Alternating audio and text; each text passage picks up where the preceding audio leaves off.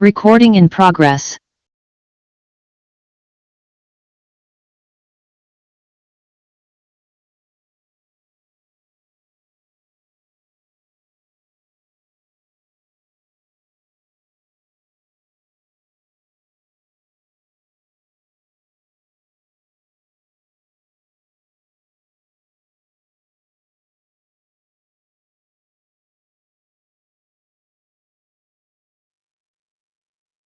Honorable members, good morning and welcome to the meeting.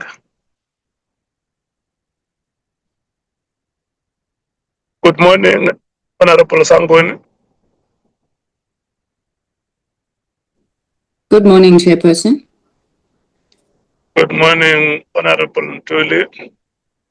Honorable Ntuli will join us late. Chairperson, he's just finishing off a meeting. Thank you. Good morning, Honorable Ngola.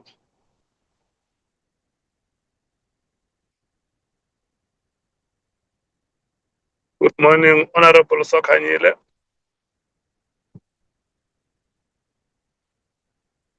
Good morning, Honorable Breitenbach. Morning, Chair. Good morning, Honorable Cameron.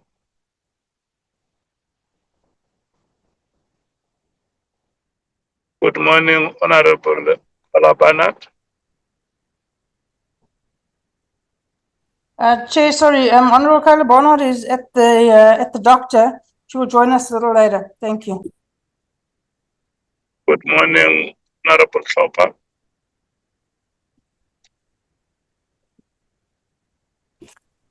I think the Honorable Klopper is on a flight, Chair. Good morning, Honorable Nombalo.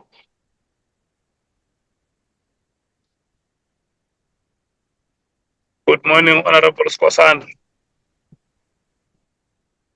Ngiyakulotshisa mgcini sihlalo ngisalarekile ukuthi ukoma uthoma nge-DA ngoba after uthome ngo-African National Congress uzakithi namhlanje uyangirara. I'm still surprised why you went straight to the DA, but ngiyanilotshisa malunga webethamthetho eseparlament ephezulu.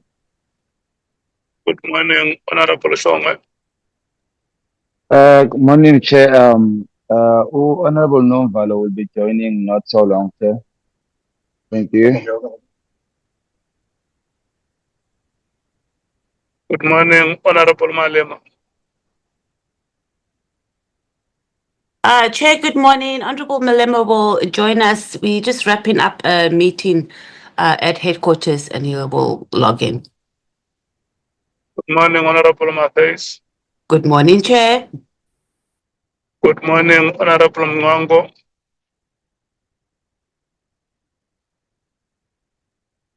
Good morning, Honorable Sols.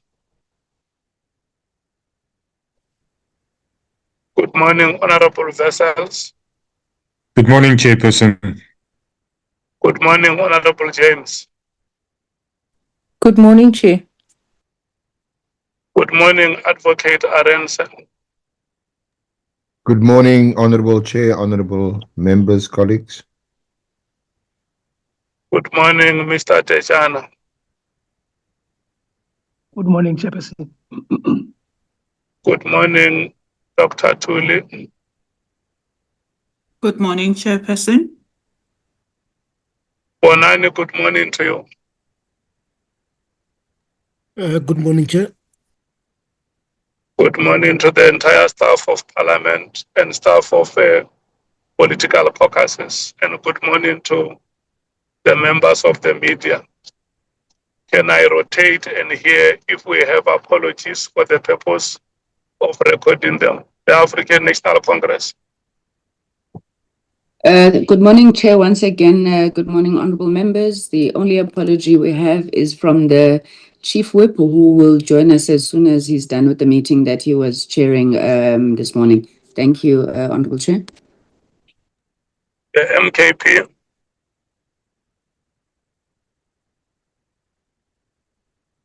I've already greeted you, Chair. Do you have apologies that you want to record? Oh, no, sorry, Chair. I couldn't get an yellow network. Honorable Novalo will be joining. Was struggling with network for a while, but he'll be joining. I think he's joined, if I'm not wrong. Yeah, no, he'll join, Chair. That's all. My apologies. The DA.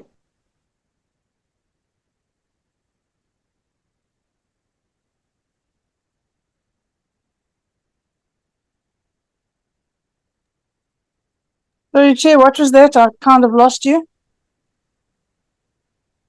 Do you have apologies that you want to record? Yes, Chair. I said Klopper is on a flight. Carla Barnard is at the doctor and will join late. I don't know where Cameron is. I'll phone him now and remind him to join.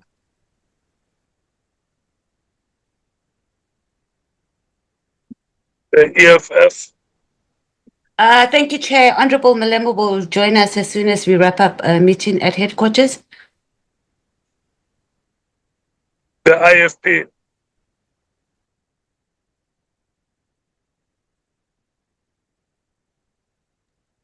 Mkhwanazi, do we have an apology from the IFP?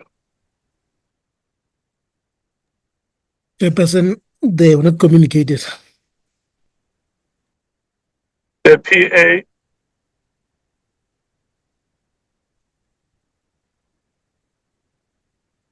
Do we have an apology from the PA, Bonani? Chair, nothing at the moment. The FF plus. Do we No have any apologies. apology, Honorable Vessels? No apology, thank you, Chair. Action SA. Do we have any apology, Honorable James? No apology, thank you, Chair. Okay, thank you so much, honorable members. You are welcome. We are going to start with the meeting. Can we fly the agenda, Bonani, on the screen for the purpose of input and adoption?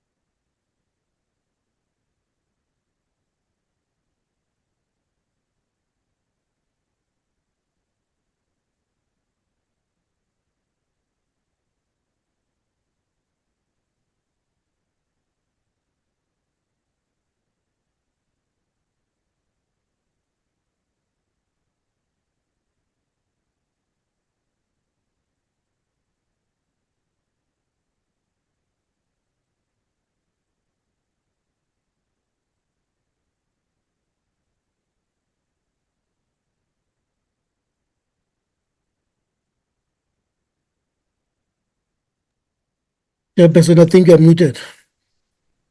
Thank you so much, honorable members. The agenda is on the screen. It is proposed, as you see it there, the next item should be the scheduling of witnesses from tomorrow until Friday this week. And I have been told that on Thursday there is a sitting of Parliament at, I think, at 2 o'clock. Members will be expected to attend the sitting until 5 o'clock.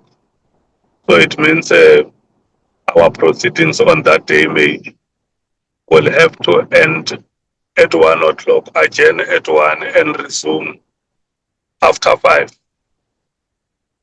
And the manner in which the program is being proposed, there are some witnesses that may not fit in this week schedule, and members may have to advise on what happens to those witnesses that may not be provided for this week. I think we have to decide the matter of Mr. Kumbe, decide the matter of Mr. Mlochwa, and the two other witnesses that we said one of them had to get approval from Home Affairs that she is in the country legally.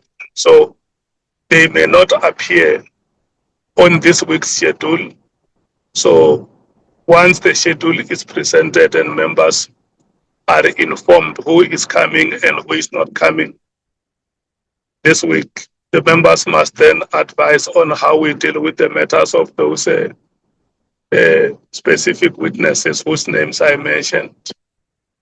And then I think during the presentation of the item, the evidence leaders will also present an approach on how we are going to deal with the appearances of General Masemula and General Mkhwanazi, because it may not be possible to produce new statements for them. They have made statements with the committee. They will present a proposal on thematic areas that they will want to further probe with the two witnesses. And members will have to satisfy themselves that the themes that will be covered are the themes that cover some of the areas that members would want to have them raised with those two witnesses. Bonani, I'm no longer seeing the agenda.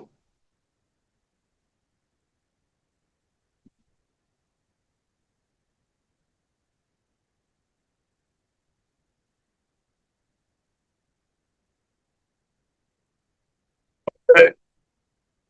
And then the next item will be a letter that we receive from the presidency after we send them questions. The letter has been circulated with the members. They are requesting to be given until the 16th of March to respond to the questions. The members will express themselves on that one. And then the drafting committee will also make a presentation to guide the committee to say, after you shall have concluded your hearings, this is what we propose as the way forward. And I think the other item that we had proposed was that one member had posted a statement purported to be coming from the University of South Africa about the legitimacy or the validity of the qualifications of Ms. Sarah J. Trent. But I saw this morning that there is another post that suggests that the statement was fake. I don't know if members will still want to pursue that. We will hear from members if they want to talk to that matter. And then the last will be the minutes. I think it's the last one, and the minutes, unless if there is still any other item after the minutes. So can I check with members if there are any items that they want to remove from the agenda, or any additional item that they are suggesting on the agenda?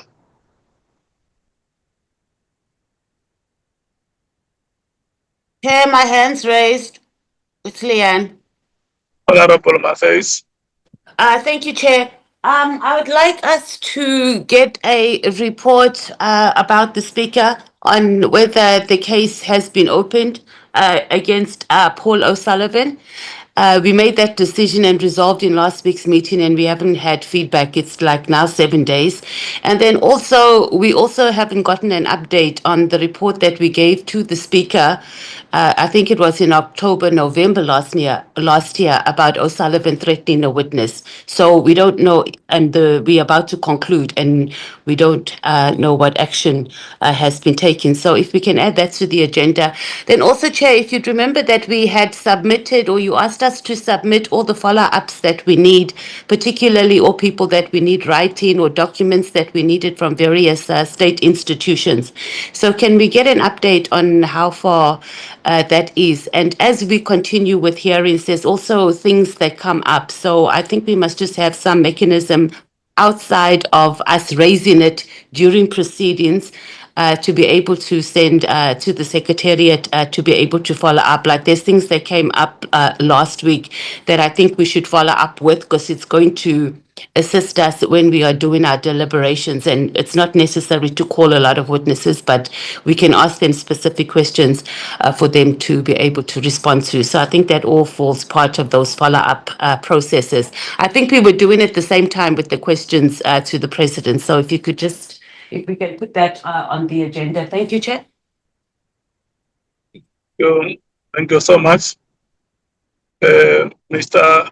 Tejana, I think you have noted those items on the opening of cases and the threats that Mr. O'Sullivan made to Mr. Nkabinde. Yeah, and then the next would be on the questions that members would have forwarded to the Secretariat, which should be passed on to state institutions that would have to respond to such questions in writing. Can I see if there are further hands?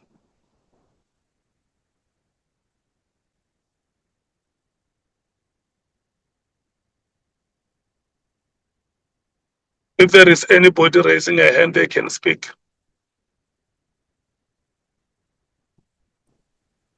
Thank you, Chairperson. I move for the adoption of the agenda with those additions. Thank you. Thank you so much, Honorable Sangoni.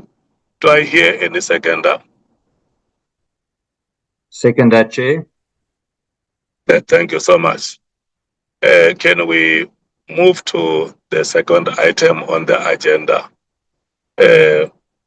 Advocate Arens and Mr. Tejana on the schedule of witnesses this week. Thank you, Honorable Chair, honorable members, colleagues. Could the witness schedule please be flighted?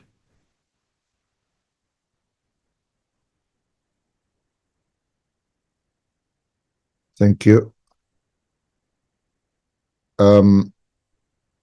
So, Honorable Chair, honorable members, the schedule appears from, or the list of witnesses appear from the schedule. So tomorrow we propose to call Honorable Adams first.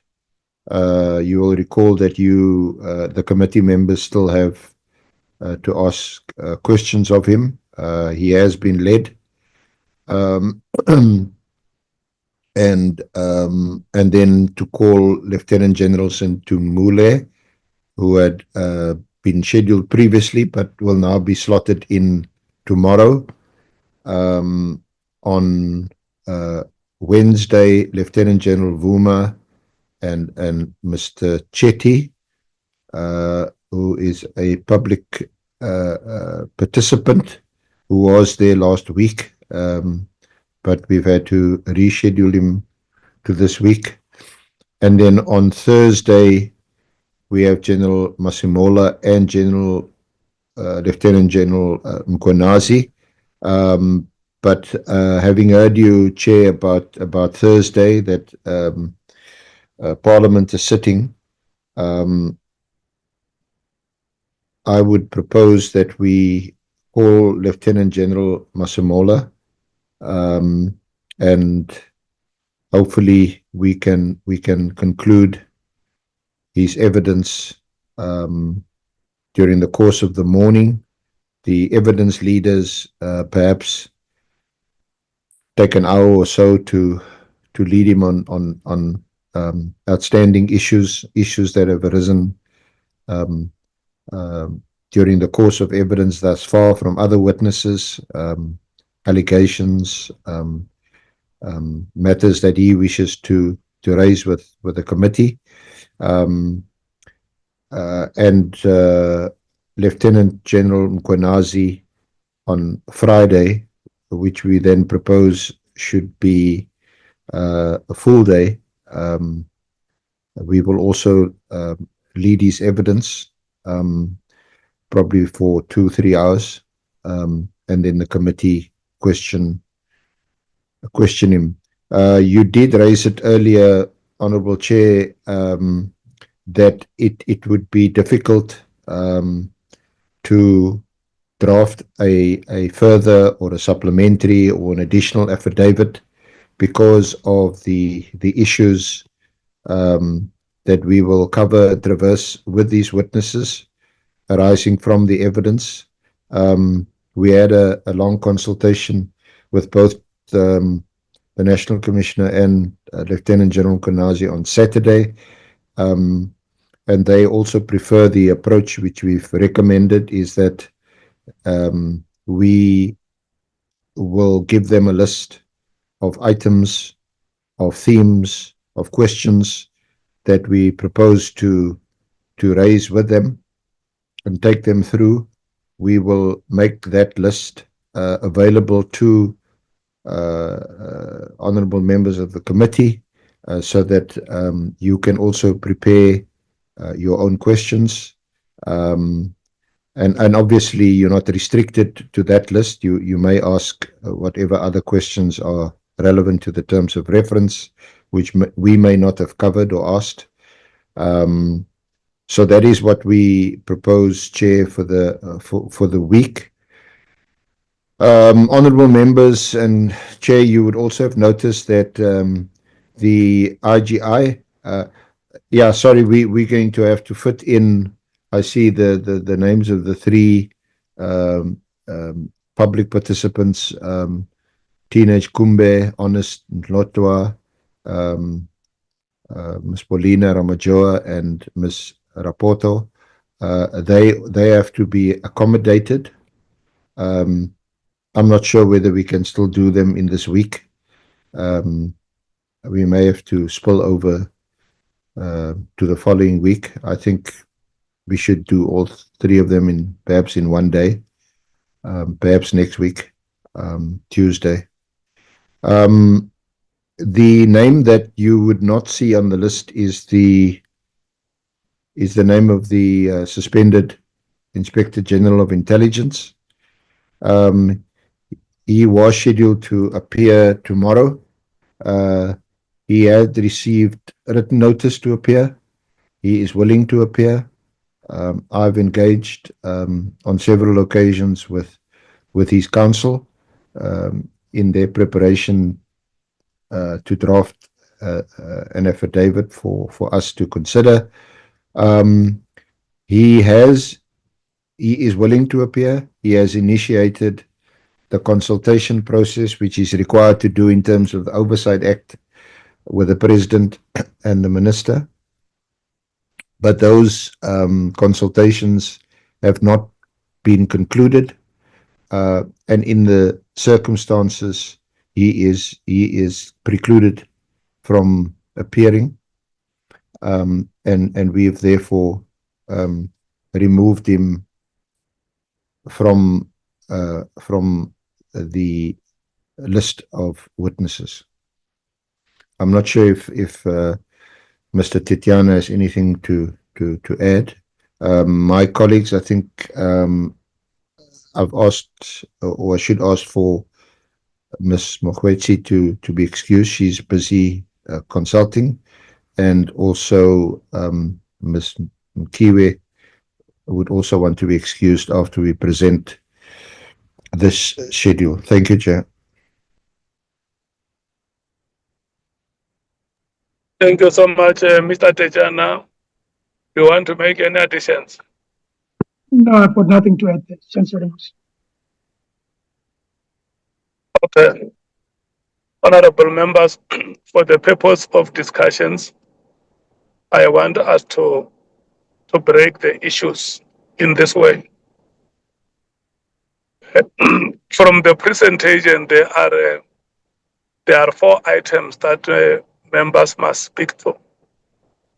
Item number 1 is that there is a schedule which is being proposed from tomorrow, which includes Mr. Honorable Adams and General Sintumule.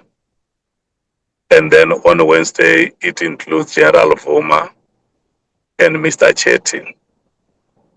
And then on Thursday, it includes General Masemula and General Mkhwanazi. And because there is going to be a sitting which will run until 5, then it means General Mkhwanazi can only appear on Friday.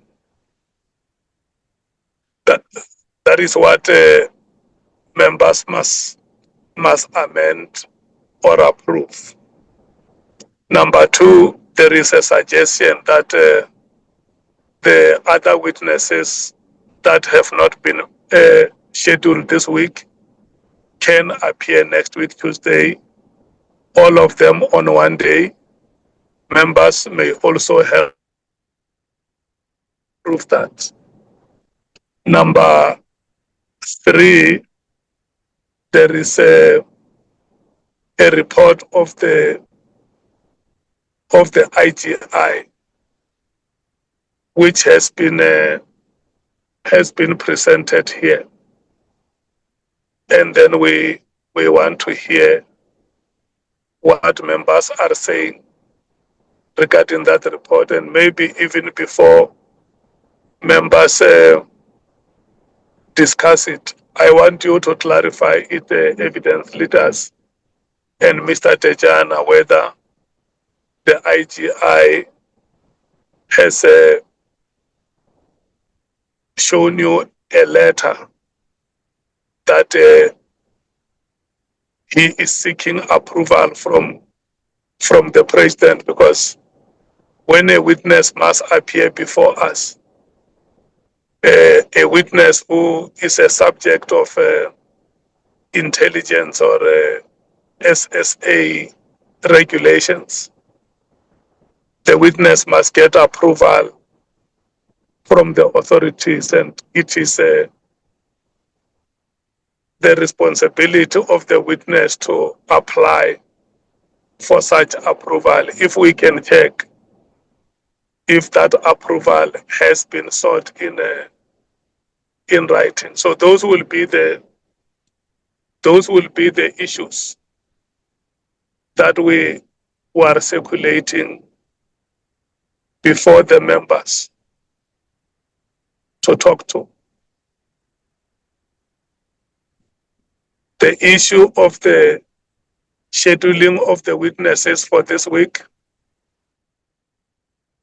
approval to have those other outstanding witnesses done next week, Tuesday, and the issue of the IGI, which has been presented here. Are we ready to start? Can we start with the African National Congress?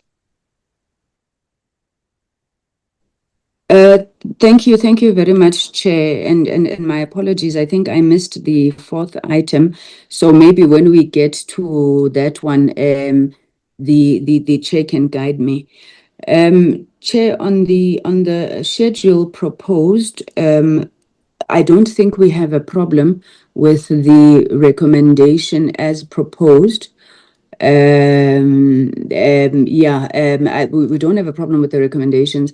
We've noted the request for Tuesday, which we are assuming is a final mop-up of those witnesses that were outstanding, that for various reasons we could not hear this week. Just to say that there seems to be a missing witness, though I don't know if this report has been given, and I keep missing it. The gentleman who had to go back to SSA to clarify whether he could appear before us. That witness seems to have just fallen off the radar. The three witnesses, if they are on one day on Tuesday next week, and it's the final one, Chair, I don't think we would have a problem. Chair, on the issue of the IGI, I don't think I'm quite getting the reasons. Is the chair saying that the president and the minister who were consulted have been refused? Because I seem to remember there may have been some discussions also with the speaker and the chair around this matter. So we were unable to take a position because we're not understanding exactly where the challenge seems to be, Chair. And we want to reiterate our position that it would be very important for the IGI to appear before the committee. Several witnesses, including Honorable Adams, have intimated that there's information that the AGI could provide, which would be quite helpful to the ad hoc committee. So we would just want further clarification. I'm sorry, Chair, the fourth issue, as I said, I didn't get. Yeah, the fourth issue is the proposed approach on the presentation of evidence of General Master Moore and General Mkhwanazi. Yeah, she's there. No, we support that approach, Chair, especially when it as Advocate Arendse was saying, it does not limit the members only to those defined areas, and we can make additions. Thank you, Chair. Yeah, the point of the IGI, which the evidence leaders and Mr. Tejana may have to clarify, is for the IGI to appear before us, he must get approval of the relevant authority. So what I was checking with them is whether the IGI has indeed sought that approval. Do they have proof from his side that I wrote to the authorities that must approve my appearance before the ad hoc committee, so that when we discuss it with that understanding that he himself has applied for permission. If we can have that answered, evidence leaders.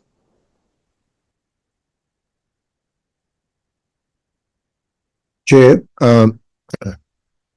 may I speak? Yeah, yes, Advocate, you can. Thank you, Chair. Yes, I've just received, and it has been sent to Vonani. This is a letter from the IGI dated the 9th of March, I think today's date, addressed to you, Honorable Chair. I refer to the notice dated 24 February 2026, directing me to appear before the ad hoc committee on 10 March 2026. As you are aware, Section 78B of the Intelligence Services Oversight Act 40 of 1994 requires me to consult with the President and the Minister responsible for the service in question before I can disclose classified information. After receiving your notice, I initiated the consultation process with the President and the Minister of Police. The Minister of Police is the responsible minister in this context because the information that is relevant to the ad hoc committee's terms of reference relates to the Crime Intelligence Division of the South African Police Services. Copies of my letters to the President and the Minister dated 25 February and 24 February respectively are attached. I've also attached the response received from the Minister of Police. I've not yet received any response from the President.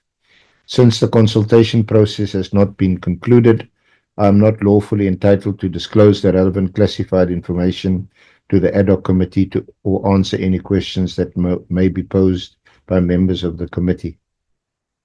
On Friday, 6 March 2026, I received 2 letters from the Joint Standing Committee on Intelligence containing letters from the Minister in the Presidency and the Acting DG of the State Security Agency. Copies of these letters are also attached. It is clear that both the Minister and the Acting DG are opposed to me appearing before the committee at this stage. In the circumstances, I cannot appear before the committee until the consultation process with the President and the Minister of Police has been concluded.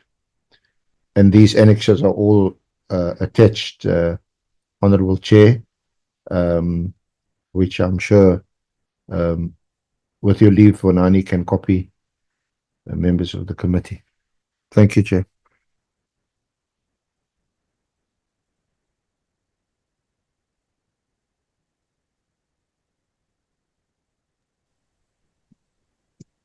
Thank you so much. I think what we should do, honorable members, because the council has now confirmed and has made the documents available to Mr. Ramano. I will want us to take this item later in the meeting so that members can have enough time to read the letters. We will run with other items, and later when we are done, we can come back to talk to the item of the IGI. So let's continue to rotate the 3 items on the schedule and the proposal to conclude next week, and as well as the approach on the evidence of General Masemola and General Mkhwanazi on their second appearances, to hear if committee members agree with the approach that has been proposed in the meeting. And this matter of the IGI, we will deal with it later to allow members to go through the documents that would have been made available to them. Honorable Sangoni, do we still have any speaker from the ANC on the 3 items that are being discussed? On the 3 items, I don't think so, Chair, except maybe to just put a rider that we're assuming that since the 2 witnesses are proposed, I don't know what to call them, the Lesotho connection, will assume that all necessary groundwork has been done to ascertain firstly the status of those witnesses, and I suppose the issues that had been raised with us around logistics. We're taking it as a given since they are given a date. Thank you, Chair. Yeah, we wrote to Home Affairs. Remember the other witness is a South African who was in Lesotho up until the weekend. She should be coming back to South Africa, or she should have come back by now. And then the other one is a Lesotho national who is in South Africa currently, and we just have to check to confirm with Home Affairs that she's in the country legally. So we wrote to Home Affairs, their letter has been sent out. Do you still have any further comment? Thank you, Chair. No, Chair. Okay. The MKP. Chair. Hello? Thank you, Chair. Chair. There is somebody calling me. Is that Bonani? Yeah, no, yeah, but then, yeah, I just wanted to add to the 2 witnesses as you said, we wrote to Home Affairs and we're expecting a response by tomorrow. And then the second lady or the second witness actually wants to come and support the other one from Lesotho. So they are not raising two separate matters. It's one issue, and I don't know if we should be inviting both of them or one, but maybe that is something that we can discuss at the meeting, Chair.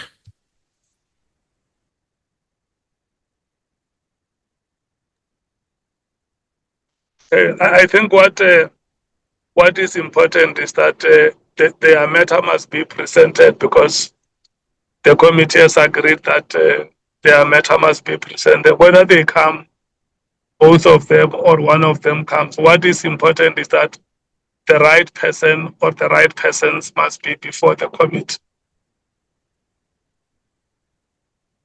Honorable Skosan. Thank you, Chair. If I heard you well, you say the issue of the the IG will discuss it later. Am I right? The Inspector General matter, because for me, you heard me correctly, Honorable Member. Thank you, Chair. I want to hear your views on the 3 items that are being circulated. No, yes, I agree. Do you support? I support that we'll discuss them later. Thank you. No. There are 3 matters that are being discussed now on the schedule, which has been presented for this week, and the approach that the evidence leaders have presented. Yes, I heard it very well, Chair. I heard you very well. Even if I have, as you said, that on Thursday, if I heard you well, that we're going to the session from 2 to 5, and come back, and perhaps finish with the witness. Yes, on the day, as you said, it might not be long, because your opening statement was that maybe there won't be any supplementary affidavit. So, for me, in terms of this public participation, hence this suit to end, you've done your job about Home Affairs, and now he just said that the other one is not going to testify. It's one matter. If it's one matter, maybe, but I foresee that we might go for next week, Tuesday. We might finish that instead of finishing on Friday. And for me, I think we must have that grace as well. Give ourselves that eventuality that we might not finish on Friday. We might finish on Tuesday, Chair. Thank you. That is the proposal which is being made here, that committee members. Yes, I agree. Okay. Thank you, sir. Do we have another speaker from the MKP?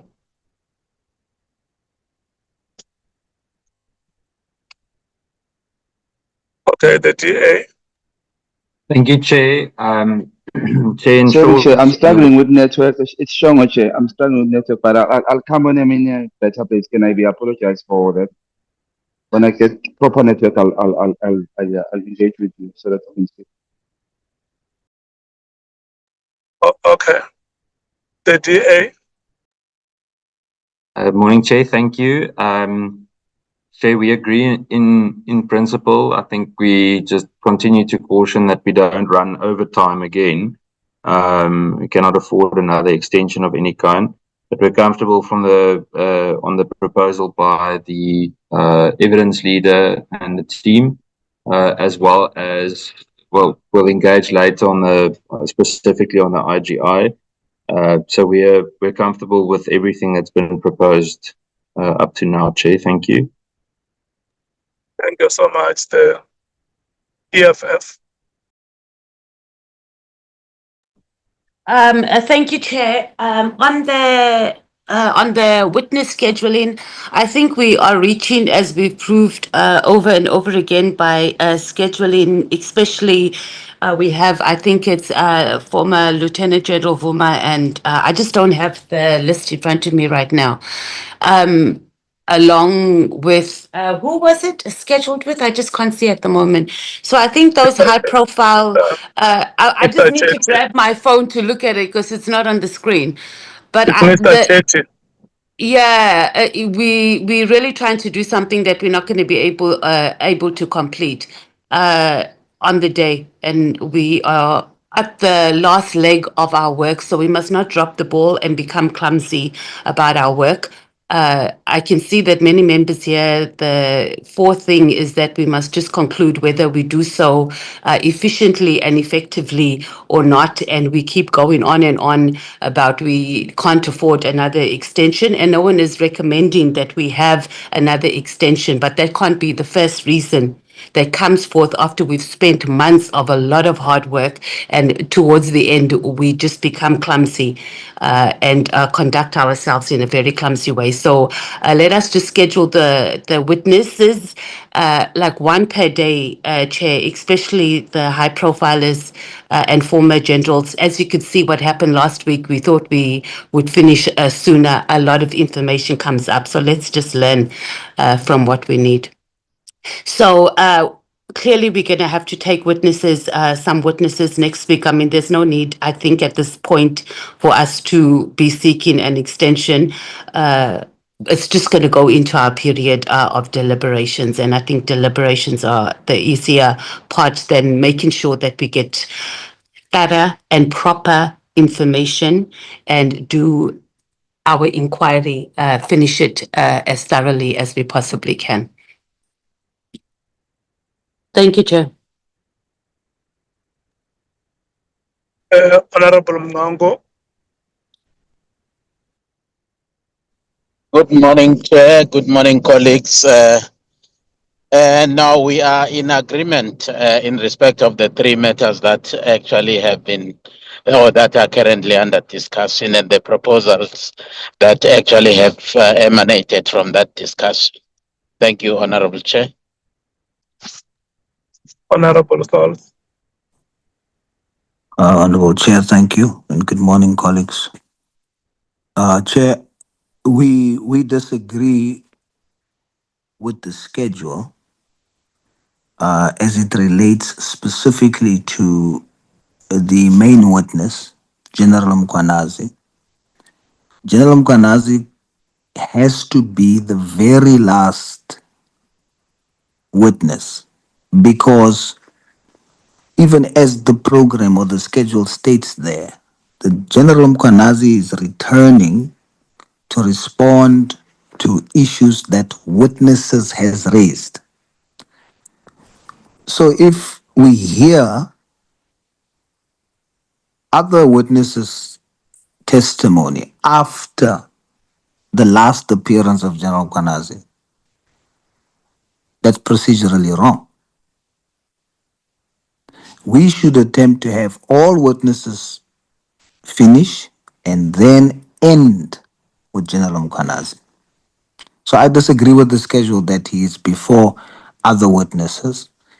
And then, of course, that last day must be dedicated in such a way that we, as we conclude, we have enough time to deal with matters and not restrict the time. I'm not saying we should go on forever, but we should not be restricted like we have been restricted all the other times when we do the last session with General Mkhwanazi. I don't have a problem with the approach that the evidence leaders wants to use.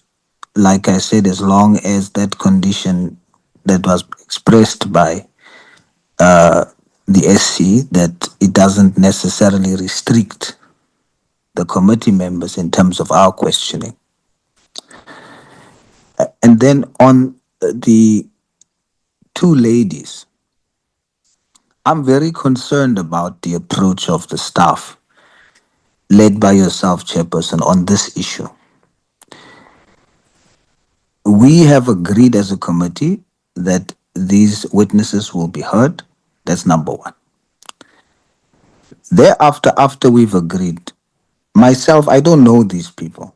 So I just handed them over to the staff. But they they copy me on their responses to the stuff. But even though I see it, I don't involve myself because it's not, I'm just providing oversight. But I don't involve myself in the logistical arrangements and conversations. But I've been noticing as from then, it then developed from, there has been this posture to delay their appearance or not for them to appear. Every single time there's different reasons for why they should not appear. Now it is the one person, the one lady, of course, the one who is a South African, had to go for work to Lesotho, but she communicated to staff that she's willing and has then confirmed that the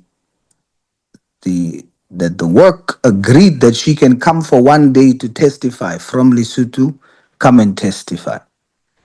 Then staff changed that arrangement. And instead of her coming from Lesotho to testify, she will now come when she returns. But when and she has no problem with that. It's actually much easier. But when she comes in, when she returns, this now affects our time. But my question is, why did the staff not push for that arrangement? Then a second reason then arises after the affidavits is shared on our group. I didn't see it. So Bonani came to me whilst we were at committee at the tea stand and he asked me, did you read the affidavit? I said, no. He says, no. I said to him, no, I didn't. He said, did you see that it's all about traditional healing, sangomas, and those kind of things? So it must be referred to other committees to check. So I couldn't comment because I didn't read. Then when I entered the meeting, Chair, you yourself then mentioned the same thing, that the material issues in the affidavits are of such a nature that it should rather be referred to legal and they will tell us whether we should hear it or not. And then I made a comment after reading now. And then I said that when I read, indeed, there is issues of sangomas. I don't know who Maweni is. And I said that the important thing for me is not about the issues of traditional healing. And we zoom into what are they saying about interference and defeating the ends of justice. That's where we zoom into. And the facts are that the one lady's husband was killed, was murdered, and 6 other people. And they are saying a case was opened, but for so many years, they've been in hiding, their lives are at risk, but police has not done anything. And that is the basis upon which this committee should hear their story. Now there's an issue of the one lady is a Lesotho national and Home Affairs must confirm whether she must be a legal citizen to come and testify of police interference. Well, I don't know the legalities about that. But the facts are she is married to the late husband who is a South African. And that South African has been murdered. The lady is not, the other one who is South African is not coming to support. She's a producer and apparently there was a show, and how she got involved in the case is on parts of the show, there is admission to involvement in this murder that they provided to the police. And so how she gets involved is she then becomes a witness, this producer. So she's not coming for moral support. She's coming to say, I've been a witness because we had the show, and the police, I've been in witness protection, but to date nothing has been done and their lives are still at risk after so many years. That's material to me as an outsider. I don't know them personally, but I'm trying to wrap my mind around why is the parliamentary staff or the committee staff having rather the approach of finding reasons for why they should not come than reasons for why they should come. Secondly, the second witness, the third witness, okay, but it's the second case. The sergeant, is it Molotswa? This sergeant, when he heard the testimony of Ket Matlala to say that a bribe was offered for him to withdraw the case that he made against General Mkhwanazi. It's a huge allegation. He comes and he says he's that person that Ket Matlala came to. It makes sense for the committee to hear that and test that allegation. It doesn't mean he's speaking the truth, but our approach is we are investigating. So he must come. The gentleman says, and he's copied me to his emails to Bonani, the parliamentary, the committee staff. They haven't communicated with him. He is frustrated. He's asking the latest message, email that I've been copied on, says, "Good day, as per our last conversation on WhatsApp," this is to Bonani, "you've promised to send me a confirmation of my appearance before the committee on Thursday, before lunch, and today it's Sunday, still nothing on my email. Please update me because last week Thursday when I called you, I was already in Pretoria and planned my week. I don't mind paying for my own flight tickets as long as I'm going to present my evidence." Now, is this not the kind of posture we want from the public and from witnesses? Why are we frustrating the process for them? So I don't understand, Chair. Then I must be honest with you. I shared a TikTok video on the group the last time where, Chair, you were interviewed and you said, I quote, "The government is run by the mafia." Actually, here's the quote: "The mafia has become the government." Now, as the chairperson, you make a statement like that. We have not concluded our processes, but you have a conclusion. Now, when I didn't take it serious then, but I shared it as a concern on the group, there was no response. But now when I look at that, and I look at how we are handling these witnesses, I'm beginning to question whether you are impartial together with the parliamentary staff. We should ensure that there's no perception that we have taken aside in this committee. We must hear everybody. And now we've agreed that these three witnesses are coming. We've agreed, on the record is there. We must not look for reasons why they shouldn't come. We should look for reasons why we should bring them. And we should bring them before the last witness. So that's my submission, Chair, and my concern towards statements you've made publicly, and that linked to now the perception by how the staff is relating to these other witnesses. We should work hard to bring those witnesses before our main witness comes back, because there's material issues that if we interrogate them, we should find clarity from General Mkhwanazi, whether it's true or not. That's most the process that we are following here. Thank you, Chair. Honorable Vessels. Thank you, Chairperson. Chair, I support all three proposals and no further inputs. Thank you very much.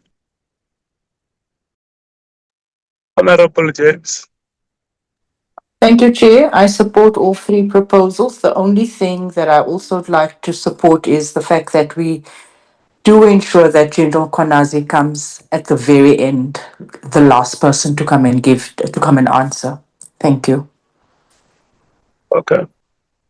We are going to do this, honorable members. There are two proposals here.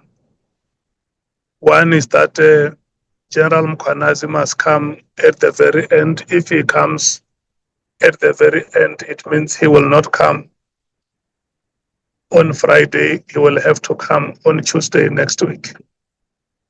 And then secondly, that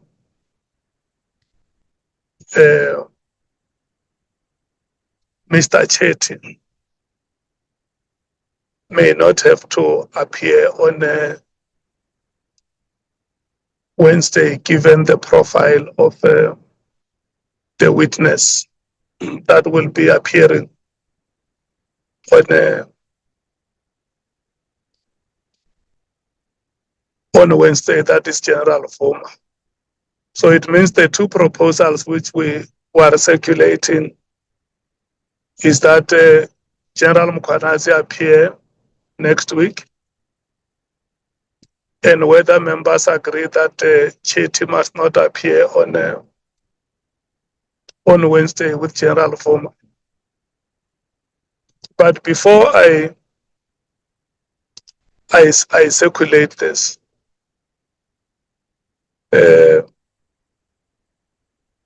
Honorable Sols is right that what he saw on the video that is circulating, the chairperson of the committee saying that government is run by the mafia. And what the chairperson was saying there, if you listen to that video, the chair was quoting a statement that was made by a judge in Italy in 1870, the judge of Palermo, Diego Tajani, which says the mafia is not dangerous. The mafia is not invincible. What makes the mafia invincible and dangerous is that the mafia has become the government.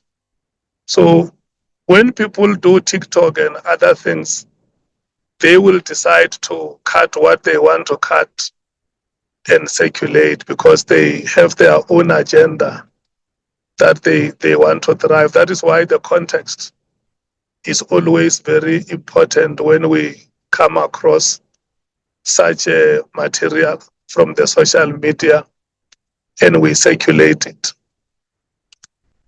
The committee has agreed on the witnesses that Honorable Sols talks about.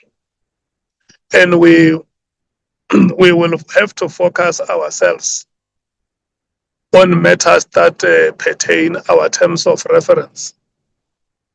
So I don't think that we should debate the relevance of the affidavits of the witnesses.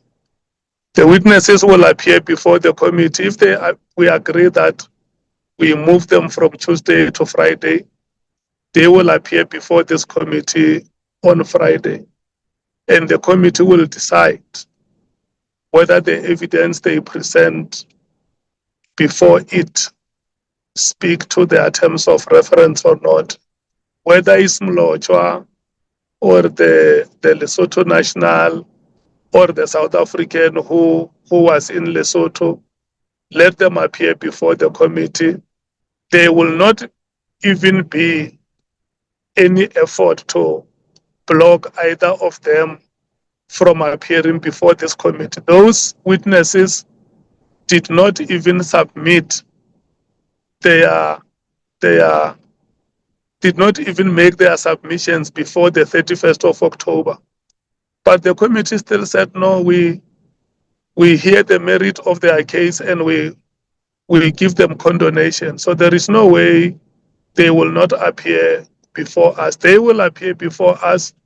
If it is not on this Friday, it will be on the date that the committee would have decided.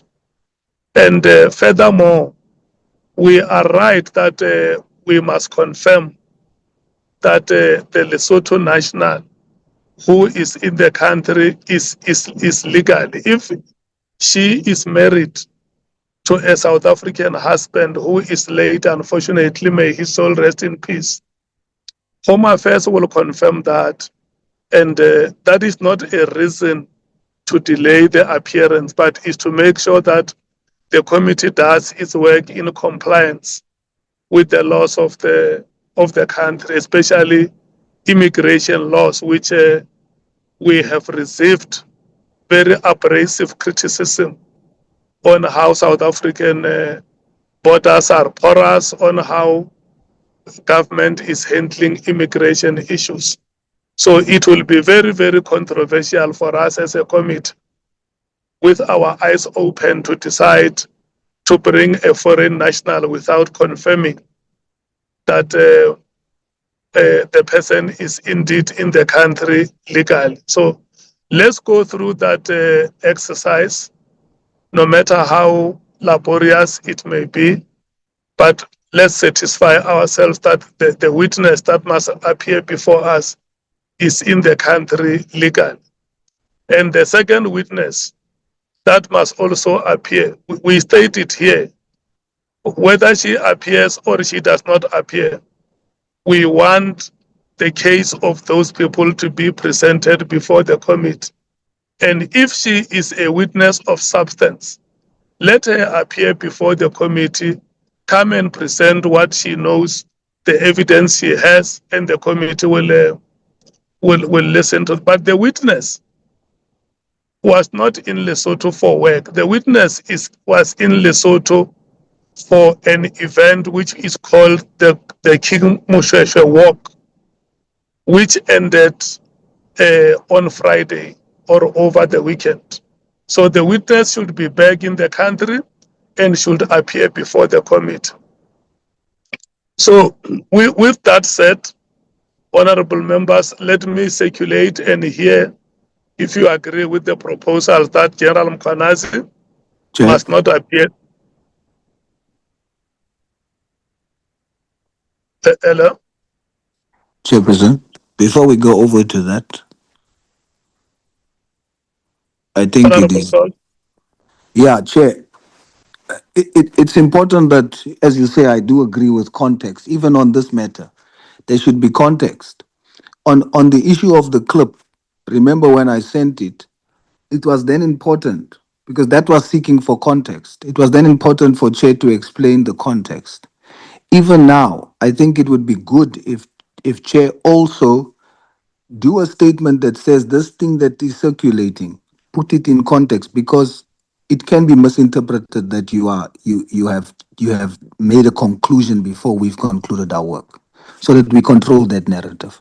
On the issue of those two ladies, the one lady went to Lesotho for work. She has a contract with the organizers of that event and some international people, and so it was for work. She didn't go for leisure or anything like that. And that's the reason why she had to get permission to come, and she got the permission to come and witness or to come and appear. And then with regard to the confirming whether she's the witness is a South African national or the immigration status, I definitely agree that we must confirm her immigration status. No problem with that. But I'm saying it should not become reason that hampers the appearance, because contextually, after the committee has given condemnation, that should have been a done issue. But post the condemnation been given, this item has been continuously raised as to should they appear or not. Ultimately, the question became their affidavits, because of the format, it should be sent to legal to decide. But we've already decided. I'm saying contextually, some of these things becomes reasons why it is delayed, but our posture to it should be different. So contextually, I am not saying we refusing. I'm saying these things that we are doing, we should posture ourselves to find ways and reasons for us to get them to testify before the committee, so that we can do our work to try and get to the truth. And that's all the only point I'm making, Chairperson. Contextually, so thank you. Yeah. No, honorable member, you and I are not differing in terms of understanding. What we are saying here is that we are reaffirming that the witnesses are the decision of the committee, and the witnesses will definitely appear before the committee no matter what. So there is no problem, Honorable Souls. We 100% agree that the witnesses must come and appear before us. So let's allow those processes to be concluded, and hopefully by Friday, the witnesses should be ready to appear before us. Can we rotate, honorable members?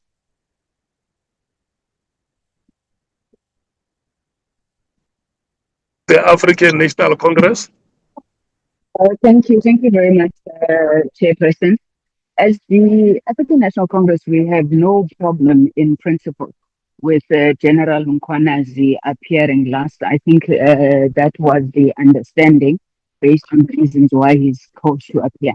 But we do want to say, Chair, that we would support the moving of the hearing of General Mkhwanazi to Tuesday and the three witnesses to Friday on condition that they are available. I'm saying that because scheduling has been a problem, and I'm assuming that we are given this schedule and it's been a confirmed schedule with all witnesses. Now, in the event that either General Mkhwanazi is not able to make it on Tuesday or the witnesses are not able to make it on Wednesday, then we do think that we should keep the schedule as it is and not have to now try and find new dates when we've already agreed. And we say this, Chair, also because for two reasons. One, General Mkhwanazi is the Provincial Commissioner of KwaZulu-Natal. Now, while I would not have had a chance to go through all of the witness statements, I'm not sure if any of those witnesses are necessarily implicating him or his team that he personally, as a Provincial Commissioner of KwaZulu-Natal, must respond.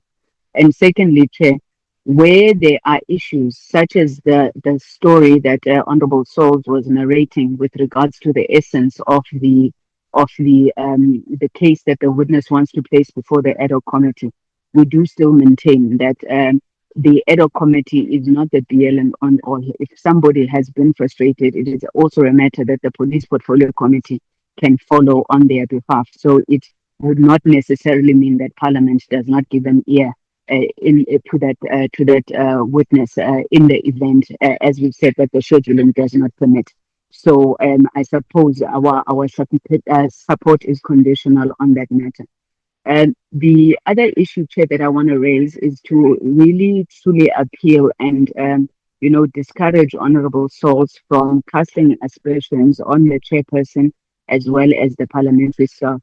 We are in the last lap of this committee, and I think that all members, the chair, and the staff have really deported themselves in a manner that has shown impartiality, objectivity, and it would be really unfortunate if at this point of the process now we want to question people's bona fides. We accept the explanation that has been given by the chairperson with regards to the delays in getting those witnesses, and we trust that the parliamentary staff will also do what they need to do with regards to Mr. Mlota if there are still any outstanding issues in that regard. Chairperson, on the minister or on the matter of Mr. Chetty, again, we take the same posture. If on the days that we have agreed to, we're able to then have Mr. Chetty appear, by all means, let us do that, but not to start opening up now for other days of hearings. I think as the ANC, we would be prepared to stay late to finish like we did last week, rather than seeking to extend the days. And this change because there's a lot of work that needs to go into the report. And our extension gives minimal time even for that report to be considered, deliberated on by the committee. And we are quite opposed to any additional days beyond the 1 day next week that has already been agreed to. Thank you very much, Chairperson. I'm not sure if Honorable Mola wants to add. Thank you, Chair. No, I'm covered, Chair.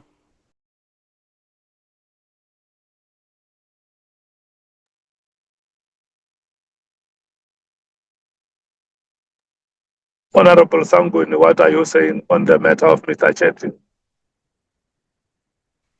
Chairperson, Mr. Chetty, we spoke about it and we said we agree to him being moved on the proviso that we're able to accommodate him within the days that the committee has already agreed to.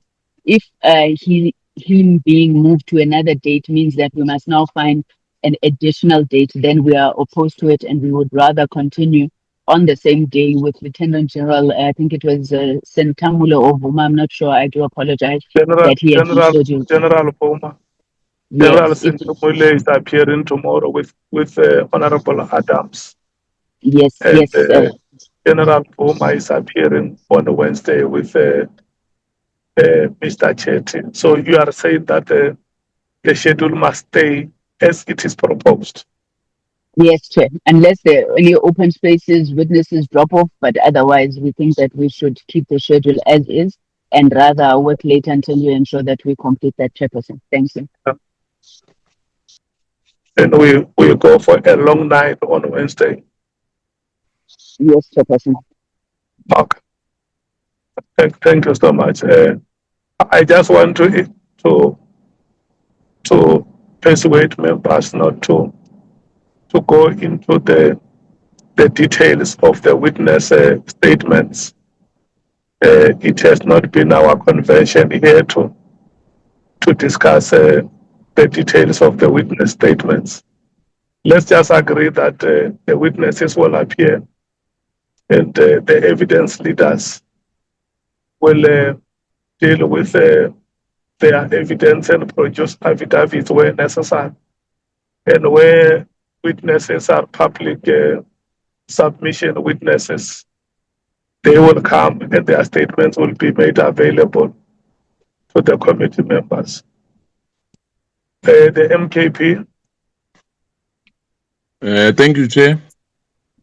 For me, I differ, Chair, because I know we have been embarrassed, many times about the scheduling of witnesses in the same day. And then, and if one has to read again what General Vuma has submitted to us, I can tell you now, Chair, that we are not going to have two witnesses on the day. It's impossible.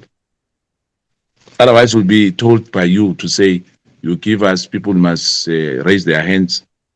How many minutes do you need? I think we have to be fair and stick to the way we were doing things, and give them the opportunity, any witness who's coming on the day. We'd rather extend with another day, 2 days or so, because the Secretariat as well will have to check with General Mkhwanazi whether it's available on Tuesday next week or not. But for me, an extra 2 days, the sun won't go down. If the 1 day, yes, but we should not say it's only 1 day. So if it's not available on Tuesday, then what? But for me, from Mkhonto Sizwe Party, I guess that the issue of scheduling witnesses and thinking that it's going to be possible on Wednesday to have General Vuma and Chetty on the same day, I can tell you for free, Chair, we are going to be embarrassed, because we might even end up with General Vuma at that, around 10 in the evening or 8 in the evening. What are we going to do? Are we going to rush things or what? Because if we do a rush, we are not doing justice to the witnesses who submitted their affidavit to us. So let's not, even if we are in a hurry, to finish this ad hoc committee. I know everybody's tired, but indeed, let's do justice as well. For us to make a rush job is not going to help us. It will reflect back on us on the day. We'll call a witness to sit there. At the end of the day, we are unable to proceed with her or him. So it's unfair, Chair. I don't think it's for us to say, definitely we are going to finish with the witness on General Vuma on the day, then we'll have another witness. For me, of what I've seen before, let the Secretariat work hand in hand with you on this matter, but and us as well as committee members. But let's not say that it's possible, even if we end up at 3. We can end up at 5 if need be. But remember, the next day we have to come back again. But the General Vuma one, that they are going to have we're going to have 2 witnesses. I can bet my last dollar. No chance, Chair. Thank you. On the others, I agree. Okay. That Maybe we must have them. Yes. let's do this, Honorable Spasan. Let's check with the evidence leaders. How much time do they need on Wednesday to present General Vuma's evidence? And Chetty. Yeah. Yes. Honorable Chair. Yes, Advocate. I think we would need at least 3 hours.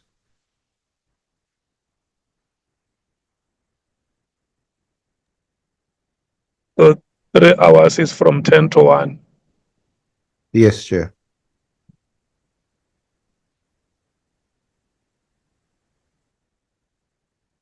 And this only happens if members do not interrupt you. You said it, Chair.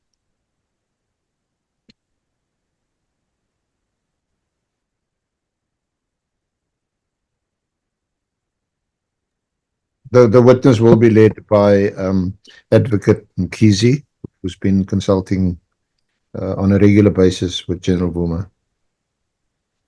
And with Mr.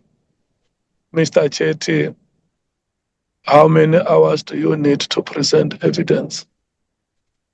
I would say at least 2 hours.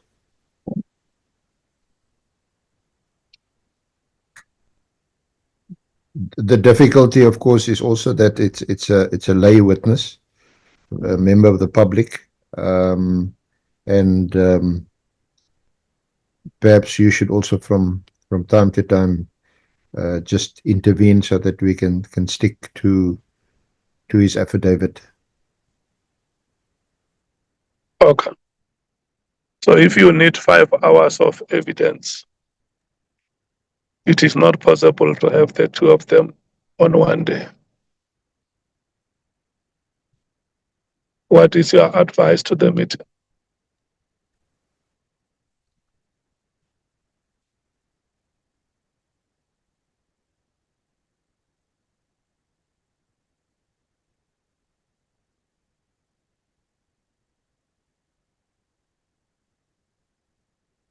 Advocate? So sorry, Chair, I just clicked on not unless you which will obviously not be acceptable to most of the committee members. If we can find some way of maybe to restrict the questioning time from committee members.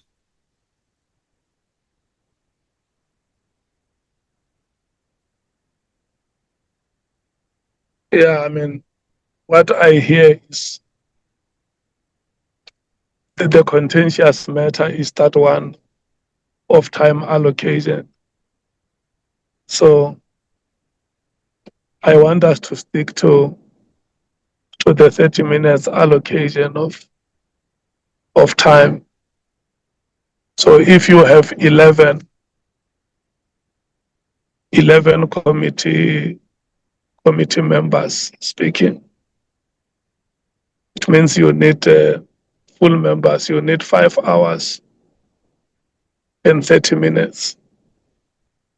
5 hours and 30 minutes from 2 o'clock or from 1:30.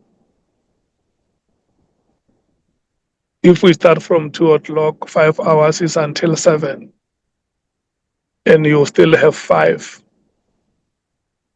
alternates who will need 15 minutes each. So it's another hour. It's after 8. So if you are going to take the evidence of Mr. Chetty after 8 o'clock in the evening for 2 hours, it's until 10. And if members need 5 hours of questioning, 5.5 hours from 10 o'clock in the evening, if you add 5 hours, it's until 3 a.m. plus 1 hour and 15 minutes of alternate is until 4:15.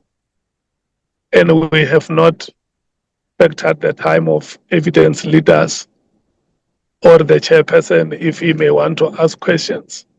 So you may add one more hour each. So it's until 5 o'clock in the morning. Chair, unless Yeah. Chair, unless if the committee in principle wants to hear General Mkhwanazi and the National Commissioner last,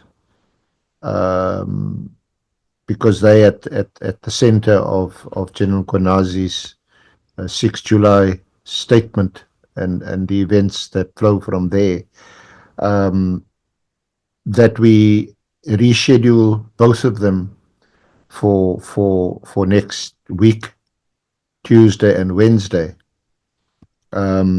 because you already indicated that on Thursday we're going to have just a morning session because Parliament's sitting on Thursday, and that we can then deal with any overflow from General Vuma and Mr. Chetty's evidence on Wednesday.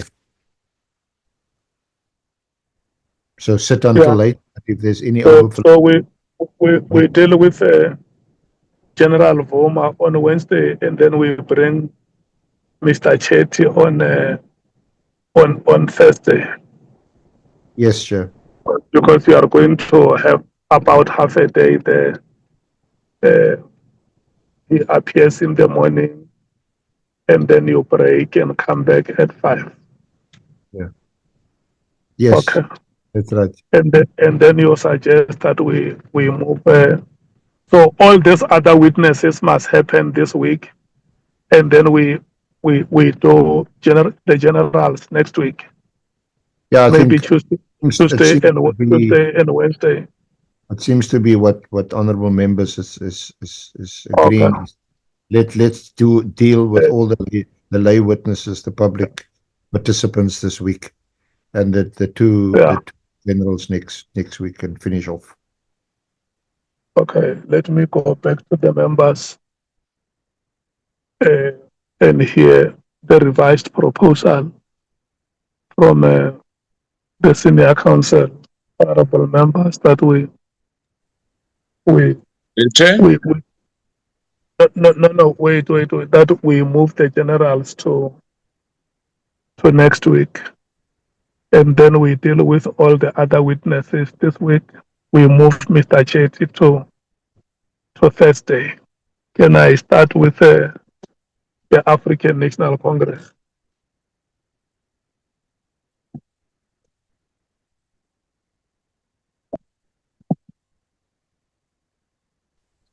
Sorry about that, Chair. I was struggling to unmute. Chairperson, I think. Can you hear me now, Chair? Hey, how are you? Chairperson, can you hear me?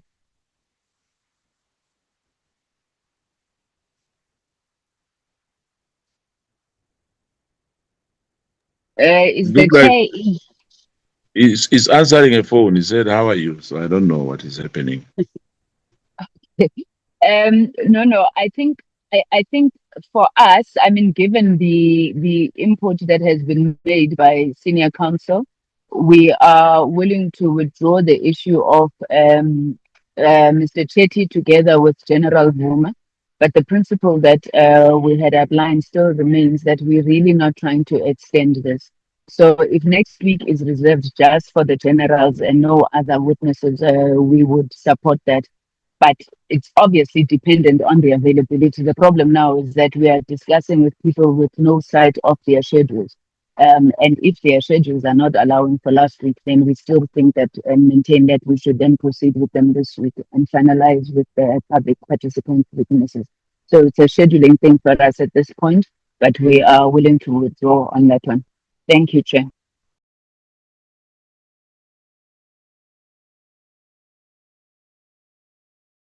Okay, let's take Honorable Skosana in the meantime.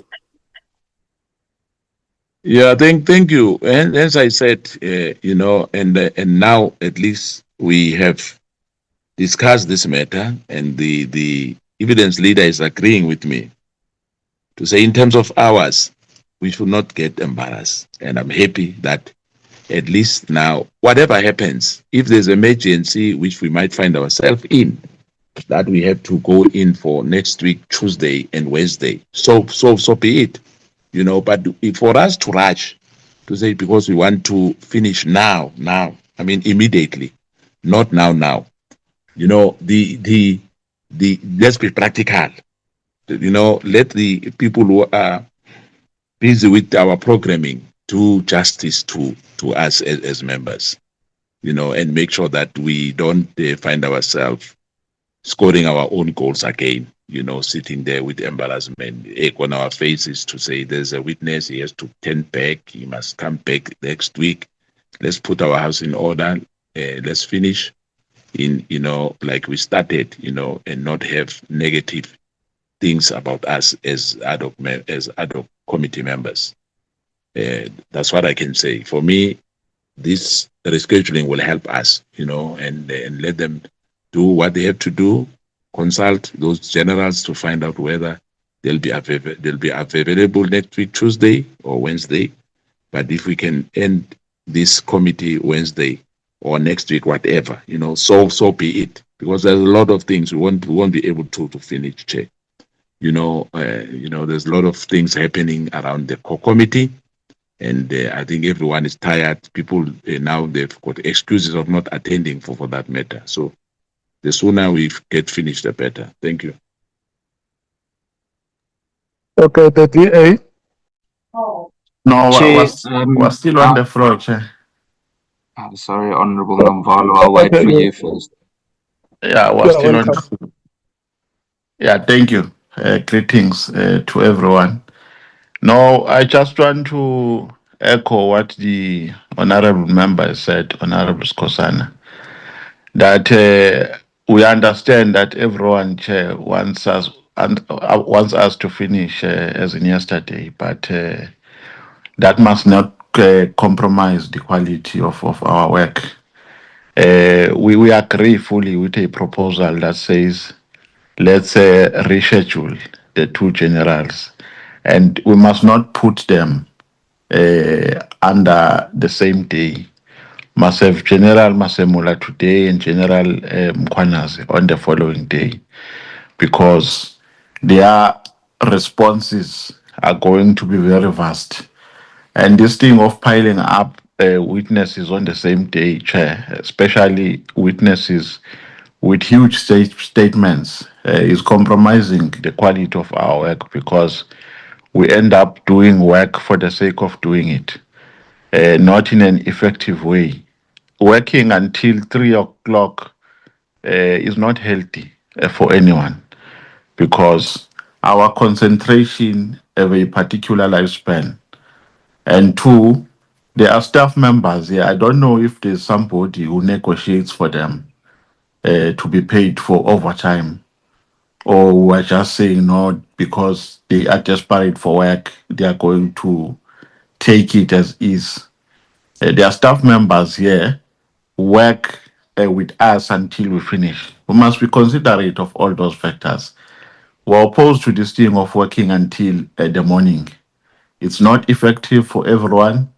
It's not healthy for witnesses who come, because giving a testimony while you are not fit and proper psychologically, that on its own is a shortcoming. We should never be espoused in our traditions.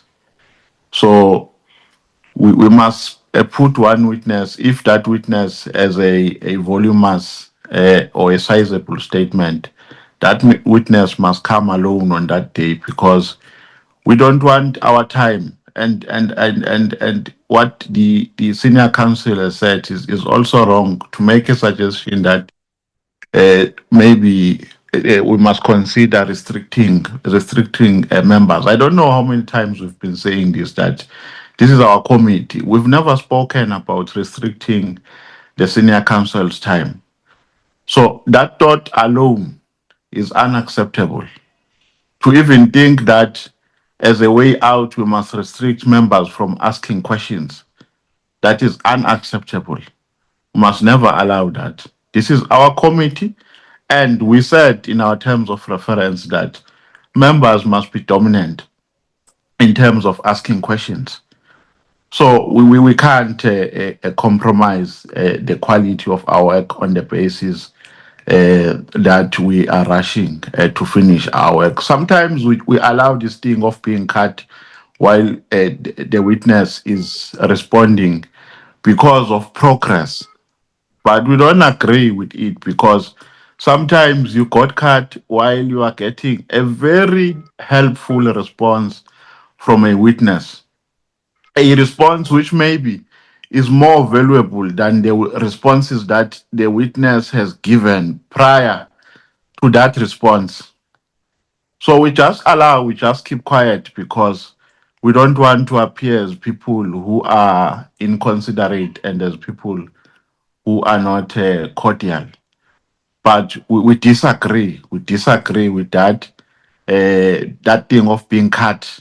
Even when a witness is giving a very helpful and valuable testimony, you got cut. But it has never happened to a senior counsel. So we must never do this thing of piling up many witnesses on the same day. Then the last point, we engage with the media on numerous occasions and as politicians because here we are members of this community, but outside this community, we are politicians. So when we engage with the media, we've got every right to share our sentiments about societal issues. So we can't bring those issues here. We can't discuss about what somebody said in a podcast. I don't know if it was a podcast or what, or it was just an interview.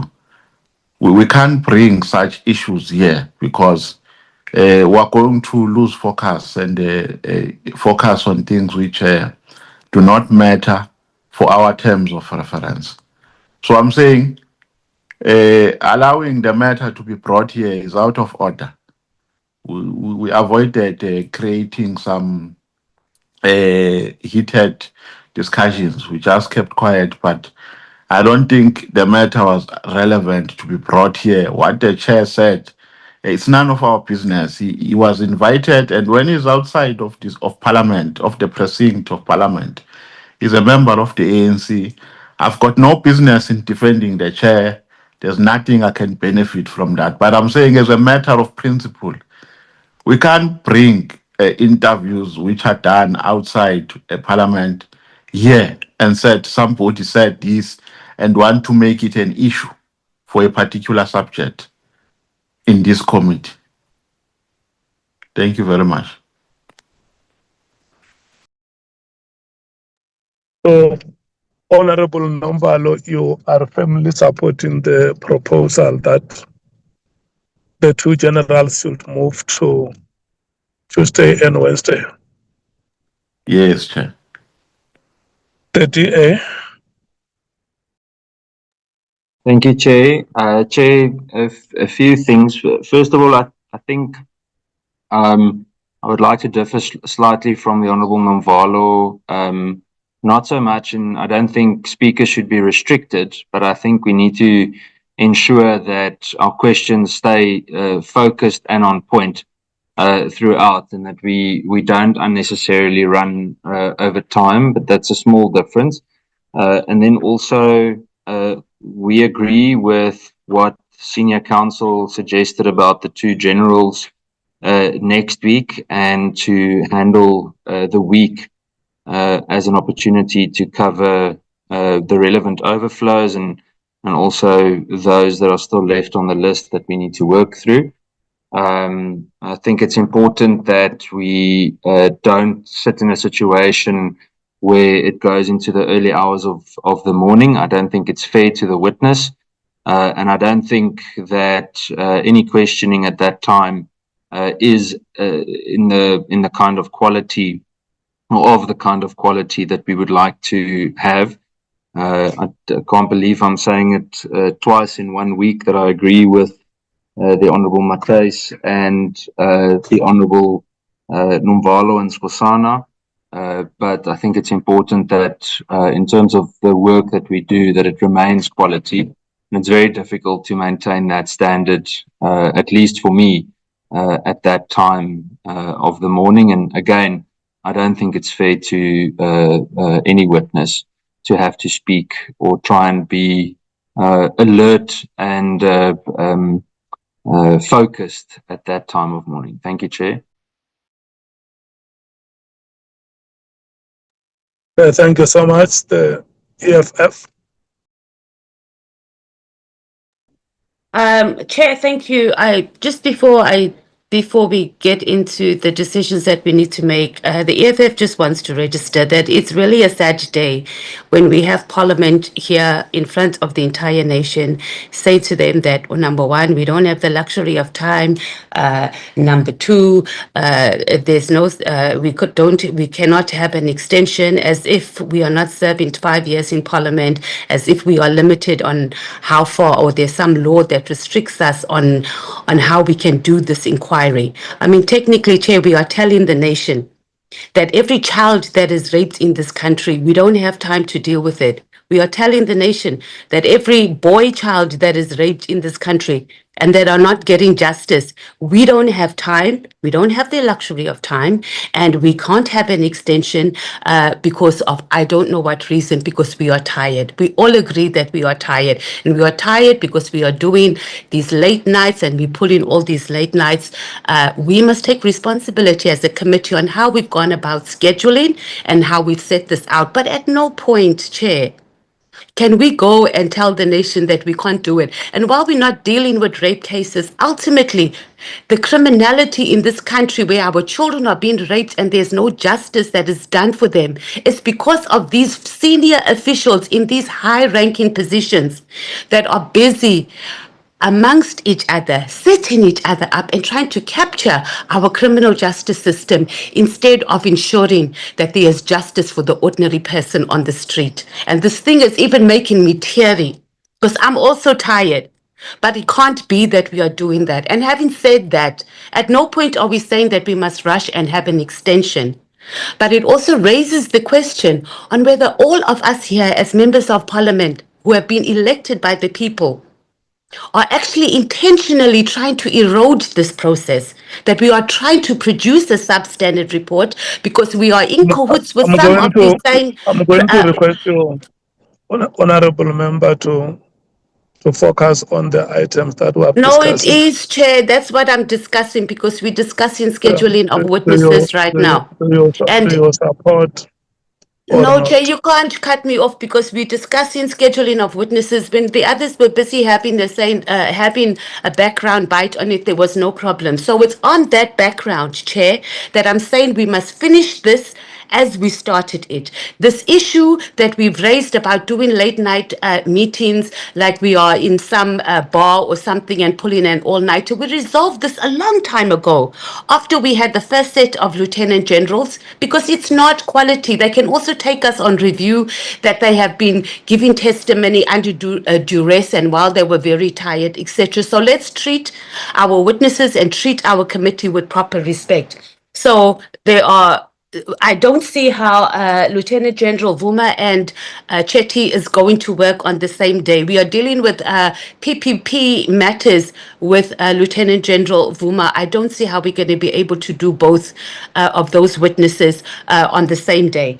I support the idea that we allocate 1 day for the National Commissioner and 1 day for Lieutenant General Mkhwanazi, and they must be full days, not in the middle of the week, and they must be the last two witnesses that we need to have. And no, or pulling all-nighters. We are not a bar. So no, we must schedule and we must schedule properly. Chair, I also hope that we have covered all our witnesses because we don't want something to come back and show that there's witnesses that we met, and because we've made a decision that we've closed, we are going to ignore witnesses. Also, I think we must be cognitive that we haven't finalized the matter of the former IGI. So we must not say we're concluding on Wednesday in the event that we have to make a day available for him to make presentation. Thank you.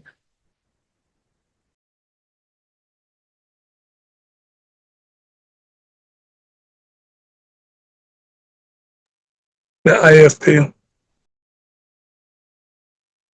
Thank you, Honorable Chairperson. One, we support the rescheduling of the two generals, namely General Masimula and Lieutenant General Mkhwanazi.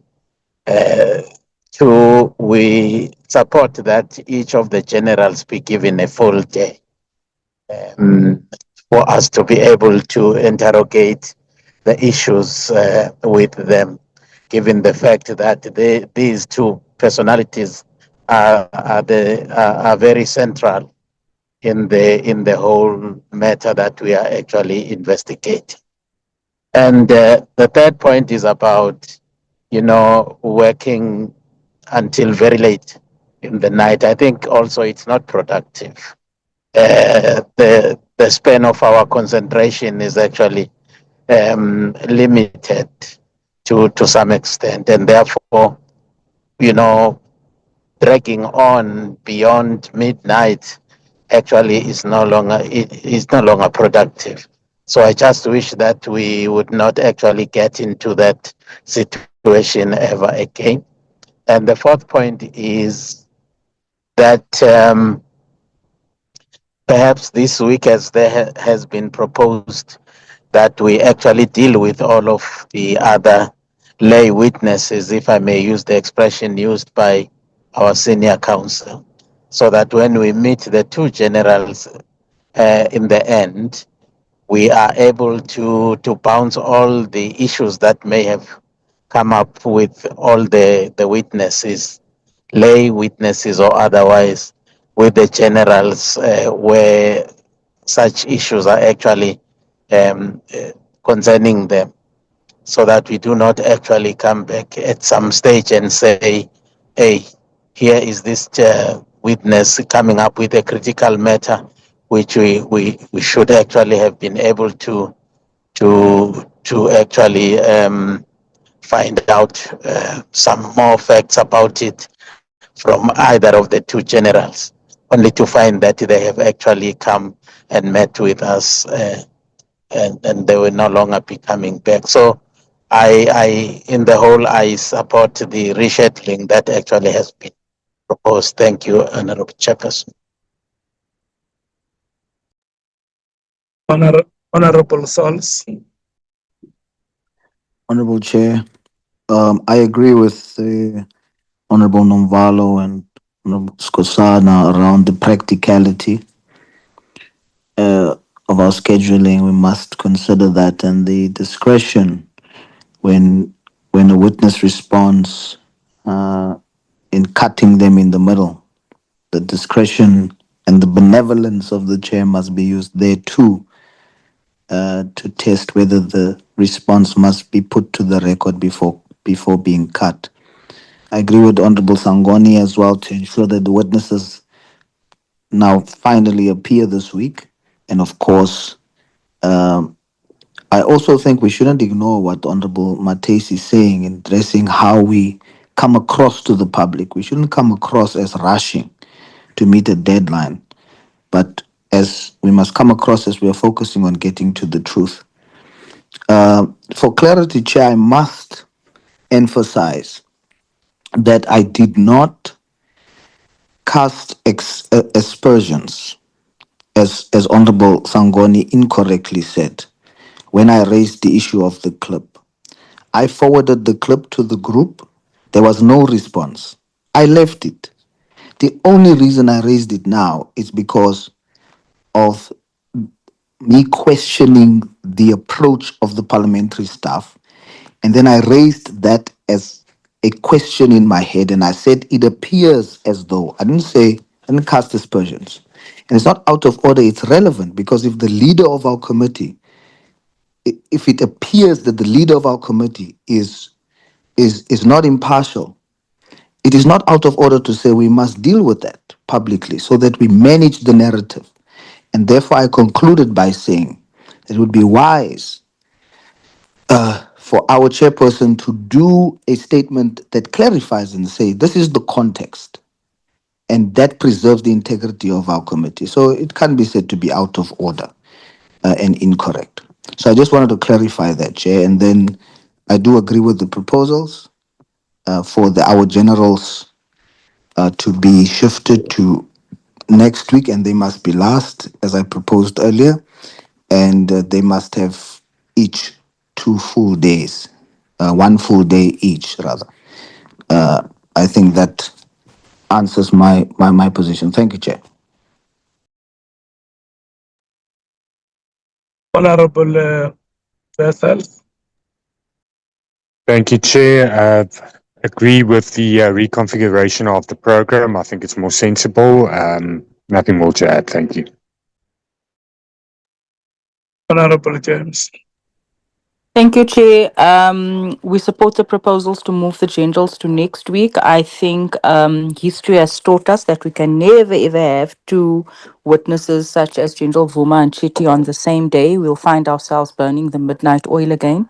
And I've heard what our colleagues have said here. We have our views, we have our views of our political parties, and then I just want to remind this committee that there's the view of the public, and those are the views that we should always keep, at the forefront of everything that we decide on. All I'm saying is that the public has been exposed many a times to such commissions and has been left wanting and frustrated. At some point, we need to give the public the reassurance that, you know what, there are findings, there is a report, something is, there needs to be a tangible outcome. What we decide after that, we leave it for then. But as things stand, South Africans are frustrated. South Africans are waiting for this committee to give them the reassurance that, matters that has been brought to the attention of this committee will be dealt with. I leave it at that. Thank you, Chair.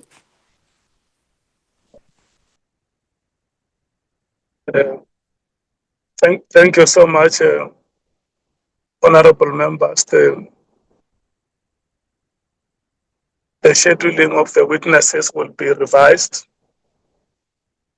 and then we will have Mr. Chetty come in this week on Thursday, and those other witnesses, the public submission witnesses, coming on Friday, and the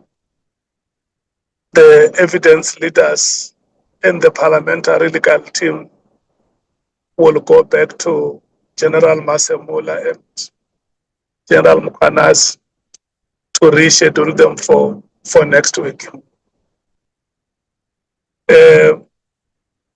Bonani, let's move to the next item, which is the letter, the correspondence from the Office of the President.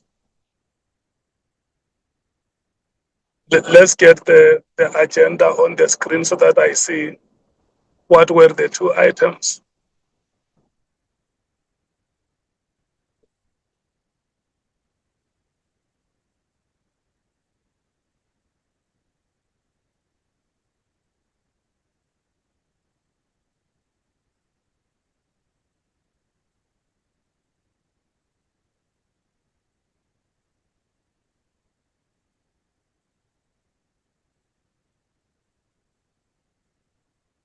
Yes, the parliamentary councillor to the President, Honorable Korenhoff, has written to us to request that the Office of the President be given until the 16th of March to respond to the questions that members of Parliament have submitted to, or members of the committee have submitted to the office. And then the second item, or the following item, is the presentation by the drafting committee on what is the way forward once we have concluded the appearances of General Masemula and General Mkhwanazi. So they will give an indication of the activities that will follow once presentation of evidence is concluded.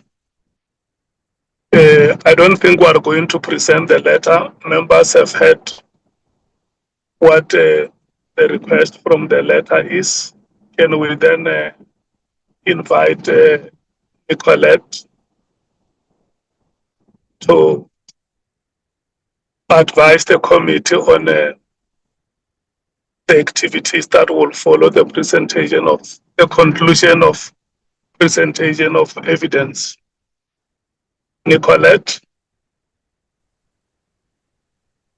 Chairperson, it's Christine Silkstone. Nicolette is not available at the moment, so I'm also part of the content team. I'm the content advisor for the PC Justice, and I've been supporting the committee, the ad hoc committee as well.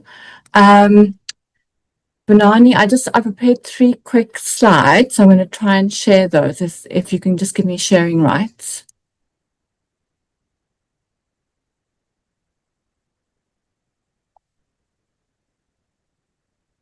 Oh.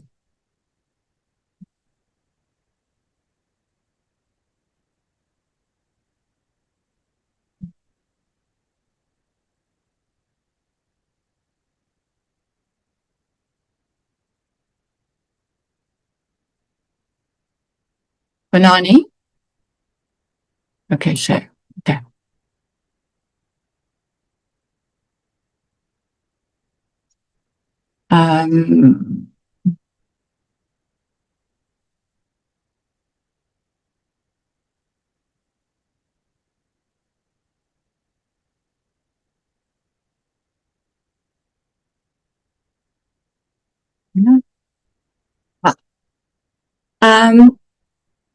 I'm just going to move this over. Chair, I see that Advocate Arence's hand is raised. Does he would, yeah. Should I continue? Let's hear first if Advocate Arence wants to say something. Thank you, Honorable Chair. Thank you, colleague Christine. I'll be very quick. I've been in touch with both the generals and Major General Van Rooyen, their legal advisor. They have rescheduled whatever meetings they've had for next Tuesday and Wednesday to accommodate this committee's request. So they will be available next week, Chair. Thank you. Okay, thank you so much. May you continue, Ms. Silkstone. Thank you, Chair. You see the first slide is about, just sets out where we are in the process. The committee's established, we've got our terms of reference, the evidence has been led, and we are contemplating wrapping up the process in the next week or so. So the next step would be that our evidence leaders actually present a consolidated evidentiary overview, and that will take into account the multiplicity of witnesses, the documentary material, and all the members' engagement in that process as well. I'm sure that our evidence leaders would want to talk to that. What the content is doing is they're preparing a discussion document report, which highlights the governance concerns and reform priorities to support the deliberation. So our role will be at this immediately is to provide that background papers to help our members go forward in deliberations. Then we have our deliberation process, and that's, well, I don't need to tell you, it will be discussing your possible evidentiary gaps, making findings, and those will need to be based on the evidence presented and the recommendations. The content team drafts the report reflecting the outcomes of the deliberations and the recommendations that the members have made. And the committee will then deliberate on the draft report, make amendments, and finally adopt it. Next. So I've just given a very sort of high level thing of the discussion paper. It is just so there isn't any confusion. It'll be descriptive and organizational. Although it is analytical, it doesn't address credibility of any of the evidence that was presented or try to evaluate the evidence from that perspective. It's intended to structure the evidence without preempting the findings. It'll be aligned to the terms of reference, and it's intended to support our members in their deliberations and to assist with report writing. In terms of where we are, The drafting of the process aspects of the report are at an advanced stage. And the same with the discussion paper by the content team. There are some outstanding witnesses that still need to be added, and of course the new ones should also fall within that. I just wanted to highlight that practically report writing is a continuous process. That that I can say I'm presenting it as we're going to have this stage, and evidence leaders will present a consolidated evidentiary overview, and there will be deliberations. But actually, throughout all of this, we're drafting. I've been drafting for ages, and as we add, as we hear more things, they get added. The idea is that we try and anticipate as much as possible, so that the process is sped up. But from a drafter's perspective, it's important that there is enough time allocated for fact-checking and follow-ups, that there's time for engagement with legal, including, and most importantly, that the draft report is properly settled.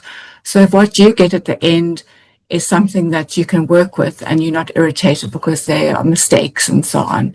I'm going to just ask Ms. Cock if she would like to just make any inputs on the discussion paper that we're producing. Annie? Thank you, and hello, honourable members and my colleagues. I think that you covered me. Thank you very much. We'll obviously try to optimise our time to get the discussion report out to the members as soon as possible. Thank you so much. Thank you, Chair. That concludes my report or my presentation. Okay, thank you so much. I think what we will want you to do, or our expectation is that you should be able to indicate to the meeting to say, if you conclude your evidence on Friday, we can be ready with remember in the last meeting, the framework was presented. And then you say to us that if you conclude your presentation of evidence on Friday, we may need 2, 3, or 4 days to come back with a report, or a draft report, or a discussion document, or the presentation of overview by the evidence leaders. So between the conclusion of the presentation of evidence and the 31st of March, what are the activities that you would want to have them being scheduled? If you hear what I'm saying. Yes, Chair, I'm hearing what you're saying. It's really difficult. I think what I'm saying is that I'm very concerned about the time that has been allocated for report writing. I think I'd like to ask Advocate Arendse if he'd just like to give an indication about how much time that they need to put together it's fine. We can't do it here and now. You have given us an impression of what to expect, that once we conclude, there will be a presentation of an overview by the evidence leaders, and then later there will be the presentation of the draft report, and then those will be followed by deliberations. So can we agree that from here, yourselves together with the evidence leaders, you will do the sequencing of those activities, and then maybe before we conclude the presentation of evidence with the generals next week, you can circulate that with the committee members so that if they have inputs, they make those inputs. We know which days the committee will rest, and then how many days you need yourselves and the evidence leaders to produce the overview report, to produce the draft report of the committee, and when can the committee start with deliberations. Does that make sense? Yes, Chair, that's very helpful. Thank you very much. Okay. Members, you receive the presentation. Can we then rotate the letter from the office of the president and the proposals that are being made here with regard to time frames that should follow immediately after the presentation of evidence by General Masemola and General Mkhwanazi? The ANC. Thank you very much, Chairperson. We find no fault with the letter of the President. I think the request that they submit their responses on the 6th of March is acceptable, so we have no problem with that. On the process that has just been outlined, Chair, I'm not sure if it should be read together with the framework document that had been circulated to us before. Because that framework document, I think, was more or less saying the same thing. We just had a question that arose from the framework document where it said, and I suppose the question arises again now, that the document, it says findings, it will make findings which differ from what the initial document said, that it will make no findings of wrongdoing and so forth and so forth. I just don't have the right phrasing in front of me now. I think we need clarity on what we mean by findings, given the fact that some of the evidence would be in dispute. What mechanisms would we be using to test which of the evidence is accepted? I don't know what the legal terminology for it should be, but we just want to get a sense of how do we come to certain conclusions on matters where some of these evidentiary gaps do exist. How is the committee going to handle that? But insofar as process is concerned, Chair, we have no issues with the process. Thank you very much. Thank you. Ms. Silverstone, are you able to clarify the question that is being posted? Yes, I can try. I think that we need two things. The first is just to say that in terms of the discussion paper that the content team will put together, when I talk about we won't make findings, or what we're talking is we won't make findings as to the evidence. So if we say witness X said Y, we won't say, well, witness X is guilty of. That would be, we don't have the authority. That's completely out of our thing. But in terms of what the content paper does is that, we feel comfortable with like looking at, say, governance concerns. So it's clear that looking at the evidence, this is an example, I'm not saying that this is necessarily clear, looking at evidence that there is a problem of communication between this agency and that agency. So does that kind of, I hope that sort of assists in terms of where we are. In terms of what evidence and how the committee should accept evidence, I think that's something that our legal team should advise the committee on, because the evidence is contradictory. We have many hours of witnesses saying things, and putting all of that together is, it is difficult. Thank you. I hope that assisted.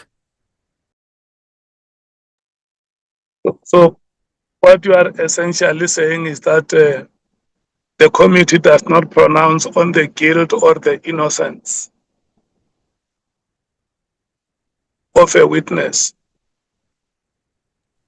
I mean, that is for the committee to decide, but that would need to be advised by legal. I'm just saying that from the content team's perspective, in our discussion paper, we won't be making those kinds of that kind of analysis. Listen to what I'm saying. The committee is in the main investigating 4 pillars in the terms of reference. And committee members want to know if we must separate between issues. Where the committee, for instance, finds that indeed the decision to disband the PKTT was unlawful. Are you saying the committee can't make such a finding to say the decision was unlawful?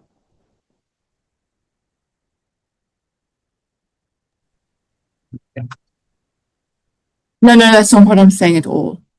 No, that's not what I'm saying. You are saying such findings can be made, but on the criminal part of allegations that would have been made against certain witnesses, the committee doesn't have judicial competence. Precisely, Chair. So in your first example, on the unlawful, yes, precisely. Yes. On the unlawful things, you would obviously give your reasons, but yes, you wouldn't be able to pronounce on innocence or guilt. Because when you arrive at the innocence or guilt of a witness, obviously you must follow the Criminal Procedure Act or any other relevant legislation, and you must also be consistent with the Constitution when it says a judicial authority in this country is vested with the judicial. So a committee of parliament cannot pronounce on the innocence or the guilt of a witness, but a committee can make findings which do not concern themselves. For instance, if the committee makes a finding that a wrong has happened, and the committee can further recommend that because it does not have those powers to pronounce guilt or innocence, the matter can be referred to the relevant authorities for further processing. Yes, Chair. The committee can make observations and make recommendations. Yeah, that's exactly what I think what Honorable Sangweni wanted to understand, so that it must not just be a nebulous statement that says the committee can make findings, and it ends up restricting members in terms of understanding what they should do. No, I apologize if there was any confusion. Of course, the committee can make findings and observations, but it's just about we can't step into the arena of being a court of law because we don't have that authority and we don't actually have, that's so. Just understanding it can be a bit tricky, but it's also about how you phrase your findings and you phrase your recommendations, and as long as there's also a very clear link between the evidence that you're using to support whatever finding that you make, so that it's that rationality component is dealt with. Okay. Honorable Sangweni, are you clarified? Yes, Chair, I'm clarified, although I suspect that the boundaries, we'll probably have to keep going back to them, and it may be useful if, we could just get, I don't want to ask for additional opinions or anything, but almost, how far our powers as Parliament co-chair in relation into this matter, because I don't want, when we are now discussing the matter, we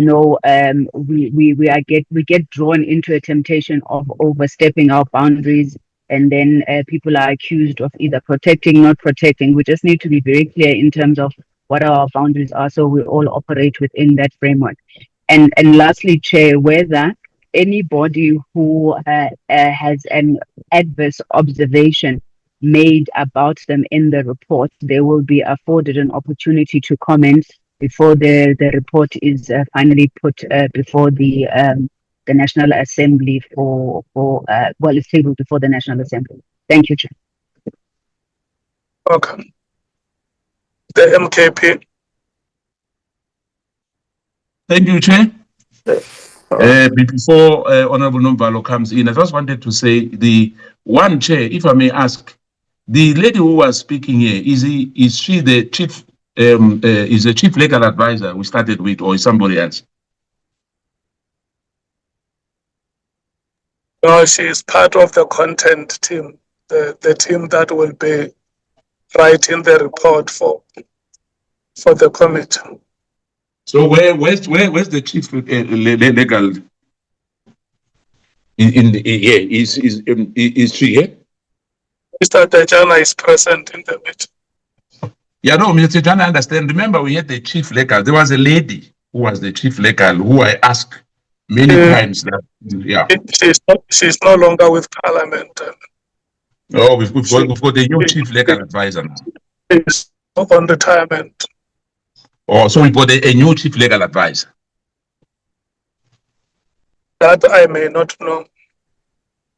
Yeah, I think the legal team was supposed to tell us about these stories as well, because we're told about a chief legal advice most of the time, and if they're quiet, I think they have to tell us about whether, because now the issue of innocent, we can't say somebody innocent, we can't say somebody is guilty, but I think we can make recommendations, Chair, to say this evidence is substantiated, and we recommend what must happen. Then the rest, obviously, the Parliament will take the decision on that. But we can't do so much job, and then at the end we cannot pronounce anything. It's like now we were just ticking the boxes here. We have to say it. If somebody, for instance, Mr. Honorable Solveig Lekganyane, the evidence against him is substantiated, and we recommend that the following must be taken. You've broken this act,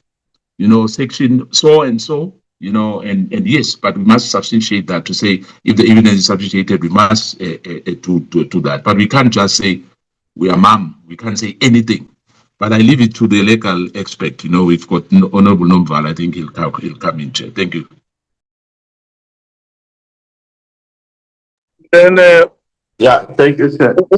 Before, what is your view, Honorable Skosana, on the letter from the President and I left it for Honorable Nomvalo, Chair. Yeah, but there are two matters which were circulating. The one is that the team must now go back and develop a checklist of activities that will be happening after the presentation of evidence. Do you agree with that?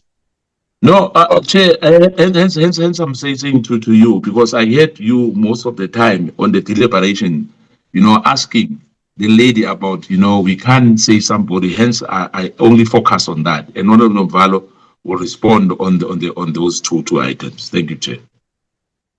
Okay, thank you. Honorable Nomvalo.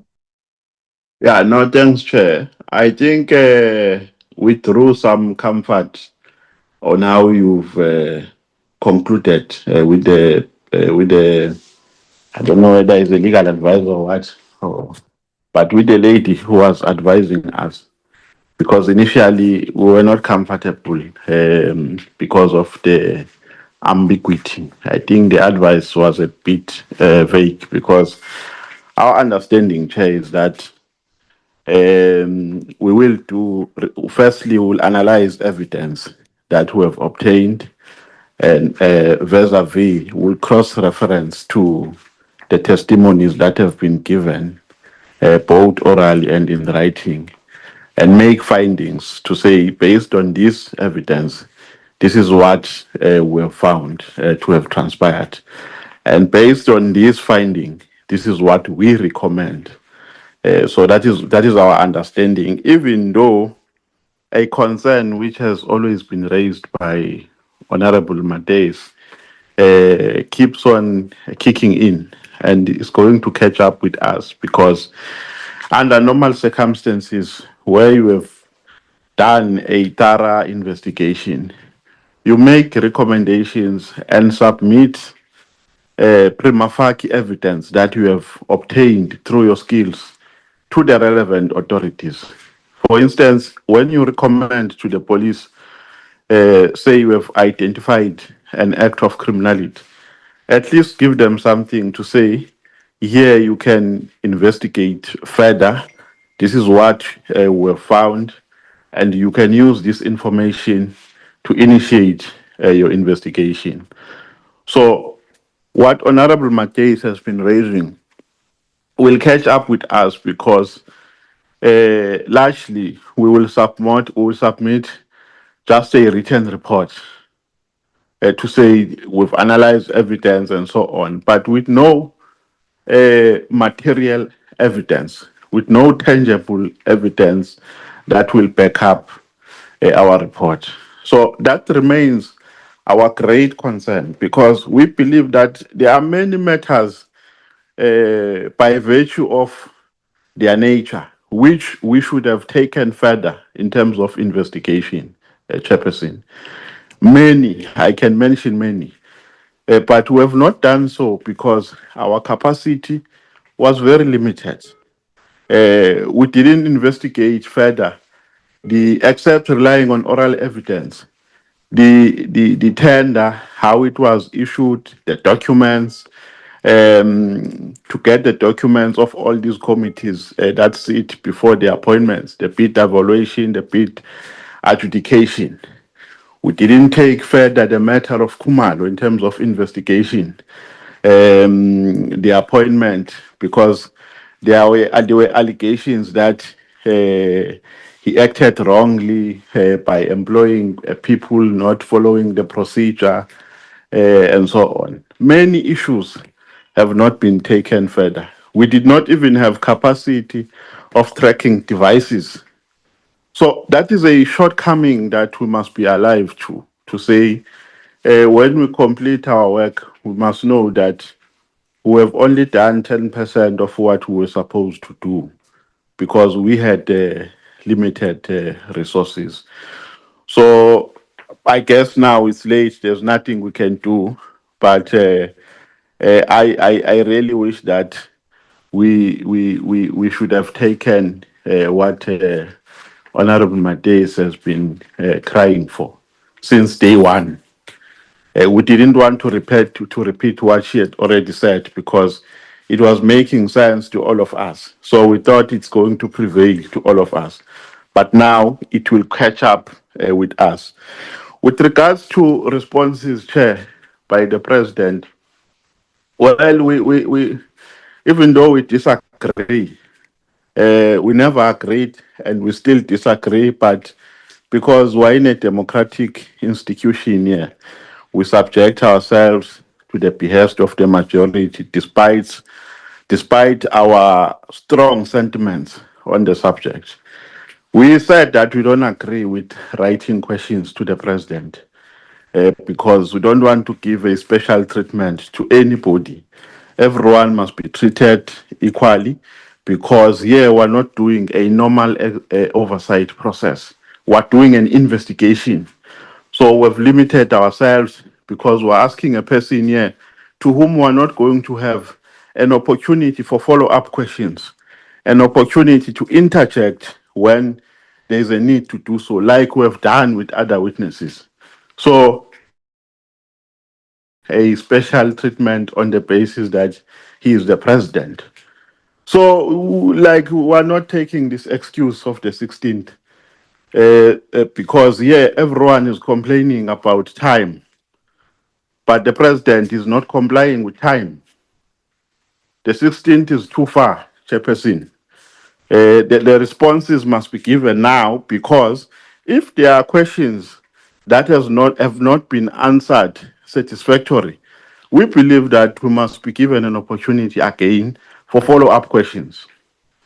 Now, if the president responds when we're about to finish, then that means we're not going to have that opportunity. We're hoping, Chair, that because we've done the work of the president to be easy, we've simplified his task by saying, just respond even when you are lying in your bed at home. We thought he's going to take advantage of that and give us a report on time, swiftly, within the twinkling of an eye. Now we're told that the report will be ready on the 16th. So we're not accepting that, Chair. Thank you. The DA. Thank you, Chairperson. Chairperson, the position of the Democratic Alliance that I think the committee must just remain faithful to what the mandate was, and it's parliamentary oversight. And we're not a court of law, Chairperson, so we can't determine criminal guilt. I think our responsibility is to assess the testimonies that were presented, as well as the evidence that was placed before us, and make the observations and findings based on that material, and not determine guilt. And where the evidence does present that there was possible misconduct or that further disciplinary action should be taken, well, then that is what we should be reporting on. So we're not there to prosecute, we're not there to adjudicate, and we just ensured that the credible issues that got revealed through this process of this inquiry do not just disappear. And I think that referring them to the relevant authorities to further investigate and prosecute where they deem fit is the route to take. I think one of the core mandates was to identify what weaknesses were in our institution. That is what our core mandate wasn't to find guilt in a specific person, but understand where the institution allowed that misconduct, corruption, interference, whatever it was that occurred, is to understand how the institution was affected by that. And I think that is some things that have to be highlighted within that report so that we can make those amendments, legislative changes, and see how do we fix the institutions that were either infiltrated or where procurement was done underhandedly, where tenders got out without following proper procedures. And I think one of the very important things is how communication, left institutions meant to be, private and internal and made its way into the likes of certain individuals who are now, facing criminal charges already. The objective of the work, I suppose, then just comes down to, we need to keep it factual and it must arise from the evidence. And second, the institution is responsible for upholding the rule of law, Chairperson. And I think that is what our recommendations must speak to, is closing those gaps that we have identified. And we need to go, or at least, the evidence leader with our legal teams need to go through, what evidence has been placed, how does it with these various gaps, and makes recommendations to the committee that can then go to Parliament to be tabled. Chairperson, that's my position on that. And as far as what the President's letter is, it is what it is. We do need to receive it, and hopefully quicker than later. Thank you, Chair. And then on the letter from the Presidency. I agree that it can come when it comes, Chair. Okay, thank you so much, the EFF. Chair, thank you. On the issue on what we are dealing with now about what our final report what we're allowed to do and what we're not allowed to do in the final report, I would suggest that we actually maybe perhaps have a half a day workshop or whatever needs to be done on what our legal obligations are in terms of the Constitution, the Powers and Privileges, Powers and Privileges Act. So when we start that process, we are well informed, we are able to ask questions. I also think political parties should consult independently, because right now it feels like we are being misguided or possibly misguided into what it is, what findings we can make. Chair, it can't be that we are here and this committee is only here to decide whether there was some institutional, where there are gaps in our institutions and how to fix it.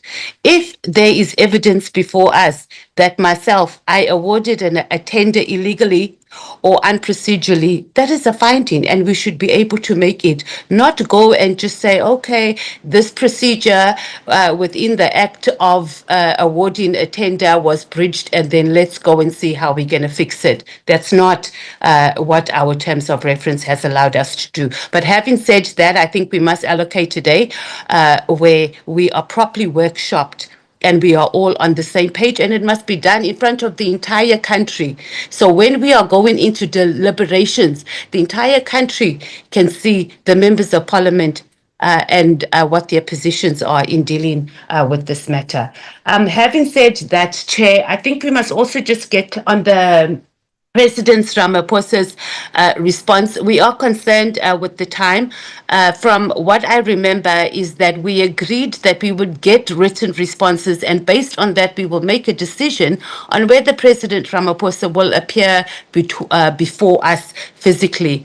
So once we push that date back, we are also opening up ourselves to a possibility that after we get the responses, and actually we shouldn't call them responses, it must be answers, because again we will get things that are not answering our questions, and we must have recourse as a committee to be able to get answers that are actually answering the question.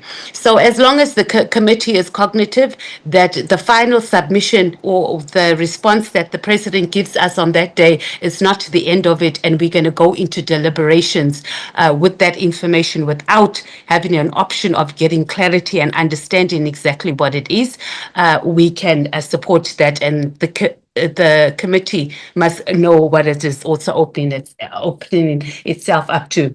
I also would have liked to know, and then maybe this will come up when we have, if we decide to have sort of a mini workshop on what it is that we have.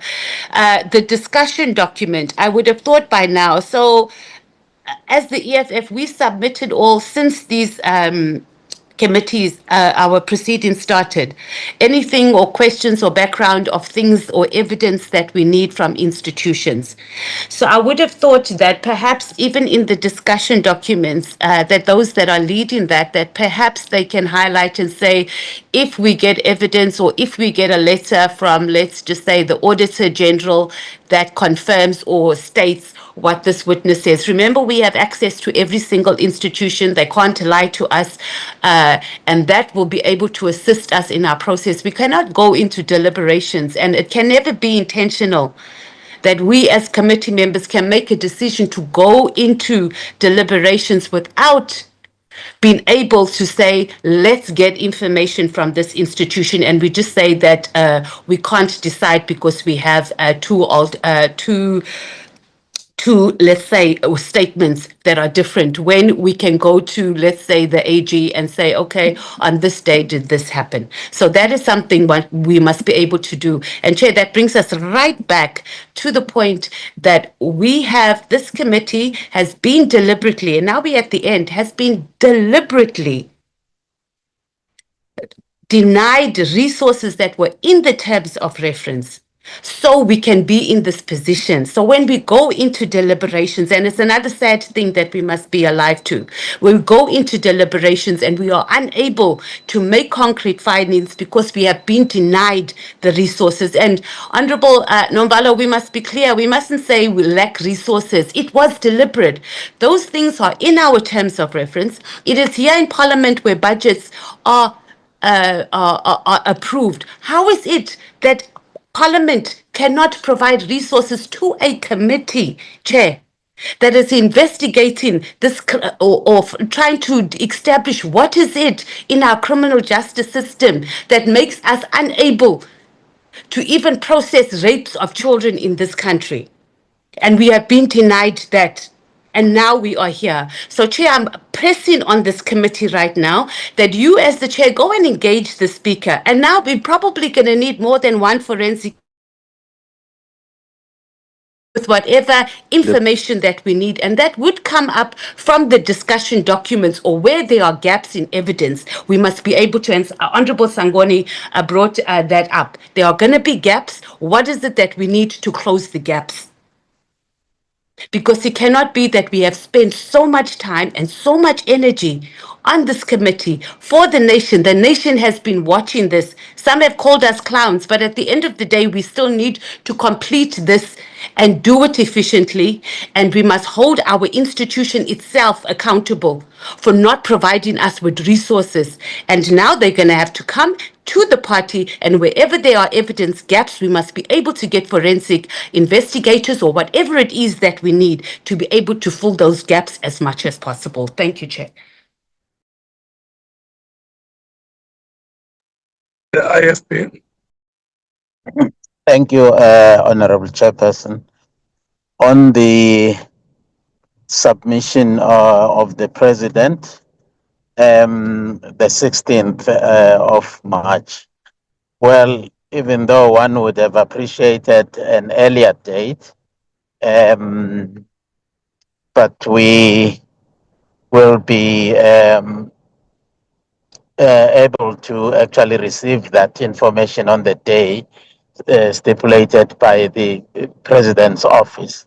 But if there is anything that can be done to expedite that, it would be appreciated, because as Honorable Nomvalo has indicated, that there might be a need for, further clarity-seeking questions on the response of the President. Now, there would be no sufficient time to actually engage into that. With regard to the second matter, I think I want to go along with the proposal made by Honorable Matthijs, that perhaps before we engage in the process, we sort of have some kind of a workshop of some sort to actually the brainstorm on other issues, so that we know exactly the boundaries that exist on what we can and cannot actually say in our report. But I do want also to express a concern that there are some evidence that we actually have listened to, have received from some witnesses, which actually leaves much to be desired. And some of them actually contain elements of outright, lying. I don't know in situations like that, what is it? How do you put that in the report, other than to say that, witness X actually presented, a testimony which had serious gaps on certain instances, which might actually lead us to a particular finding on the weight of that particular evidence.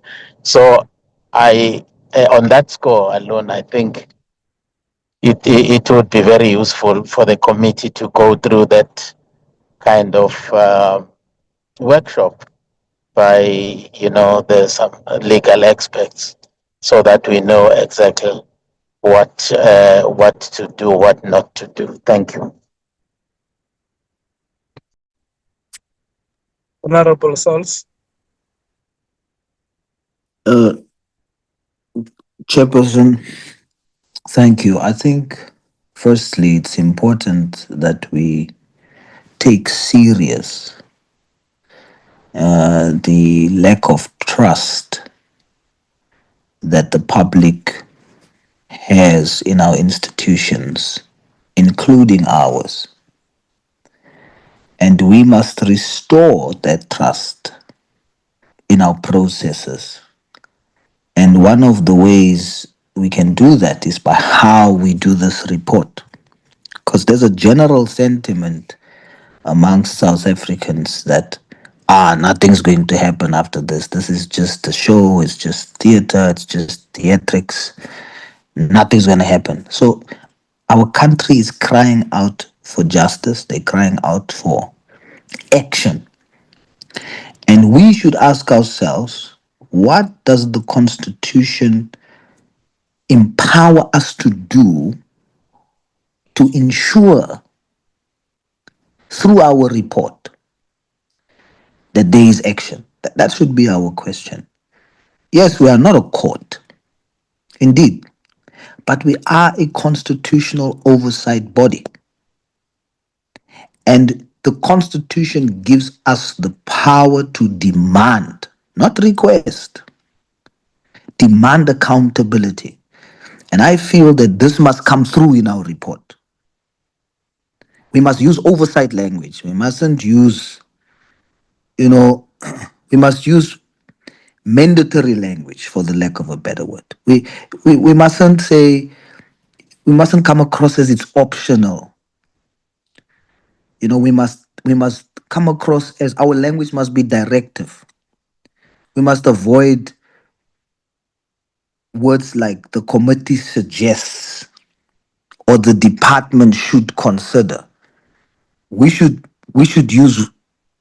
be directive in our approach. Say the committee directs that, or the committee mandates that. The executive must, because that's oversight. That's constitutional authority that's given to us to do so.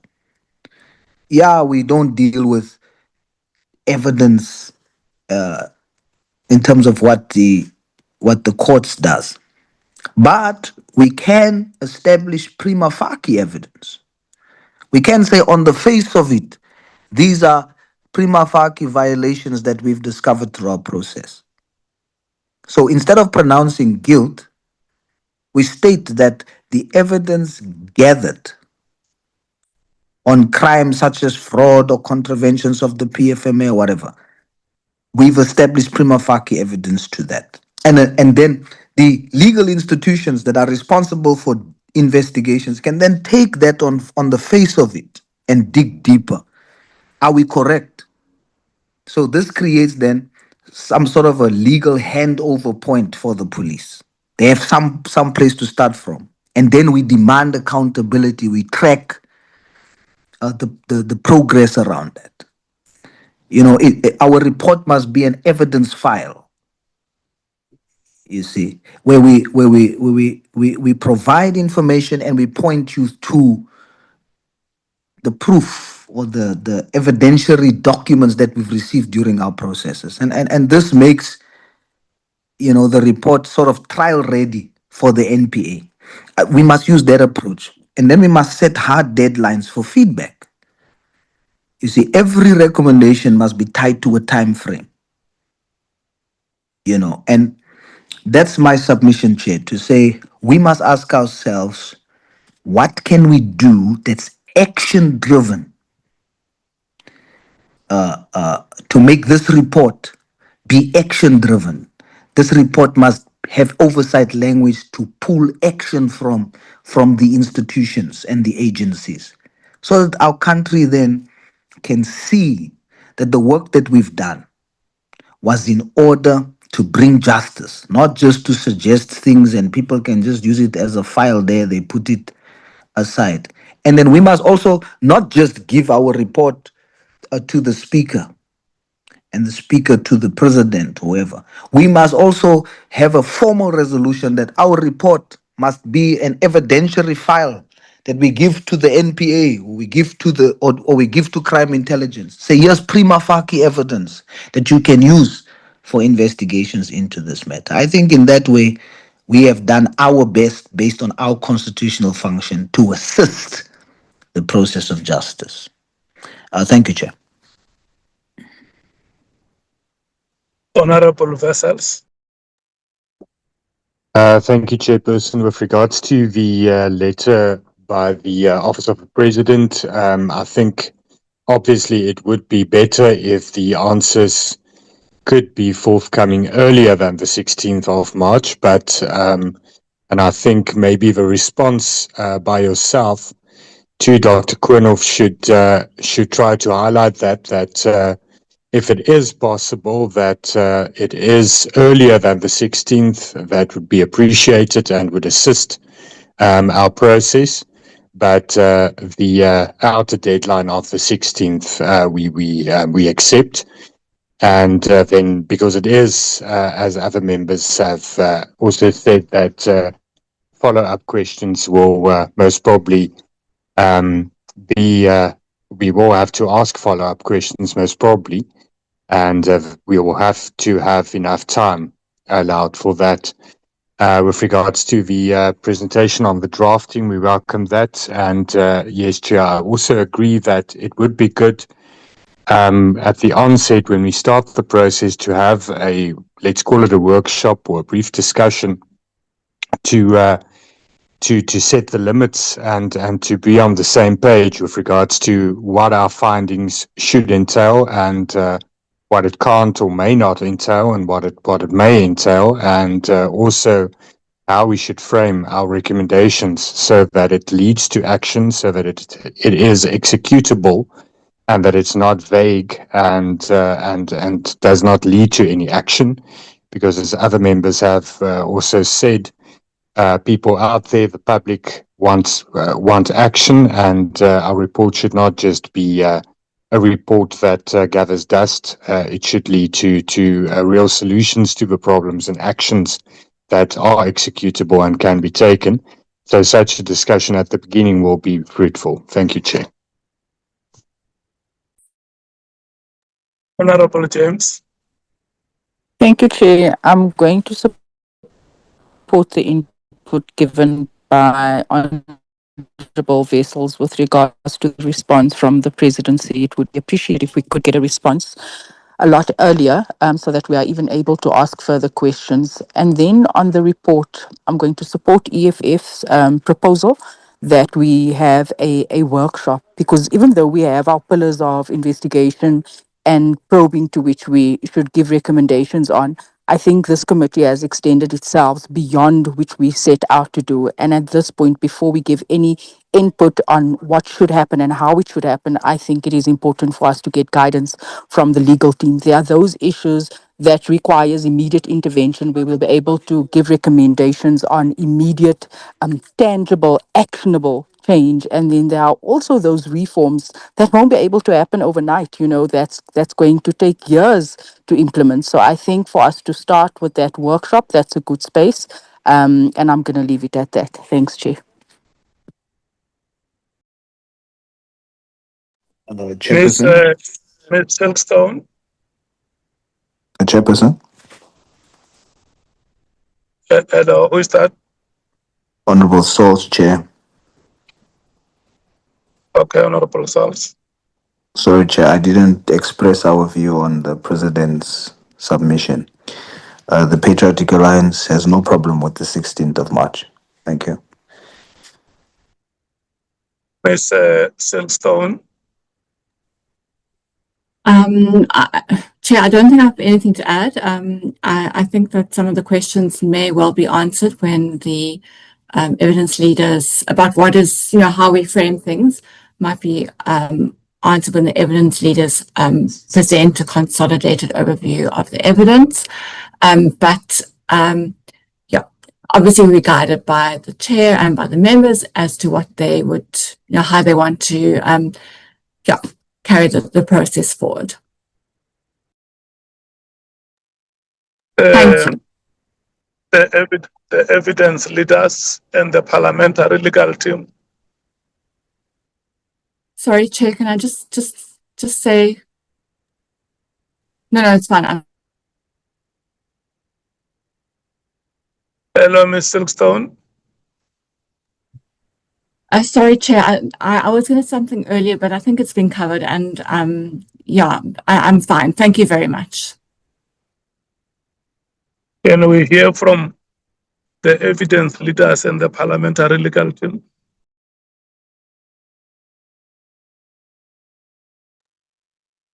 Chair, this is Andy. Yes, Chair. Can you hear me?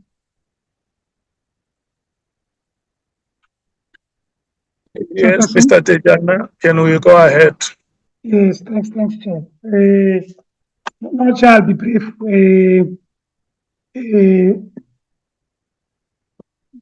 Chairperson, I think the issue of what Parliament can do, I mean, in terms of the Constitution, Chair, I think is clearly spelled out, I mean, in the Constitution. And I think primarily there are three key functions which Parliament is mandated to do in terms of the Constitution. And I think the first one, Chair, is that the institution makes laws. And of course, the second one is that the institution facilitates public involvement, I mean, in its processes, including the lawmaking process. And of course, the third one is that Parliament exercises oversight over the executive. And I think the third pillar, Chair, that's where we are in terms of the inquiry that we are doing. So Chairperson, when you talk, and I know that Honorable Nomvara is going to challenge me, when you talk about investigation, Chair, you talk about, if you read, for instance, the relevant rule, which is 227 of the National Assembly, you will see that it talks about, monitoring, to investigate and make recommendations. So that investigation, Chair, is in the context of making recommendations. So the issue, Chair, is that, and I think I've raised this issue before, Chair, even though members chowed me for breakfast the last time I raised it, is that Parliament is not an investigatory body, Chairperson. That function resides elsewhere in the executive, not with us. And that's why I was saying, Chairperson, you can't expect a body like Parliament to make findings of guilt. I mean, we can't, Chair, because we're not empowered even by the Constitution to do so. And I think the issue here fundamentally, Chair, is that we are expected to surface issues, Chair, and having surfaced them, to then make recommendations to the relevant law enforcement agencies to act on these things. So, Chairperson, for now, I'll leave it there and allow counsel to come in and share his own perspective with us. Thanks, Chairperson.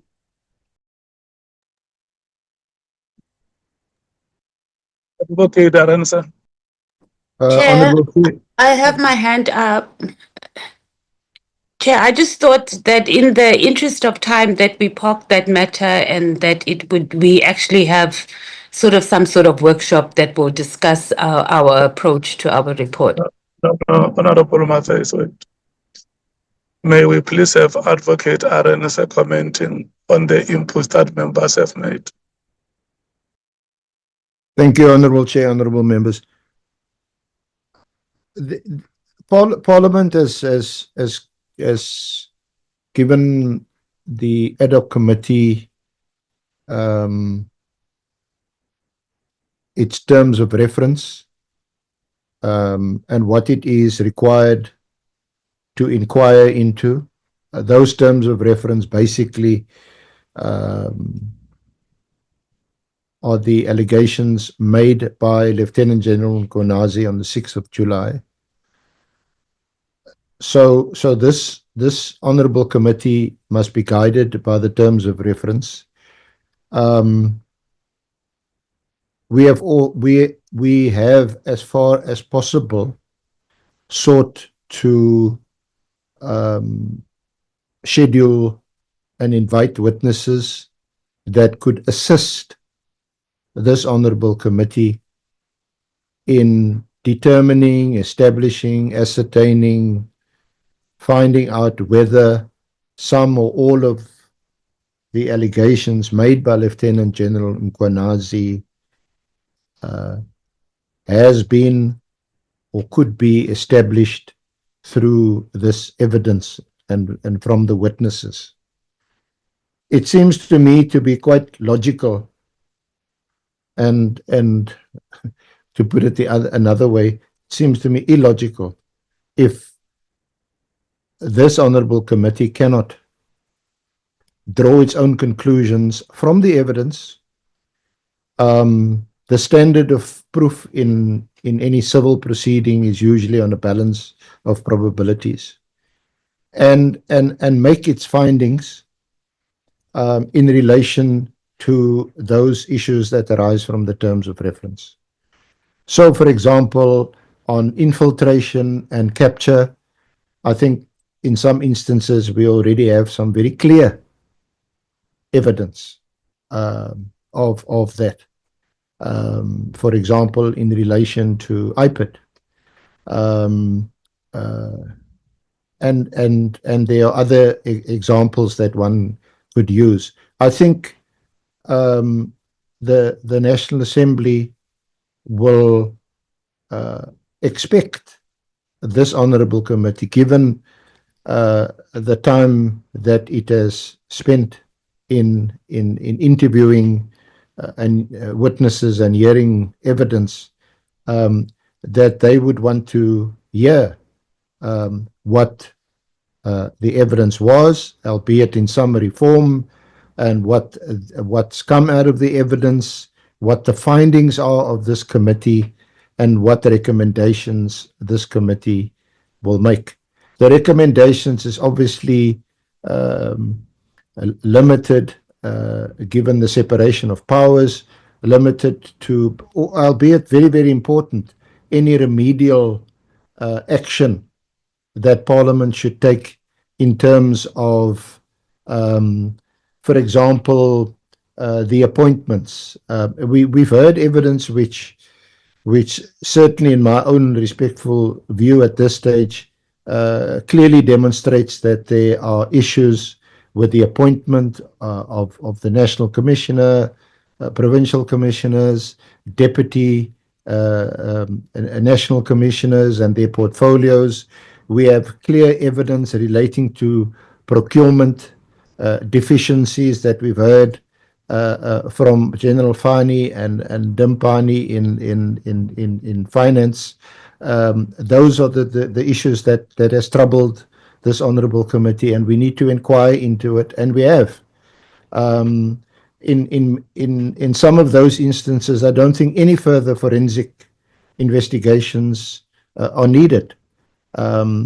So, what from our side as evidence leaders, we would want to assist, because obviously this honourable committee may not be at idem on particular aspects of the evidence, may have different views, and which they may want to add or delete, but we will make our best and an honest effort to summarize the evidence for the committee in an objective way, with reference to the evidence, with reference to statements that have been sworn statements that have been deposed to, and in that way assist. And as long as you don't hold us to what we recommend and suggest and propose, that it's a draft, and it's for this committee to finally settle, either it could be unanimously, or it could be by majority, or in the way you usually decide matters in a parliamentary committee. Thank you, Chair. Thank you so much, honorable members, for the enriching inputs that you have made here. We are going to do this. We have agreed that a checklist of post-evidence presentation activities must be drawn, so that committee members can know what are the activities that we are going to embark upon until the report of the committee is adopted and made available to the office of the Speaker for presentation in the National Assembly. So what you have been doing now is what we should do in the meeting that will be called, where the evidence leaders, the parliamentary legal team, and the content advisors will come and present constitutional imperatives that underpin the report. So the evidence leaders and the legal team of parliament, the content advisors, will sit down and develop a guide which they will come and present before the members. Because my assumption is that, like if you heard what Honorable Sauls has said, we are parliament, and parliament is charged with three main tasks by the Constitution of the Republic. When we have done our oversight work as a committee, we have the power to recommend to the National Assembly as to what reform should happen in the laws that we have in the criminal justice system, what legislative interventions have to be made. But there are also principles that are outlined in the Constitution and doctrines. For instance, the doctrine of the separation of powers, the trias politica, which all of them, this is not a new report that will be written by a committee of parliament. Our report must be structured in such a way that they encapsulate constitutional imperatives and principles that we all know, in such a way that they reaffirm the constitutional mandate of parliament as the superior locus of power in the country. So I don't think we have any difficulties in terms of understanding what work should be done. What is very important is that that guide must be developed and the principles are presented before the committee. Each one of us understand what are those principles which underpin the report, and then from there, the overview of evidence, what informs it, the committee report, all of them will come before the committee, and committee members will go into deliberations having understood the principles behind the overview and the report. So if you can go, Advocate Arendse, Mr. Tejana and Ms. Silkstone, and develop that guide so that at the time the overview is presented and the draft report of the committee is brought before us, we have walked the road on the constitutional imperatives underpinning the report. Honorable members, thank you so much. We must get back to the other items on the agenda. Chair, I've raised my hand there, Chair. Honorable Skosan. A quick one, Chair. I just wanted clarity because I heard Advocate Tejana saying that it's the work of the executive. I think it's completely wrong to say that.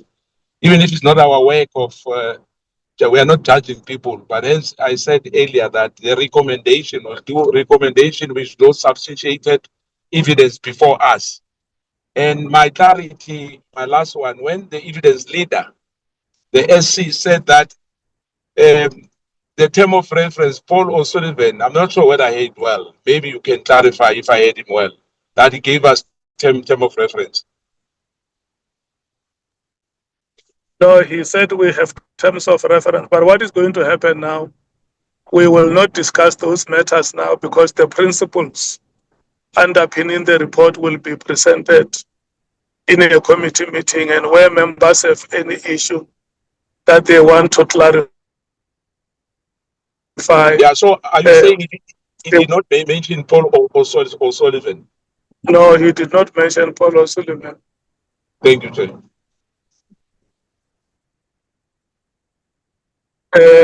Can we go to the next item, Mr. Dejana? Is it yourself? Oh yeah, on the matters that have been referred to the office of the Speaker. Oh yeah, yes, Chairperson. No, it's only one matter. The matter of Mr. O'Sullivan. Chairperson, we can confirm that the Constitutional and Legal Services Office received an instruction from the Speaker's office that was on Friday, Chairperson, in the afternoon, on the 6th of March, to put together affidavits in respect of the two incidents, i.e. the one of the 19th November 2025, which I referred to as the Nkabinde incident, and the one of the 26th of February 2026, which we refer to as the walkout incident by Mr. Paul O'Sullivan, for purpose of opening a case against Mr. O'Sullivan in line with the prescripts of the Powers and Privileges Act. And Chairperson, we hope to finish that during the course of today. Thanks, Chairperson. Thank you so much, Ramano. Can I check the progress on other matters that the committee would have raised regarding questions to other institutions? Chairperson, I humbly request that I be given an opportunity to put the responses together, and I will share that information with members before the end of business today. Okay. Can I then rotate and hear what the members are saying on those responses? The ANC. Thank you, Chairperson. We welcome the report as given by Mr. Tekiana on the steps that the Speaker has taken to give effect to the committee's request directive that the matter against Mr. Paul O'Sullivan be pursued. You remember that we had said, even after he had appeared and apologized, that there are two separate incidences that we are dealing with here, and the fact that he did commit an offense by threatening witnesses and walking out of Parliament means that there's common cause on the offense. So we welcome that report. I think Mr. Romano's request is fair, Chair, given the fact that he had no advance warning for this meeting. I mean, there are a number of issues that, as the African National Congress, we had asked that institutions are followed up with, including SAPS on gender and FAS. So as and when that report is then presented, we will engage it at that time. Thank you very much, Chair. Okay, MKP.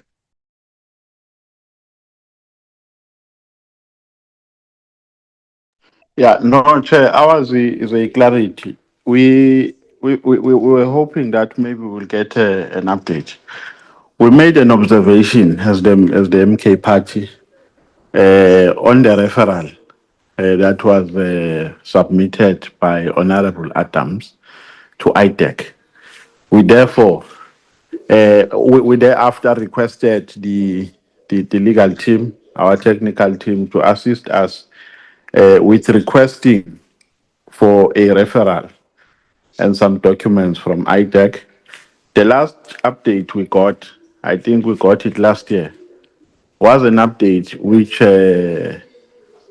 I think it said that the ITEC is refusing. They are saying they can't give us that information.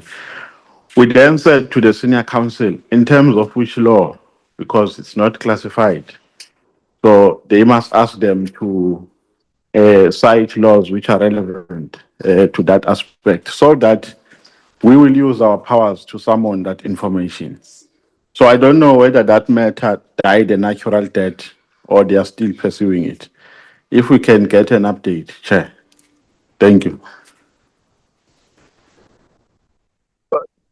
The matter of IDEC, the IDEC had Advocate Johnson had made a commitment that we will get that information.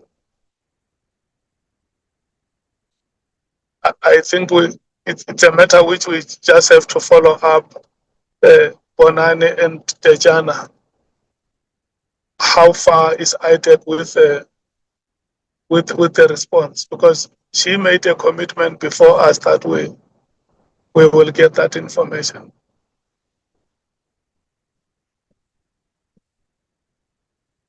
Mr. Dejana or Mr. Raman?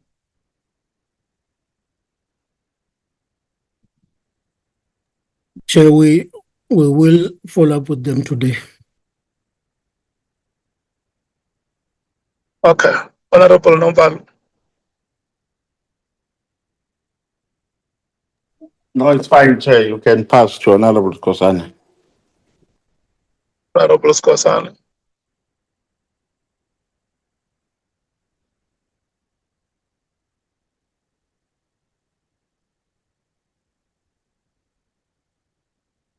The DA. Chair?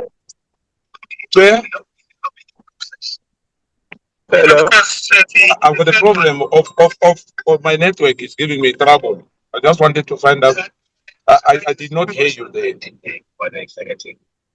I think the third pillar, Chair, that's where we're going. In terms of the inquiry. Do you hear me, Chair? Yes, hello? I can hear you. Yes, I've missed that, Chair. You called my name, but I've missed the conversation somewhere. Okay, no, Honorable Nomvalo has spoken on the matter. Can we move to the DA? Okay, thank you. Thank you, Chairperson. As a Democratic Alliance, I think we do welcome the report and we'll await the report before we comment. And we also thank Mr. Romano for his commitment to get the further clarification on the other reports. Thank you very much, Chair. Thank you so much. The EFF. Thank you, Chair. I didn't understand exactly at what stage is the issue of Paul O'Sullivan and the Speaker. Chair, do you still need to sign a letter or something before the Speaker goes and open the case? I missed it. I'm just getting clarity. Because it's a whole week now, and if we made a decision last week. So if I can just get clarity, I missed it. The matter has been clarified. I mean, Mr. Dejana has spoken to that matter. Yeah, I understand, Chair. I didn't hear clearly whether he said, oh, sorry, Chair. The matters are with the parliamentary legal team with gathering affidavits and everything necessary. Oh, okay. How long does it take to gather affidavits and evidence? Because we've been stringed along for a very, very long time on these things. I mean, we were able to open a case. We did an affidavit. I don't know. So maybe, I mean, there's quite a huge legal office that we have. So can we get some indication on how long it's going to take to get affidavits and download videos? Because we also need to put deadlines on what we need to achieve as well, Chair. Can we be guided on that? And we do welcome the Speaker's decision to proceed with it, but we just like to have a date.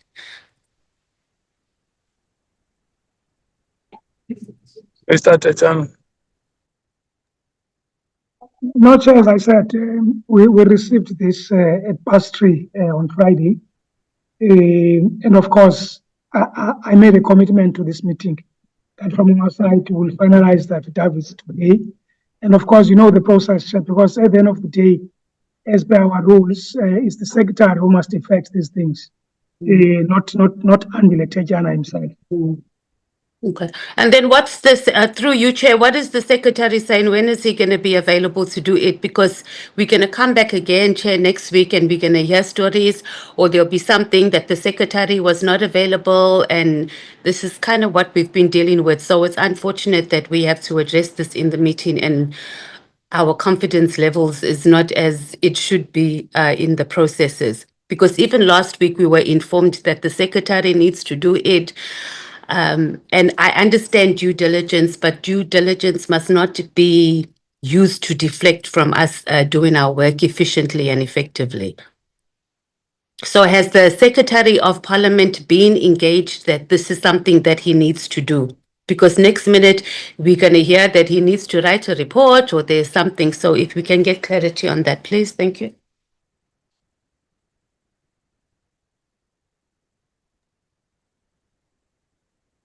The speaker does not deal with us directly. So what happened is the speaker wrote to the secretary. So the secretary is briefed on this. And of course, that was sent to us for purposes of assisting. Otherwise, we received the correspondence from the secretary's office. Thanks, Chairperson. Yeah, but that doesn't answer the question on when the secretary is going to be available to go and open the case. I can't speak for the secretary, Chairperson. So, Chair, have you engaged the Secretary of Parliament to check, or whose responsibility is it to find out when the Secretary is going to be available? And I'm very sorry, Chair, to ask this, but we've been taken for a ride for a long time. That case of the intimidation of Paul O'Sullivan, it's months later and nothing has happened because we've just let matters just go. So I'm very, very sorry, Chair, that I have to ask these questions. Yeah, no, the opening of cases does not fall within the mandate of the chair of the committee. Our work is to investigate the matters that are in our terms of reference. But matters that have to do with the administration of parliament, I can't be answerable to those. Oh, okay, I understand, Chair. Okay, so as a committee, where do we go to and who would be responsible to tell us if the Secretary of Parliament, because I can't go to him directly, so can we be guided on what step, who needs to be engaged for us to be told that the Secretary of Parliament has committed that he will go? Because now the legal team has said they're going to conclude today. So we need to know, and someone needs to tell us that the Secretary of Parliament has availed himself on this day to go and open the case, or however it's going to happen. It can't be that we all just say we don't know and it's someone else's responsibility.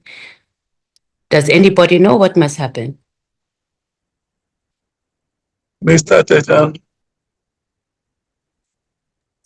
Yeah, I can only commit insofar as the work that relates to our office. I can't, Chairperson, speak for the secretary. That's unfair, Chair.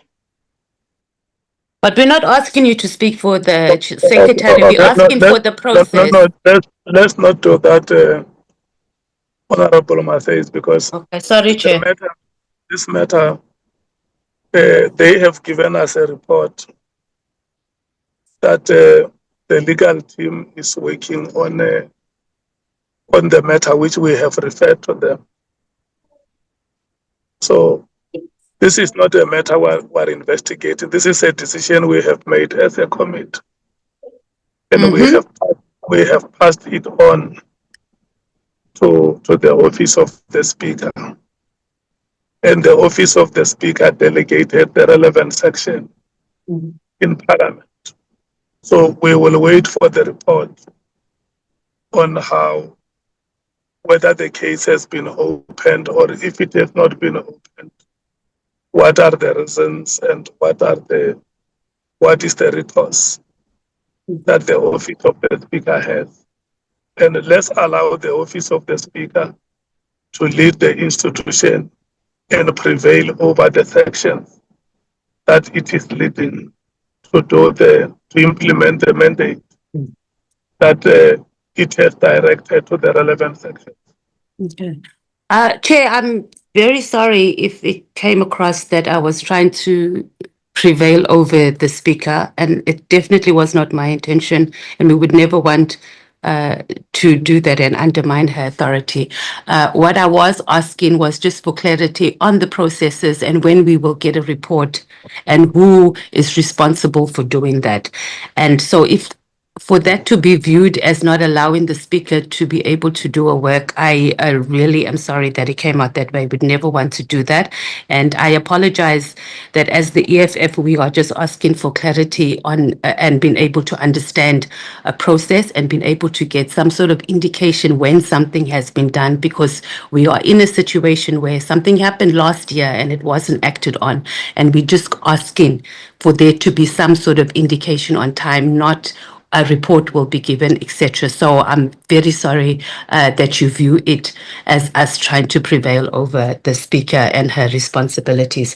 Chair, just to move on to something else, you didn't address the matter of the resources that we need for our committee, especially now as we're going into deliberations and we need to produce the highest level of report. You know that we've been raising this about the resources of this committee for a very, very long time, Chair. So if you can just indicate on how or what it is that we're going to produce. There's no way that we're not going to need forensic investigators, and probably more than one now to finalize. I mean, I know as the EFF, we've got like over 400, 500 that we've submitted of things that needs to be followed up that is going to assist us in our determinations.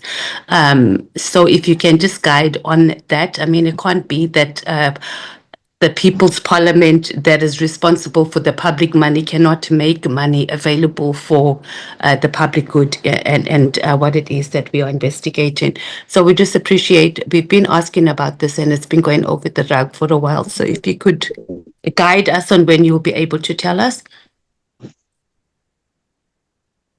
The Office of the Speaker has responded to that matter with a letter which was made available before this committee.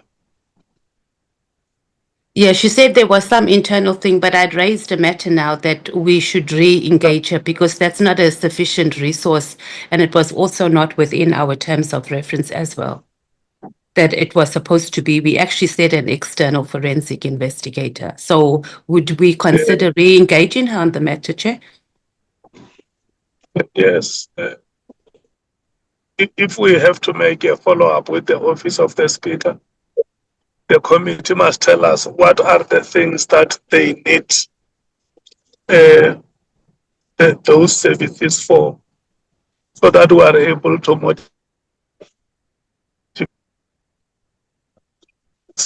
and make submissions on the motivations that we should advance.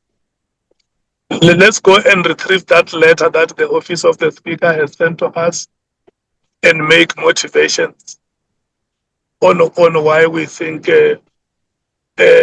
something different has to be done. Okay, we'll do exactly that. Thank you, Chair. Appreciate it. And on the issue of Mr. Romano requesting time to give a report, that's no problem. Thank you, Chair. Okay. Chair, I've raised my hand. Chair. Hello. Nomvalo here. Hello. Yes, Honorable Nomvalo. No, Chair, I think what you have done with Andile to Honorable Mates is condescending and it's unfortunate. To give a response that we must give the Speaker a chance to do her work as though we're not alive to the responsibilities of the Speaker and our responsibilities as the committee is wrong, Chair, because all she was asking is the time frame, is a commitment on the time frames, and she is raising a valid frustration that since last year nothing has happened. If the Speaker knows her responsibilities, we've allowed her since last year when Kabinde appeared before the committee to execute her responsibilities as you advise. But until today, Nkabinde was threatened in a committee and there has been no reaction from Parliament. So he is vulnerable. He has not been assisted by an institution to which he appeared to come and assist. with information. So the response, Chair, was so unfortunate that we have given to Honorable Matthias. Is condescending, and it should not be encouraged, because we must be given time frames. And for Andile to say it's unfair when we ask those questions to him, because we have no direct access to the speaker. We communicate with the speaker through them.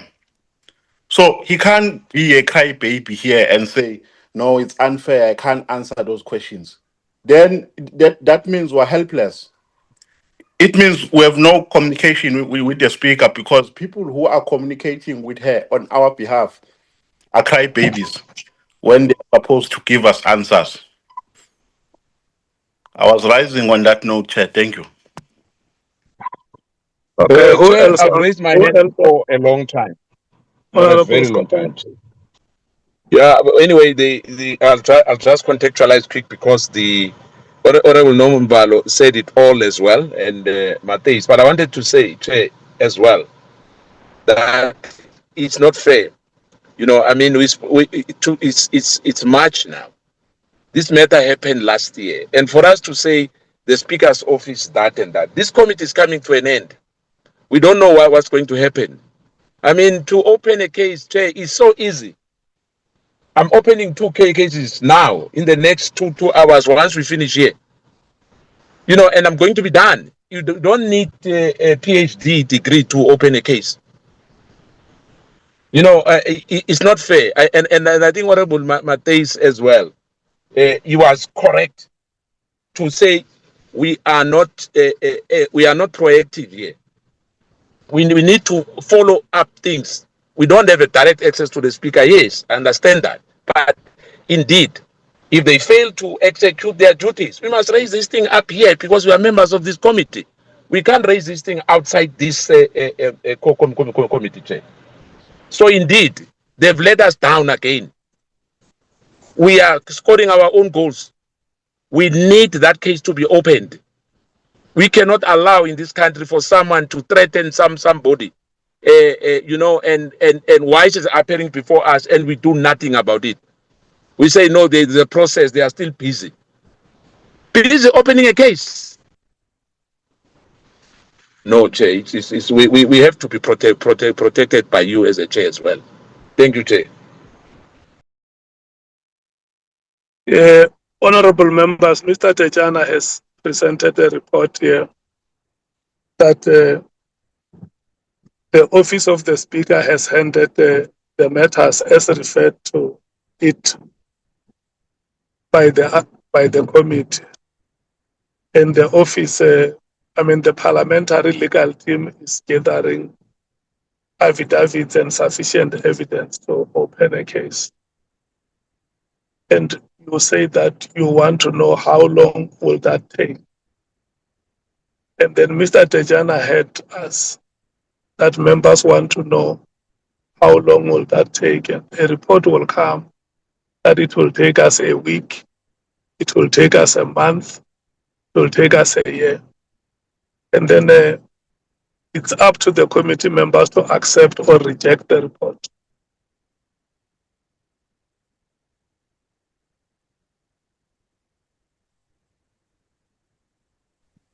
Chairperson, my hand is up. Honorable Sangon. Thank you very much, Chair. And perhaps maybe I must reiterate, the point that we had made as the African National Congress, that we welcome that report with regards to the actions that the Speaker has taken. Parliament is a creature of statute. There are particular processes that need to be followed, and we appreciate the fact that those processes are being followed. What we also want to emphasize is that we appreciate once again that the Speaker has not undermined the decision of the committee. She's in the process of implementing it. If the process can be accelerated, all well and good, but we need to make sure that all I's are dotted and all T's are crossed. So I think we should let that process run. What I was standing on, Chairperson, is the issue of the forensic investigator. I want to propose that maybe the workshop that Honorable Matthias had suggested is concluded before we take a decision for a forensic investigator, because my understanding is that this committee has never agreed on the appointment of a forensic investigator. The matter was discussed at length. There was no resolution. So I'm not sure what the chairperson means when he says he'll follow up on that request. And this was primarily because of the issues that a number of colleagues have raised in the discussion, where we said we need to have clarity and discuss and agree in terms of the mandate of Parliament and the mandate of the executive. Now, where we need to refer matters for further investigation, I think that falls within the scope and mandate in terms of reference of this committee, not that Parliament is going out now to investigate whether it is alleged crimes on its own. I do not believe that falls under the jurisdiction of Parliament, and this I'm saying in support of what you also spoke about, Chair, the doctrine of separation of powers. We are not an investigating body, we're an oversight body. Where matters must be referred for investigation, we will do so, and we will keep a hawk's eye on those investigations to ensure that they are concluded. I don't want this committee chair, and this is my own personal submission, to be now turning into a Paul O'Sullivan itself, where it's going around investigating matters that do not fall within its mandate. I just wanted to raise that point. Thank you very much, Chair.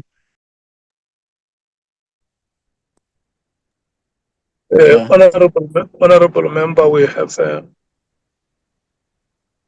letter from the office of the Speaker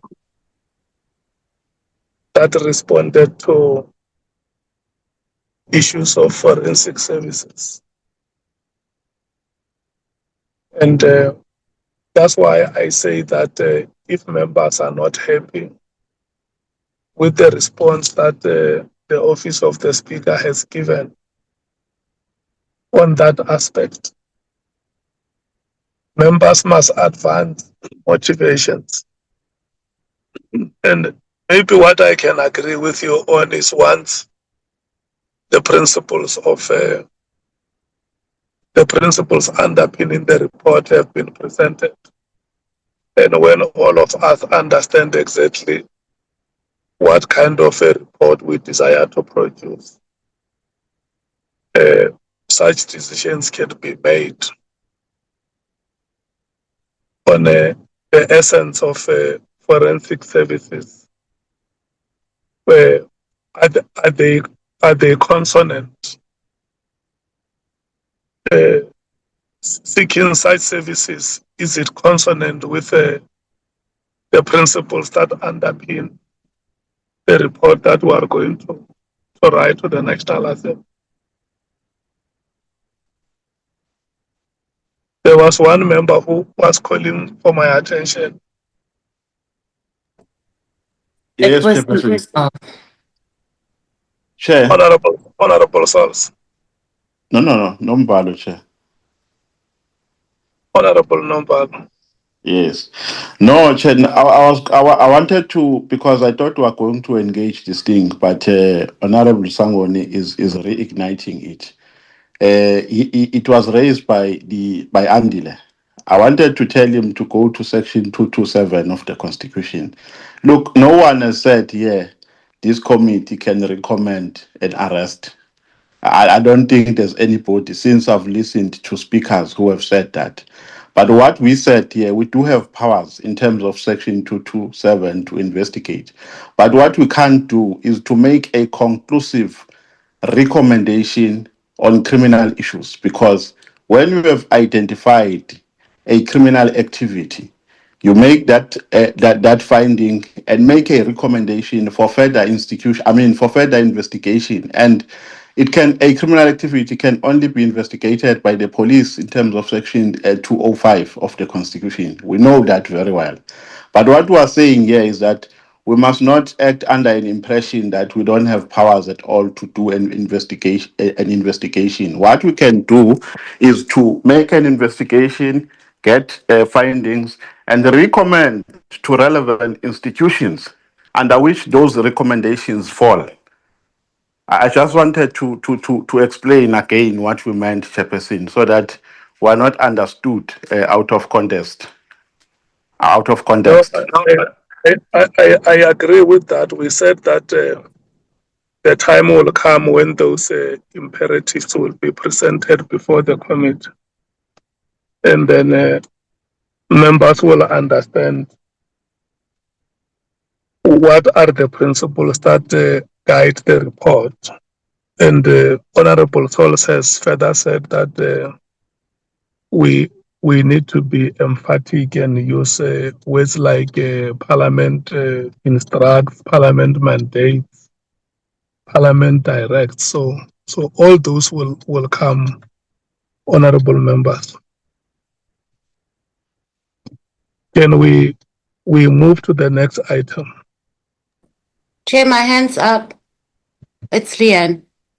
Your hand is up. You are recognized. Thank you, Chair. I just thought I should take this opportunity just to clarify what Honorable Sangoni has said.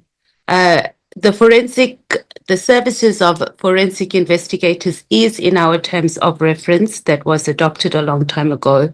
The reason for being resourced was for us to be able to access information that is going to assist us to be able to make a sound report. It was not in the light of us being forensic investigators, as Paul O'Sullivan was. So the request for that had nothing to do with us wanting to do criminal investigations, etc. So I think that just needs to be clarified. Number one, that it is in our terms of reference, that the committee be resourced so it's able to make a sound report, that we are able to do so timely. We are now at the end of this matter.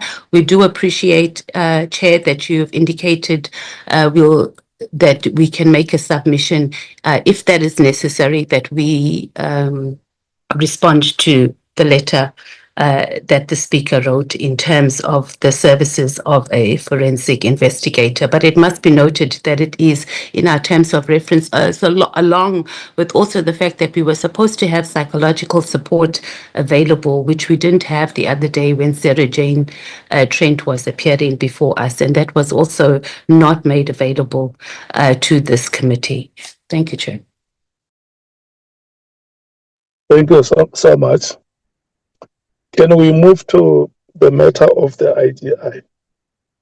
I believe now members would have read the report that the IGI has made an application to the Office of the President and the Minister to be allowed permission to appear before the committee, and that the copies of the applications have been forwarded to the committee members for their perusal. And it appears that the relevant minister has not approved the IGI to appear before the committee. Can I hear the inputs of members on the matter who are rotating? We are starting with the African National Congress. Chairperson, thank you. And unfortunately, we have not been able to give full attention to the correspondence as we're in this meeting. One of the annexures is about 17 pages. So we would probably revise our position once we've given thorough attention to those. Safe to say, Chair, that maybe we misunderstood the advice that was given to us by the evidence leader the last time the matter of the IGI had been discussed. We were under the impression that either permission had been sought or there was a legal workaround that would allow the IGI to present himself before the committee. Since it seems that that is not the case, especially since it seems like there has been outright rejection, I think, by one of the ministers to the IGI, then I suppose the legal position stands as per the Legal Services Act, which speaks to how and when the IGI may disclose classified information. But having said that, Chair, we think it's important to understand the reasons why such permission is not being granted. And perhaps it may not suffice just to say that it is intelligence information. I think we are left confused. We also don't know what happened to the discussions that the chair was having with the chairperson of the JSCI, because when this matter was initially closed, before it was brought back last week, I think an undertaking had been made, I think by the chairperson of the JSCI, that the message, the issues that needed to be canvassed with the IGI had been done in the Joint Standing Committee on Intelligence and would form part of their report dealing with the same issues that we are dealing with, of the allegations brought about by Lieutenant General Mkhwanazi. So I'm not sure why the confusion was created, Chair, because this matter had been discussed and it was closed, then it was subsequently brought back. So if perhaps the the evidence leader is able to give us a sense of where this telephone had broken down, that made us think that the IGI could now appear before us. And as I said, the reasons then being set out, if they are contained in the correspondence, Chair, I do apologize. We've not had an opportunity to fully canvass the responses that have been given. Thank you, Chair.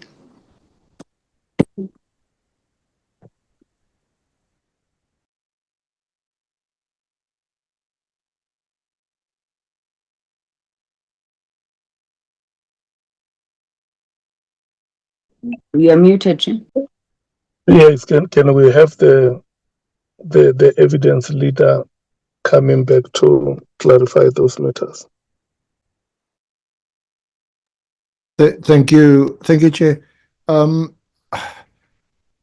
The reasons, some of the reasons that have been advanced and the questions posed to or from the IGI are contained in the letter from the JCI committee chair. That letter is annexed to the IGI's letter of this morning. It's in that correspondence. The Minister of Police had responded to the IGI and indicated that he wishes to take legal advice on the matter, and it doesn't appear that he has yet obtained that legal advice. There's an act of Parliament, of course, which regulates the matter, Honourable Chair, honourable members, and as articulated in the letter from the IGI, he is required to it's section 7(8) of the Oversight Act, and there are a number of requirements, some hurdles that he has to overcome before 7(8)D. He has to give written notice of his intention to give this evidence. He has to consult with the President and the Minister. He also has to overcome any restrictions that may be placed on him by his office and the information that he wishes to disclose.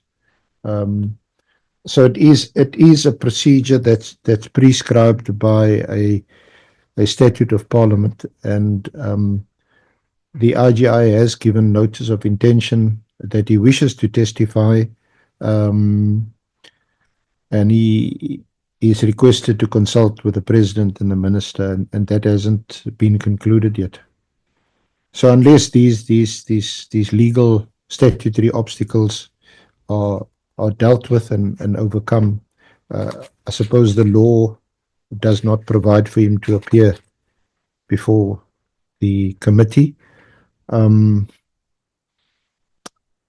the record, I've attempted to speak to the powers that be about perhaps him testifying in camera, perhaps ensuring that his evidence is as it were ring fenced to those issues only that relates to the ad hoc committee's terms of reference. But of course, it's difficult to get a cast iron agreement on these matters, and of course, I'm in no position to bind the honourable committee in terms of what it can ask, which questions it may ask, and that makes it a bit more difficult. So there have been attempts to try and deal with this on a practical level. Thank you, Chair. I'm not sure whether I'm helping to answer some questions of Honourable Sangoni. Thank you, Chair. Yeah. What she's further saying is that if you look at the letter which we got from the JSCI, it made reference to the point that the Speaker has directed the JSCI as the relevant committee that deals matters to investigate those matters that would have been raised. Yes, Chair, if I may speak. Chair? Yeah. Yes. Yeah. Yes, it's not as if there's not going to be any oversight in relation to matters in the IGI's report, which relates to the terms of reference, and in particular to the generals. As far as I know, and I don't think this is a secret, there has been appearances before the Intelligence Committee at Parliament. There have been attempts to account for what's in the IGI report to the committee, and I think they've called on the IGI and the generals to appear before them. And since it is also a committee of Parliament, I suppose there has been some accountability there. In accordance with the law.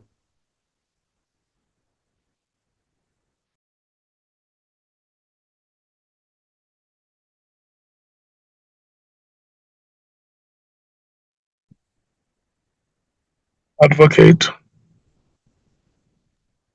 Sorry, Honourable Chair, I'm done for the time being.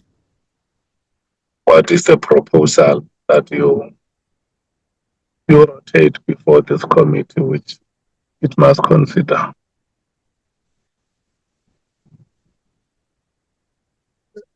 It seems to me that the consultation process, which has been initiated by the IGI, and those letters are with you now, with the President and the relevant minister, needs to be concluded at least.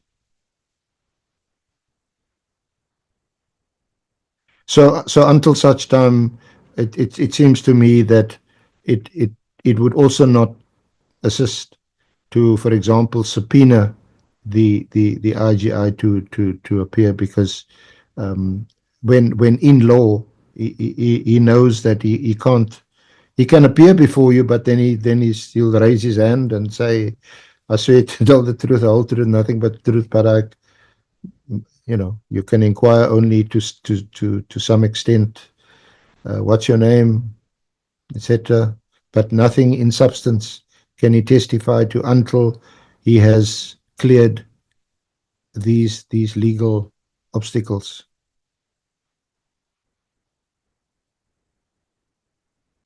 And if it may, I'm not sure now, Honourable Chair, whether I mentioned this, but some of the issues that have arisen in the IGI's report, the purchase of properties, and so on, the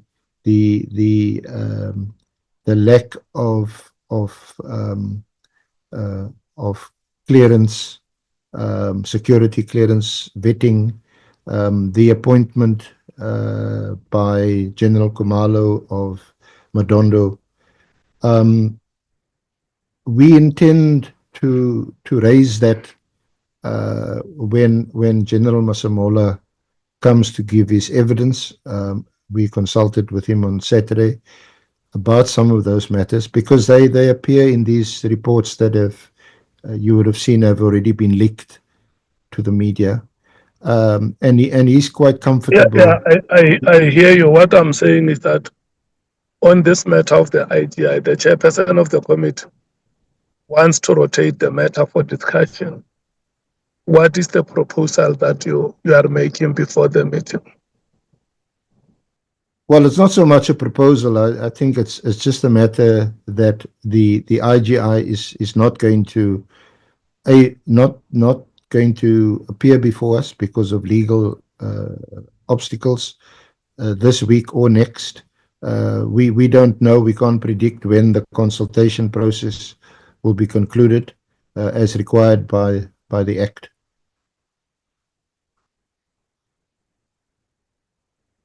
So it seems to me that he has to be excused from appearing before this honourable committee. Okay. The ANC? Thank you very much, Chair. When we adopted the terms of reference, I think that we discussed this matter at length in terms of how we deal with the intelligence services.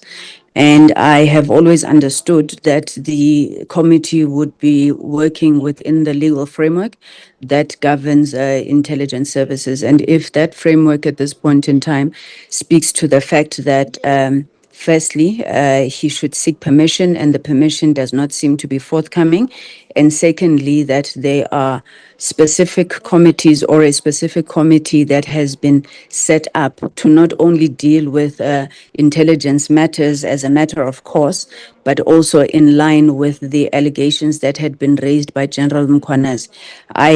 We are of the view that we should allow that committee to conclude its work. There are members of this committee who also serve in the JSCI, so I doubt that the JSCI is incompetent to deal with the matter, and obviously with a view of the happenings in the ad hoc committee, it is our belief that those matters will be canvassed there. We are also worried, Chair, about what could possibly be forum shopping by the IGI. I think we all know that the IGI has been suspended. Rumors are something that it has to do with that particular report, which remains classified at this point. So as the ANC, we would support a notion that says that you continue to engage with the chair of the JCI to ensure that these matters are ventilated there and their report speaks to them. And up until such time there is any permission given to them to come to the ad hoc committee, the JSCI is fully competent to deal with those matters, Chair. We would not want to be pushing, for any reinterpretation or, circumventing of the law in this regard. Thank you very much.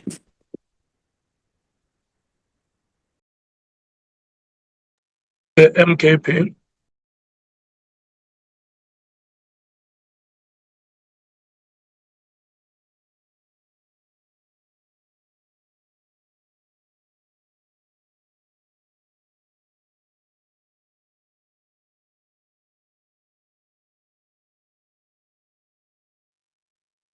The DA?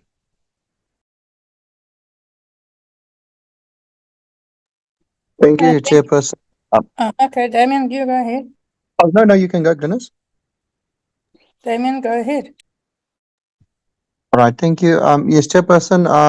I think first prize would have really been to have the IGI come and report before us, but we have to work within the frame that is set out. And if the legalities prevent him from doing so at the moment, then so be it. And if the circumstances changes, I hope that the IGI will be able to come and report before the committee. And up until then, the JSCI will handle it competently. I'm very, very sure. Thank you very much, Chair. That's all from myself. The EFF. Thank you, Chair. We've put something in the ad hoc group. It's just a preliminary advice that we received on this matter, that the Constitution, Section 56.2 of the Constitution requires the National Assembly to maintain oversight over and exercise national authority and any organ of state. So this means that committees may summons any person to appear before it, and the power is reinforced by Section 56 of the Constitution, and that says that Parliament may summons any person to appear to require documents and require answers under oath. So these powers, Chair, they can't be subordinate to any acts or other regulations, because it could be something that they might actually be unconstitutional. So the EFF is happy to give its submission to the committee in this regard. That if these acts and these regulations are preventing the former IGI to appear, and the Constitution says otherwise, then they might actually not be constitutional. But obviously, those are not calls that we can make as a committee. But as the EFF, we will submit or give our submission, and we will encourage other parties also to do the same thing, that we don't limit ourselves to acts or regulations that may very well be unconstitutional. And it wouldn't be the first time that acts and regulations have been deemed unconstitutional by the Constitutional Court.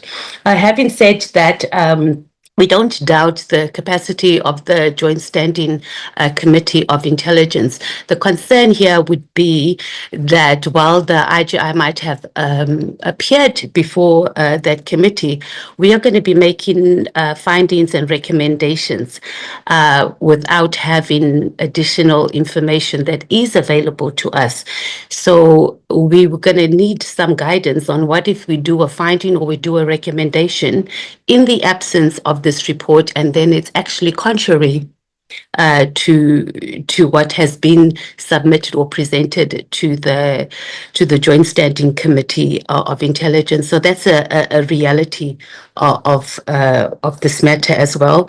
Our terms of reference, Chair, also allows us to do an in-camera or take the IGI in camera, though it wouldn't be something that would be our first go-to, because the entire nation is interested in this process, and I think they should be or be able to have the opportunity to see what is also going on behind the scenes. Also, we must also just consider, Chair, and maybe our legal team can look into it, what recourse do we have as Parliament if both the President Ramaphosa and the Minister is either refusing to consult with the IGI, or they are dragging their feet, especially given our looming deadline on us having to conclude this process. So one of the options is that we engage both the President directly, President Ramaphosa directly, and also the Minister directly, rather than going through the former IGI to ask them what's the hold up. I think also we should pay attention to the word on consult rather than the word grant permission. And I think those are two different requirements that the IGI requires. So that's something that we should also consider when we make our decision here. Thank you, Chair. Chair.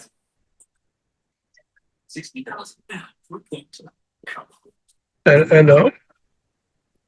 Honorable Malema. Honorable Malema, good afternoon. Afternoon, Chair and colleagues. Can I just make a small contribution? You are allowed to. I don't think this is a genuine reason why the IGI is not allowed to attend. Firstly, we are investigating, amongst other things, the interference of a minister into issues of the police and so on and so forth. And which means we are investigating the interference of the executive into some of these issues. Now, when you say the AGI must get a permission from a minister, that will mean Minister Mkhumbuzo Nchabeni. And she's implicated in those properties that we're talking about. And she must give a person a permission to go and talk about how she might be or not be implicated. Because the minister is conflicted, as it were, and therefore not in any position to give a person who might give evidence that demonstrate that actually one of the properties that were purchased wrongly has got a link with the minister. A minister who must give him a permission to come and appear before us. So we cannot allow that. And then the same thing with the president. The president who suspended, who put on special leave a minister who's accused of interfering in the operations of the police instead of firing him.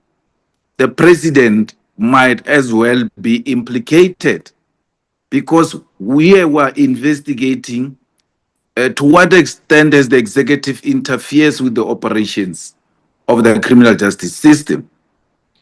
And therefore, we are not called an ad hoc committee for no reason.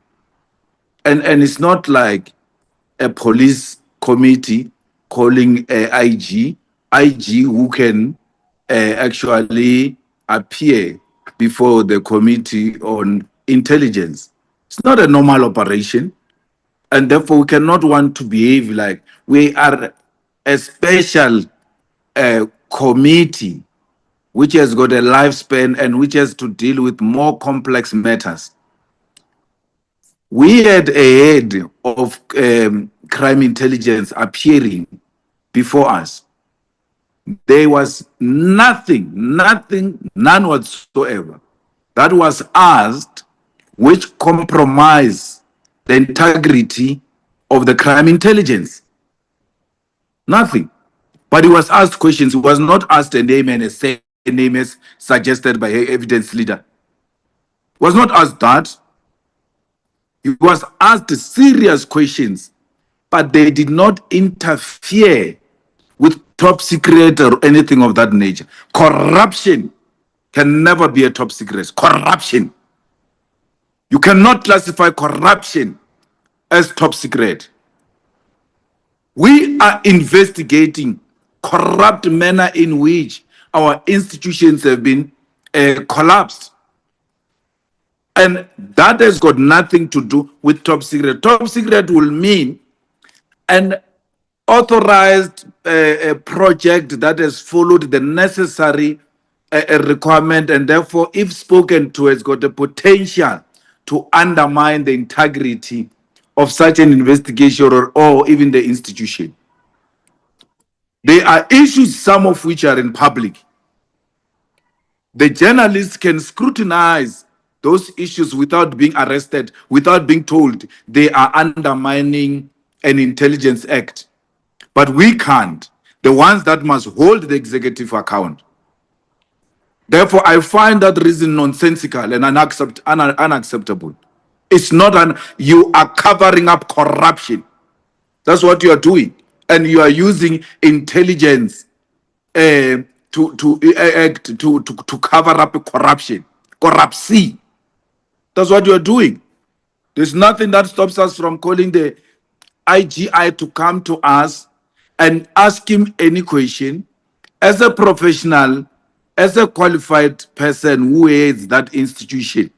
It is well within his right to say, I cannot venture into those other matters because they are of top secret or whatever the reason might be. But you are not going to answer for him. We are not going to answer for him. So we have to find a way to bring a willing IGI to come before this committee. His willingness is a demonstration that he's got something to share with us, which might not be. He knows what is top secret. He knows it better than me and you. He knows which areas never to canvass in public.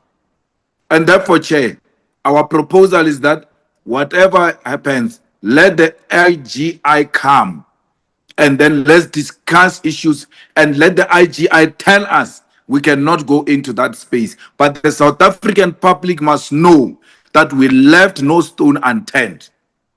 Thanks, Chair.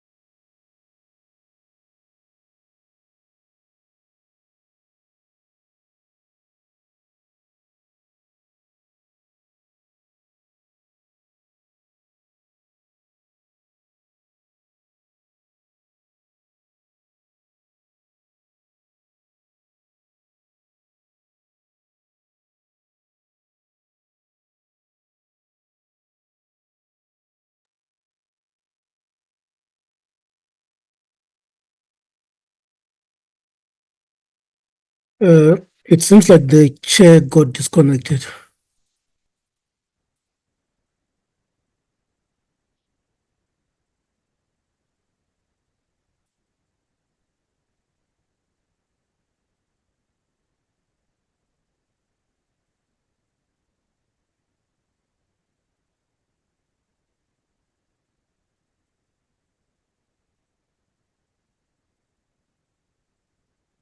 Okay, members, can we get the view of the IFP? Well, so we're still trying to locate the chair. Please don't forget to come back. We are having network problems as well. Thank you, Chair. That's noted on us. Honorable Mwango.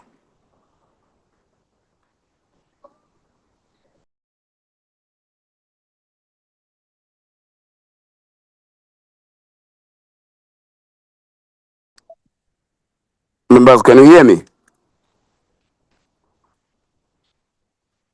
We can hear you, Acting Chair. We can hear you, Honorable Mwango. Okay, Chair, we are back. We are calling for Honorable Mwango as the next speaker. Yes, I got kicked out.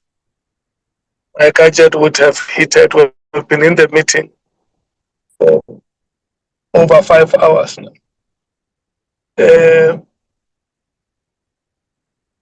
Honorable Mwango.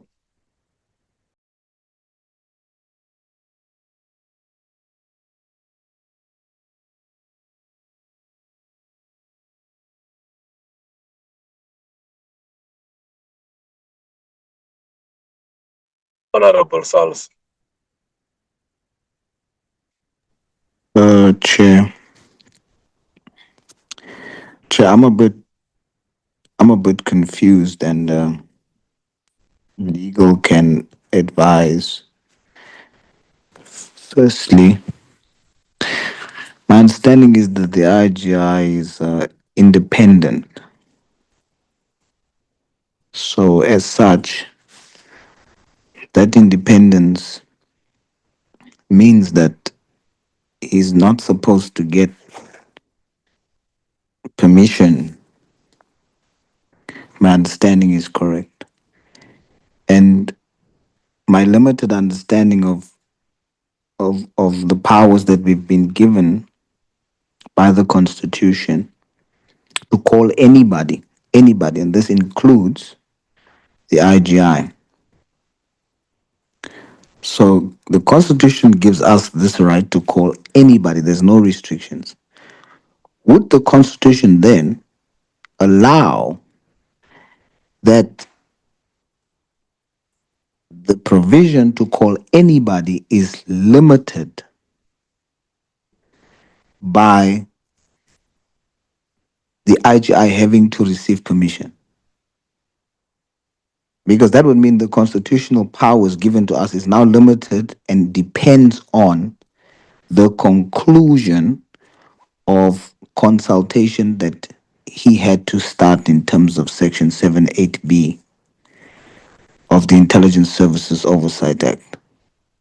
So this is a bit confusing to me. Maybe what the evidence leader should do for us is advise us on using case law. What is the difference between the use of the word after consultation with and in consultation with? Because the way the SC is interpreting the section, he is saying, in my understanding, that because of Section 78B, the committee must first wait for the consultation process required by the section, that IGI must start, and he must consult and engage, and then only if that process is concluded, then the decision can be whether he can come before us or not. Is that what the Act is saying?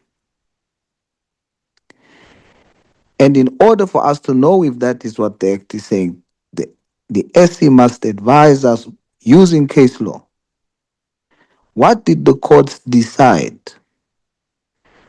on the interpretation of the words after consultation and in consultation? Because Section 7 says after consultation, which means preserving the independence of the IGI, he must initiate consultation and he must discuss, but he's not required to await agreement or concurrence or permission before he acts. It is discussion. That's after consultation, and that's what the Act is using. The Act is using after consultation. If it was in consultation, then this now gives veto powers to the other person, that there must be agreement, there must be permission given. But because I'm just a layman, Chair, but I'm committed to ensure that we preserve the integrity of the committee and we emphasize procedure and we implement it correctly. This is why I'm putting this to the committee, not because I know, it's just my reading of the provisions. So my dependency is on the SC to tell us, how does case law, how did the courts define the use of the words after consultation and in consultation? When we have this understanding based on case law, then I think it would make it easier for us to then interpret what Section 78B of the Oversight Act is actually saying, read with the provisions of the Constitution that empowers us to call anybody. Thank you, Chair.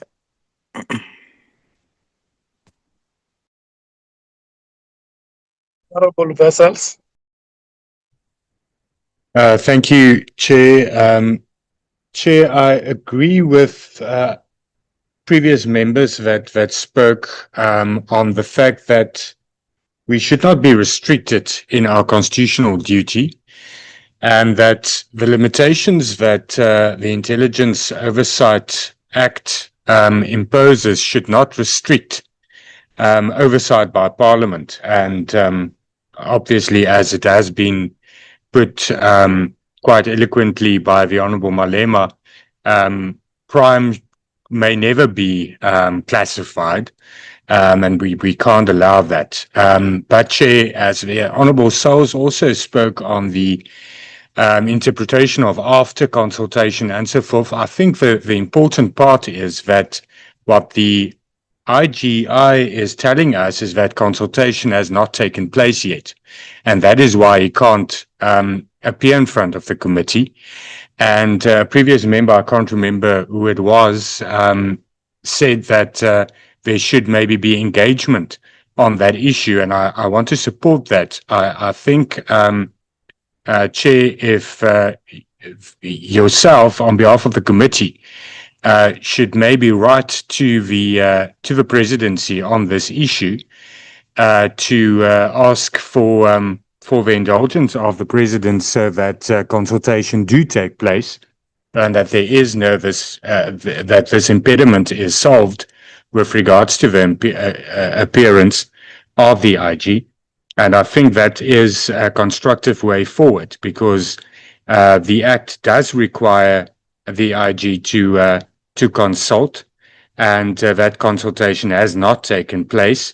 And the consultation with the president has not taken place. And let's try to assist so that we do get resolution on that and then take it further. Thank you, Chair. Honorable James.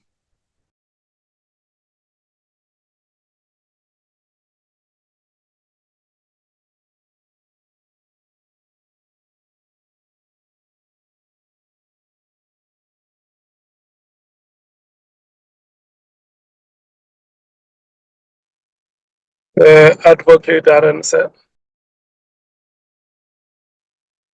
Yes, Honourable Chair.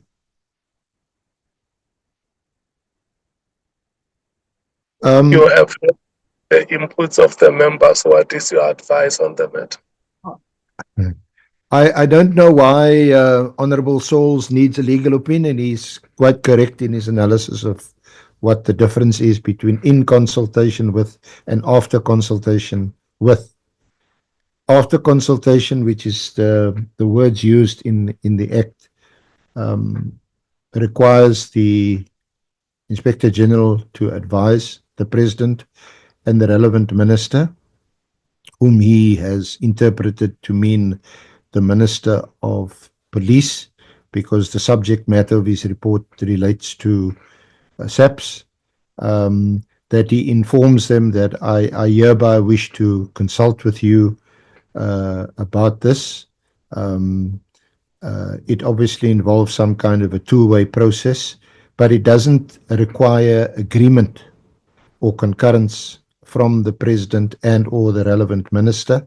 And at the end of the day, having conferred with them, he retains the discretion whether or not to give evidence, like in this case, and provided, of course, all the other hurdles are overcome, that it doesn't concern restricted or confidential information that may compromise state or government secrets, etc. So that would be the answer to what those two words mean, Honourable Chair. The Chair. Hello. Chairperson, may I? Honourable Souls. Yes, Chair. So if that's the understanding, then that would mean that nothing stops the committee from having the IGI appear. Because it means that the law now protects our powers to ensure that no one from the executive can stop us from exercising our powers by withholding a response to consultation that's required by Section 7. Because his appearing before us is not dependent on the outcome of consultation.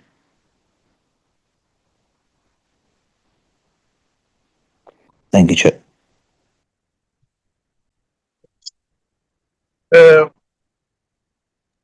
Chair, With sorry, I know with that explanation that you have made, senior counsel, what does it mean to the letters that have been presented before us? What do they mean? Chair. Sorry, Chair. May I just, before I answer that question, just a previous point made, I think, by Honourable Matthys. Yes, the Constitution does provide that Parliament exercises oversight, but Parliament has also devised a whole legal architecture which does require or which does provide for that oversight. And the argument will be or might be that oversight is done through the Intelligence Committee and the Joint Committee on Intelligence. And that informs the approach which is apparent from the letter written by the chair of the Joint Intelligence Committee to the IGI, that he is accountable to that committee. So it's not a straightforward answer. Ideally, if that consultation, even if the IGI after the consultation decides, no, I'm still going to appear, it would have been helpful if that could take place between the president or the presidency and the minister of police, because so that he can also inform them of what evidence he intends to give to the committee, and just on a practical level, that has not yet taken place. Thank you, Chair. Yeah, I hear your explanation. I'm saying that there are letters that have been put before us here from the IG, from the former IGI or the suspended IGI. Well, sorry, Chair, the letters, the one from the Minister of Police says that he has sought legal advice, and as we speak, we don't know whether that advice has been given to him or not. He says in his letter that the request by the IGI for the reports given to him are not unreasonable. So that advice must still be given to the Minister of Police. As far as the as far as the letter from the chair of the Joint Committee on Intelligence is concerned, they are opposed to him appearing before the ad hoc committee, it seems, from their letter. Thank you, Chair.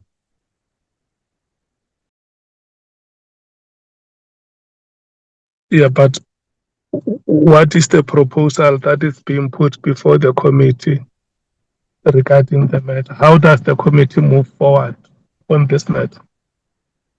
I think maybe as soon as possible, still today, I think we should write we should respond to these letters, and indicate, because it seems to be pretty clear from the majority of committee members that they want the IGI to appear. So it may not, it will obviously not going to be tomorrow as it was originally scheduled, but will have to be. Who do we write to? To the various entities that have written to us, the copies that are attached to the IGI's letter to us. Yeah, but who do we write to? To the various entities that have written to us, the copies that are attached to the IGI's letter to us. To the IGI's letter to us. Yeah, but who do we write to? To the various entities that have written to us, the copies that are attached to the IGI's letter to us. Okay. We have to inquire from the Minister of Police. This opinion that you said you're obtaining, can we please have a copy, or when can we get a copy? Because that opinion may well concur with the IGI's view that he be allowed to give evidence. Okay, that let will help. Thank you.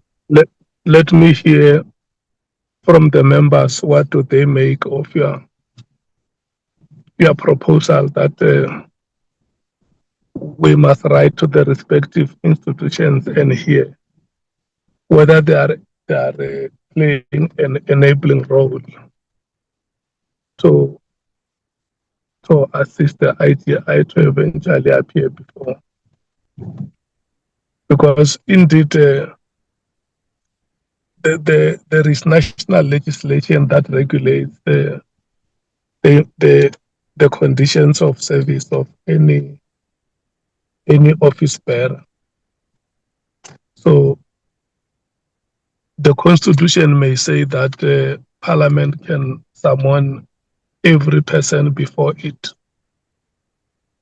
But you'll find that there is also national legislation that says, like with intelligence officials, where they must first get approval before they appear. So we have to navigate that.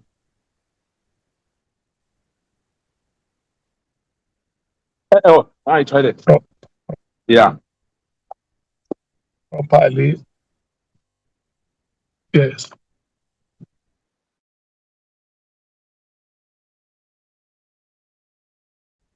ANC.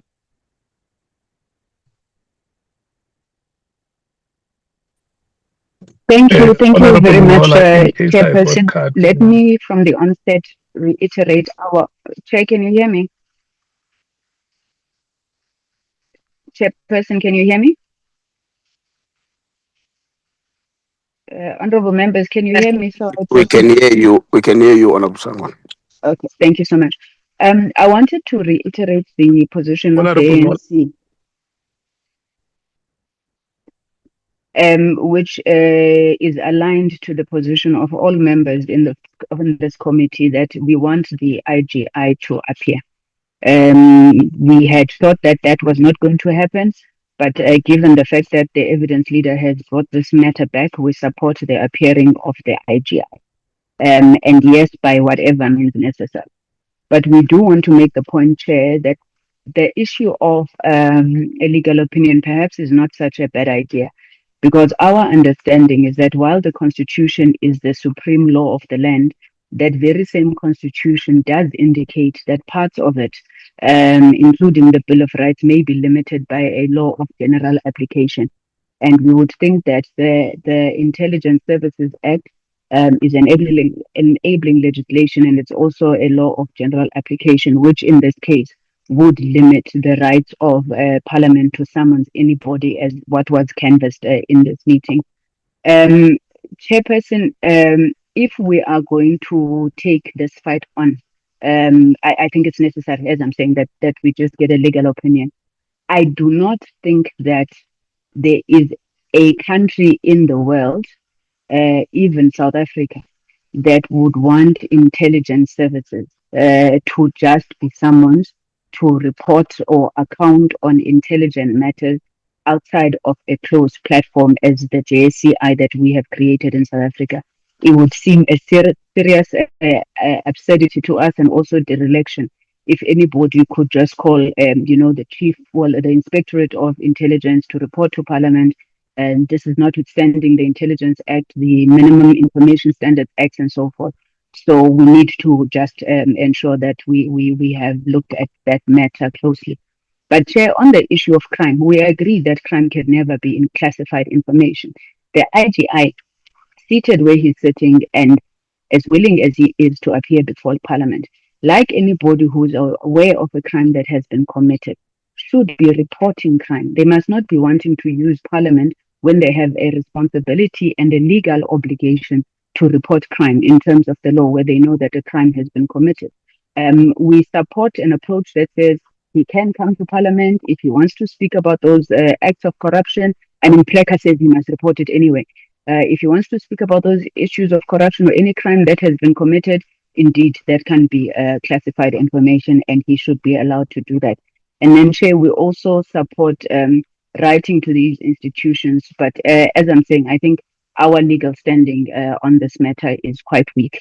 But we will go with the proposal to secure his presence by any means necessary. Thank you, Chair.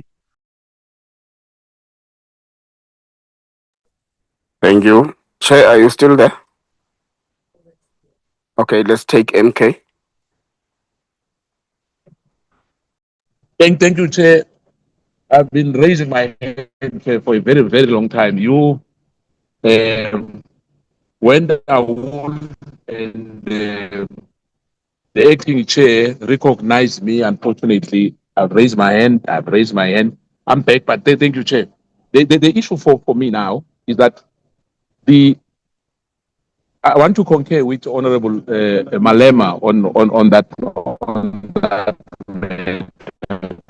Say, indeed, we can't allow this bureaucracy that when the decision was made that the IGI will appear before us, did they let us in this? And this issue of them hiding behind, we were watching Zondo Commission, the State Capture Commission. Things of the SSA were revealed there. We were told that the ministers, I think Minister Matrobo, there was allegation against him there. There was a person who works there. How was he allowed to give evidence if those evidence are so secretive? Now we are standing here, we had him on our program. Now all these technical things are coming up. What's this? Because we know about the laws in this country. We know all these things. We put this Inspector General to appear, the gentleman to appear before us. Now, what's the problem here? Now, we must seek legal advice. We must seek that. No, Chair. No, Chair. Unless our legal team is letting us down. Why we had him on our program if all these things were not picked up and they are only picked up now? No, they must appear, Chair. He must appear before us. This issue of going to the minister, I can tell you now. By the time he goes and gets that legal advice, next week on Wednesday will be done. And I concur 100%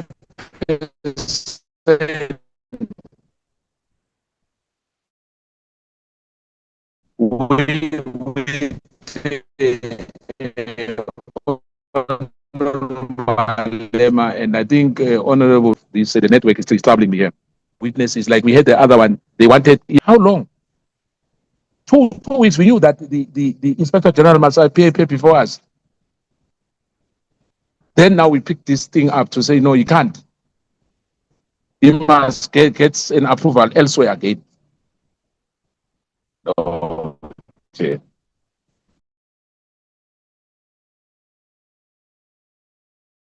Are you done, Honorable Skoza? Yes, I'm done, Chair. Okay, the DA. Yeah, Chair, can I come in as well? Okay, you can I come don't know. on. Yeah, I also had signal challenges. I don't know if I'm audible. Am I audible? Yes, you are. Okay. No, Chair, we look, I just wanted to echo because I just noticed that Honorable Kosana is experiencing some network challenges. Our position, Chair, is very firm on this and very clear. No special treatment must be given to anyone here. We must use the very same established practice that we have been using with other witnesses. We don't agree with this thing of writing because the very same people who are supporting the idea of writing are the very same people who have been telling us about rushing this work, who were saying, let's finish this week. Now, when you say we must write to institutions and so on, when is that going to happen? Because we've got no time. An invitation that has been extended to other witnesses who have appeared before us must be extended. And if there is a sign of refusal, or if there's a refusal, then we summon, like we have done with other witnesses. Because we don't have luxury of time. So if we say, let's write, on the other hand, we are saying, let's finish on Friday. When are we writing? When are we getting a response from those institutions? And to what end? So, Chair, our view is that as of today, in fact, today, when we finish this meeting, the technical team must write a letter insisting to the IGI that he appears here before this committee. And then if they refuse, then we summon this week. If they refuse, we shouldn't postpone this thing further and say, no, we're writing and then we give them time, because we're not going to achieve anything with that. So that is our firm position, Chairperson, on the matter. Thank you. Thank you. The day. Thank you, Chair. Chair, from our side, I think, in all honesty, if he's denied attending the committee to come and speak, it would in effect hide criminality. So I think it's critical that he comes to speak. It's a critical voice in this whole inquiry that's important to hear. And I also think that we need to make it very clear, as we've done from the beginning with all the witnesses, that there is no executive person that can deny us access to this individual coming to speak to the committee. So I think it's critical for him to come to the committee. I also find it frustrating that now suddenly, as the Honourable Skhosana said, there are all these issues. We've said from the beginning that we would like the IG to come and report to the committee. So I don't understand why the sudden list of frustrations to them or for him to come and appear. So I think it's critical that he does appear before the committee.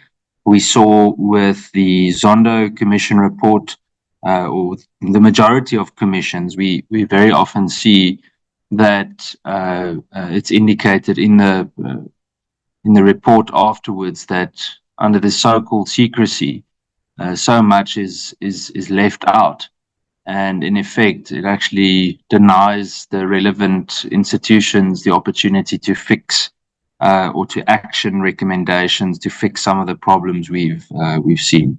So the IG needs to come to Parliament and he needs to report to the ad hoc committee. Thank you, Chair. Thank you, the EFF.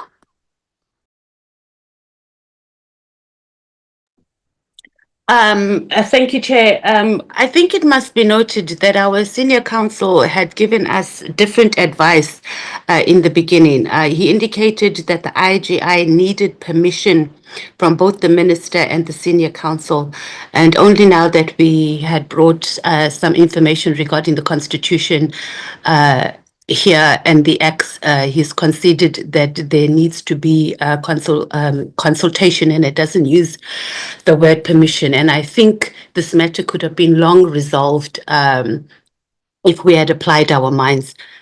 Our senior counsel had, given us that information in the beginning, and we would have approached this matter in a different way. We've clarified the issue. I mean, the Honourable Malema clarified the issue of intelligence not being used to cover up criminality, and which it seems might be happening because we now have a minister that wants to seek legal advice. We have a president that hasn't responded. So it appears that way, and we do hope that we can conclude and that the IGI does appear.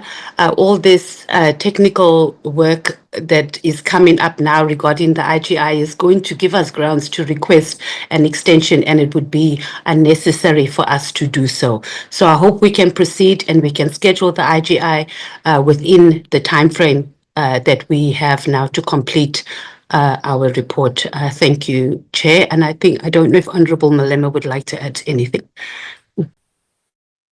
Honorable Malema.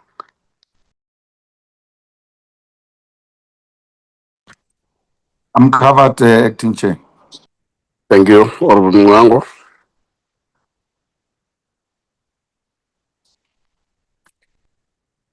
Honorable Sauls.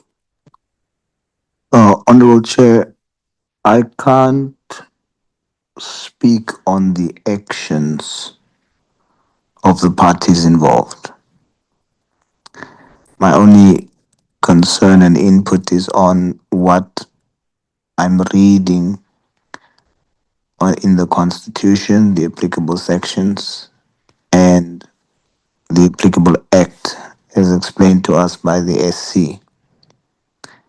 And based on my understanding of that reading, I am of the view that that section does not stop us from having the IGI appear before us, specifically because of the use of the word after consultation instead of in consultation.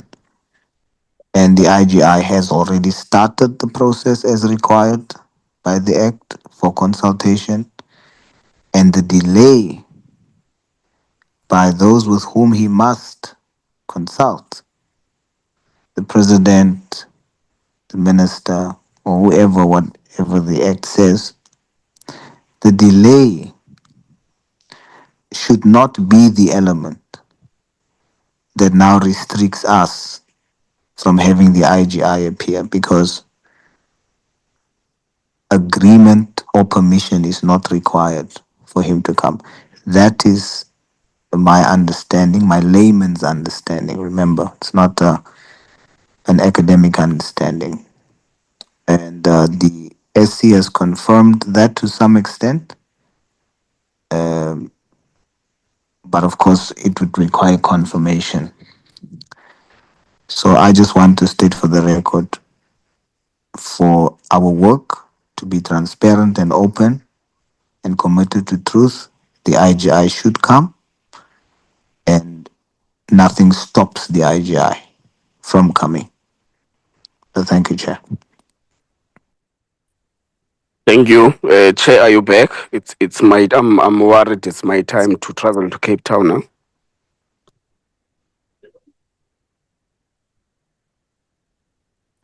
Chair.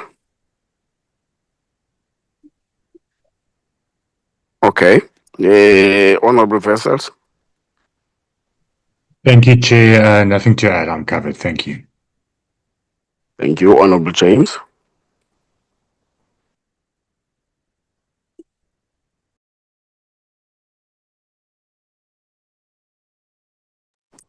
Honorable James, are you there?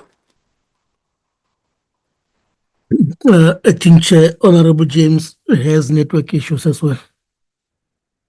Well, thank you very much, members. It's my time to travel to Cape Town. Can we request one of the members, or Musangoni, to proceed whilst we are still trying to check where the chair is? That Can I suggest that we try and find Honorable Nwala, I'm back. Oh, you are back, Chair. Okay, thank you very much. You can Yeah. proceed. It's my time to travel to Cape Town. Okay, who was the next speaker? We were done, Chair. Honorable James was supposed to be the last one, but she has got network issues. So this item was rotated. It's finally. Can I get the response of the evidence leaders? Thank you, Chair. All I wanted to say was just in response to Honorable Matthys, I'd never ever said that the IGI could only testify before this committee with the permission of the president and or the minister. In the meeting previous to this, hopefully the minutes of the last meeting can confirm this. I did make reference to the Oversight Act and the requirements of Section 7.8D that Honourable Sauls had also referenced, and which talks about after consultation with. The honourable members may also recall that we, at your direction or on your direction, had scheduled the IGI to testify already in November last year. And you'll see from one of his annexes to your letter today, Honourable Chair, that he, at that point already, he writes to the President and to the relevant minister to request to consult. But then his name, and certainly we never took him off the list of witnesses to testify. He was then not scheduled to testify again after that, and he then wrote to the President and the minister to say, I'm no longer required to testify, and that then put an end to that until now, when he's been scheduled to testify. He has again written to the President and the Minister requesting to consult with him as required. Thank you, Chair.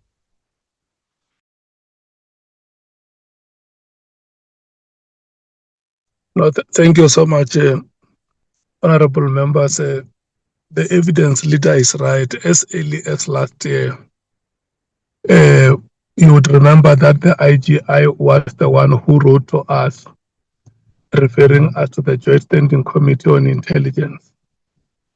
And that letter was made available before the committee. And the committee even directed that we should go and meet with the chair of the JSCI, which we met no less than not once, but on several occasions,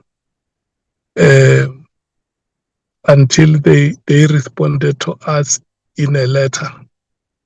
Because I remember in the last meeting with them, we said, well, they must write a letter and explain to the committee what their position is, so that the chairperson of the ad hoc committee does not become their representative in committee meetings. Nevertheless, what I hear from the discussions on these items is that members are saying the IGI must appear before them. So what the legal team and our evidence leaders will go and do will follow the law that is in place to make sure that the IGI is appearing before us. They will get into contact with him if there is any explanation that has to be made. Let us not burden our evidence leaders and legal team with many explanations. The person who knows their conditions of service is the IGI, who is currently suspended. And he is the one who must respond to our call when we say he must appear before us. And the evidence leaders will discuss with him and decide which day will be possible for him to appear before us. Can we leave it at that? Okay, Wanani, the next item will be the minutes. You can display the first set of the minutes on the screen. And I'm going to request the members to be very quick with the manner in which we deal with this item, because I am also having to board to Cape Town.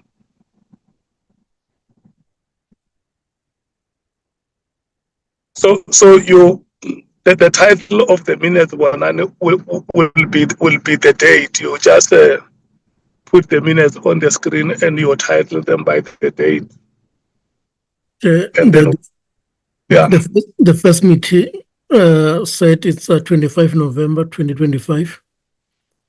25 November. Yeah. And Okay. that's page 1, page 2, page 3, and page 4, which is the last page. Okay.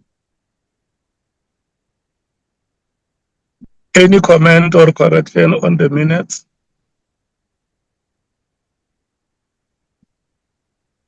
Any mover for adoption?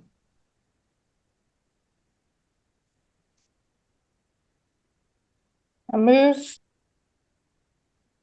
I second. Honorable Breitenbach moves. Honorable Sangoni seconds. The minutes of the 25th of November are adopted. Next set. The second one, Chair, is 27 November. Actually, it's 26 November, not 27. It's 26 November, Chair. Yeah. Page 1. Page 2.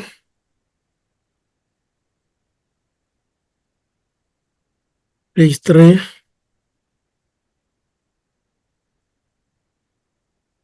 And page 4, which is the last page. Any comment or correction on the minutes of the 26th of November? Any mover? I move. Breitenbach moves. Any seconder? I second. Honorable Sangoni seconds. The Yeah, minutes of the 26th. Hello? Yeah, okay, next one. Yeah, I was saying I was moving to the next one, which is 27 November. 7 November. 27 November, page 1. 27, yeah. Page 2. Last page.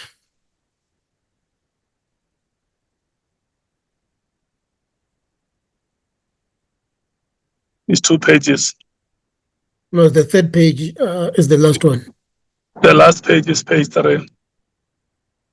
Any comment or correction on the minutes? Any mover for adoption?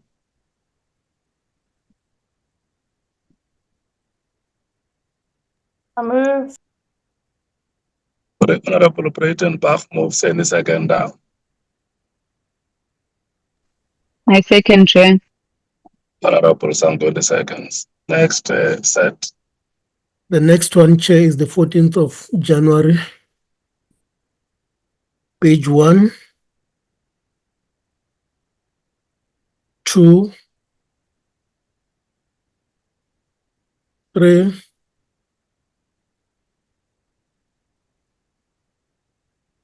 4, which is the last page. You say 22nd or the 2nd? No, I said the 14th the 14th of January. The 14th of January 2026. Yes, Chair. Honorable members who are presenting the minutes for adoption, any seconder? I'll second. Thank you so much. Seconded. Can we take the next set?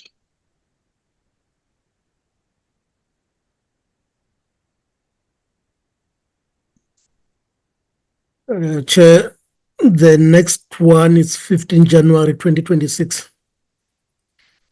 15 January 2026. Page 1. Let's run through the pages. Page 2. Yes. Page 3. Yeah. Page 4 is the last page. Okay. Any comment or correction on the minutes? No, and the minutes have been circulated and we are now presenting them for adoption. Any seconder? Second. Thank you so much. The next set, Bonani. Chair, we distributed 5 sets, and that will be the last one. The one that we have dealt with was the last set. No? Yes, Chair. Thank you so much. All the 5 sets from the 22nd of November last year to the 15th of January this year. 22nd November, 26th November, 27 November, 14 January, 15 January have been adopted. That was the last item on the agenda. What time are we starting tomorrow, Bonani? Chair, we will start at 10 at the Good Hope Chamber. At the Good Hope Chambers. Yes.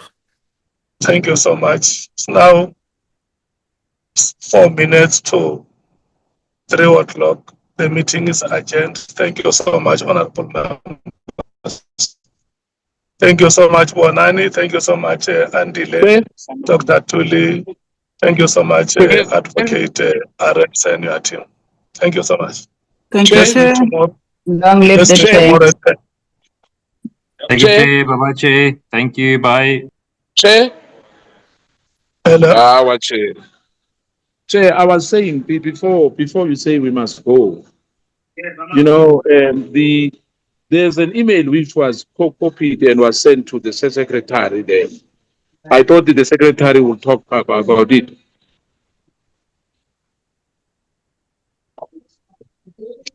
What is the email about? Chair, that email which was sent from there. I think, okay, let's ask the secretary to put it on the group. No, but we requested members to make inputs on the agenda when we started. Yeah, but we didn't receive it as yet. Hence the secretary said it must be a sworn affidavit. So they've done that from prison, then they've sent it. I said they must email it to the secretary. No, wait. In the morning when the meeting started, why was the item not suggested on the agenda? Because it was not there, Chair. Yeah, so it will come to the next meeting. Thank you, Chair. Thank you so much.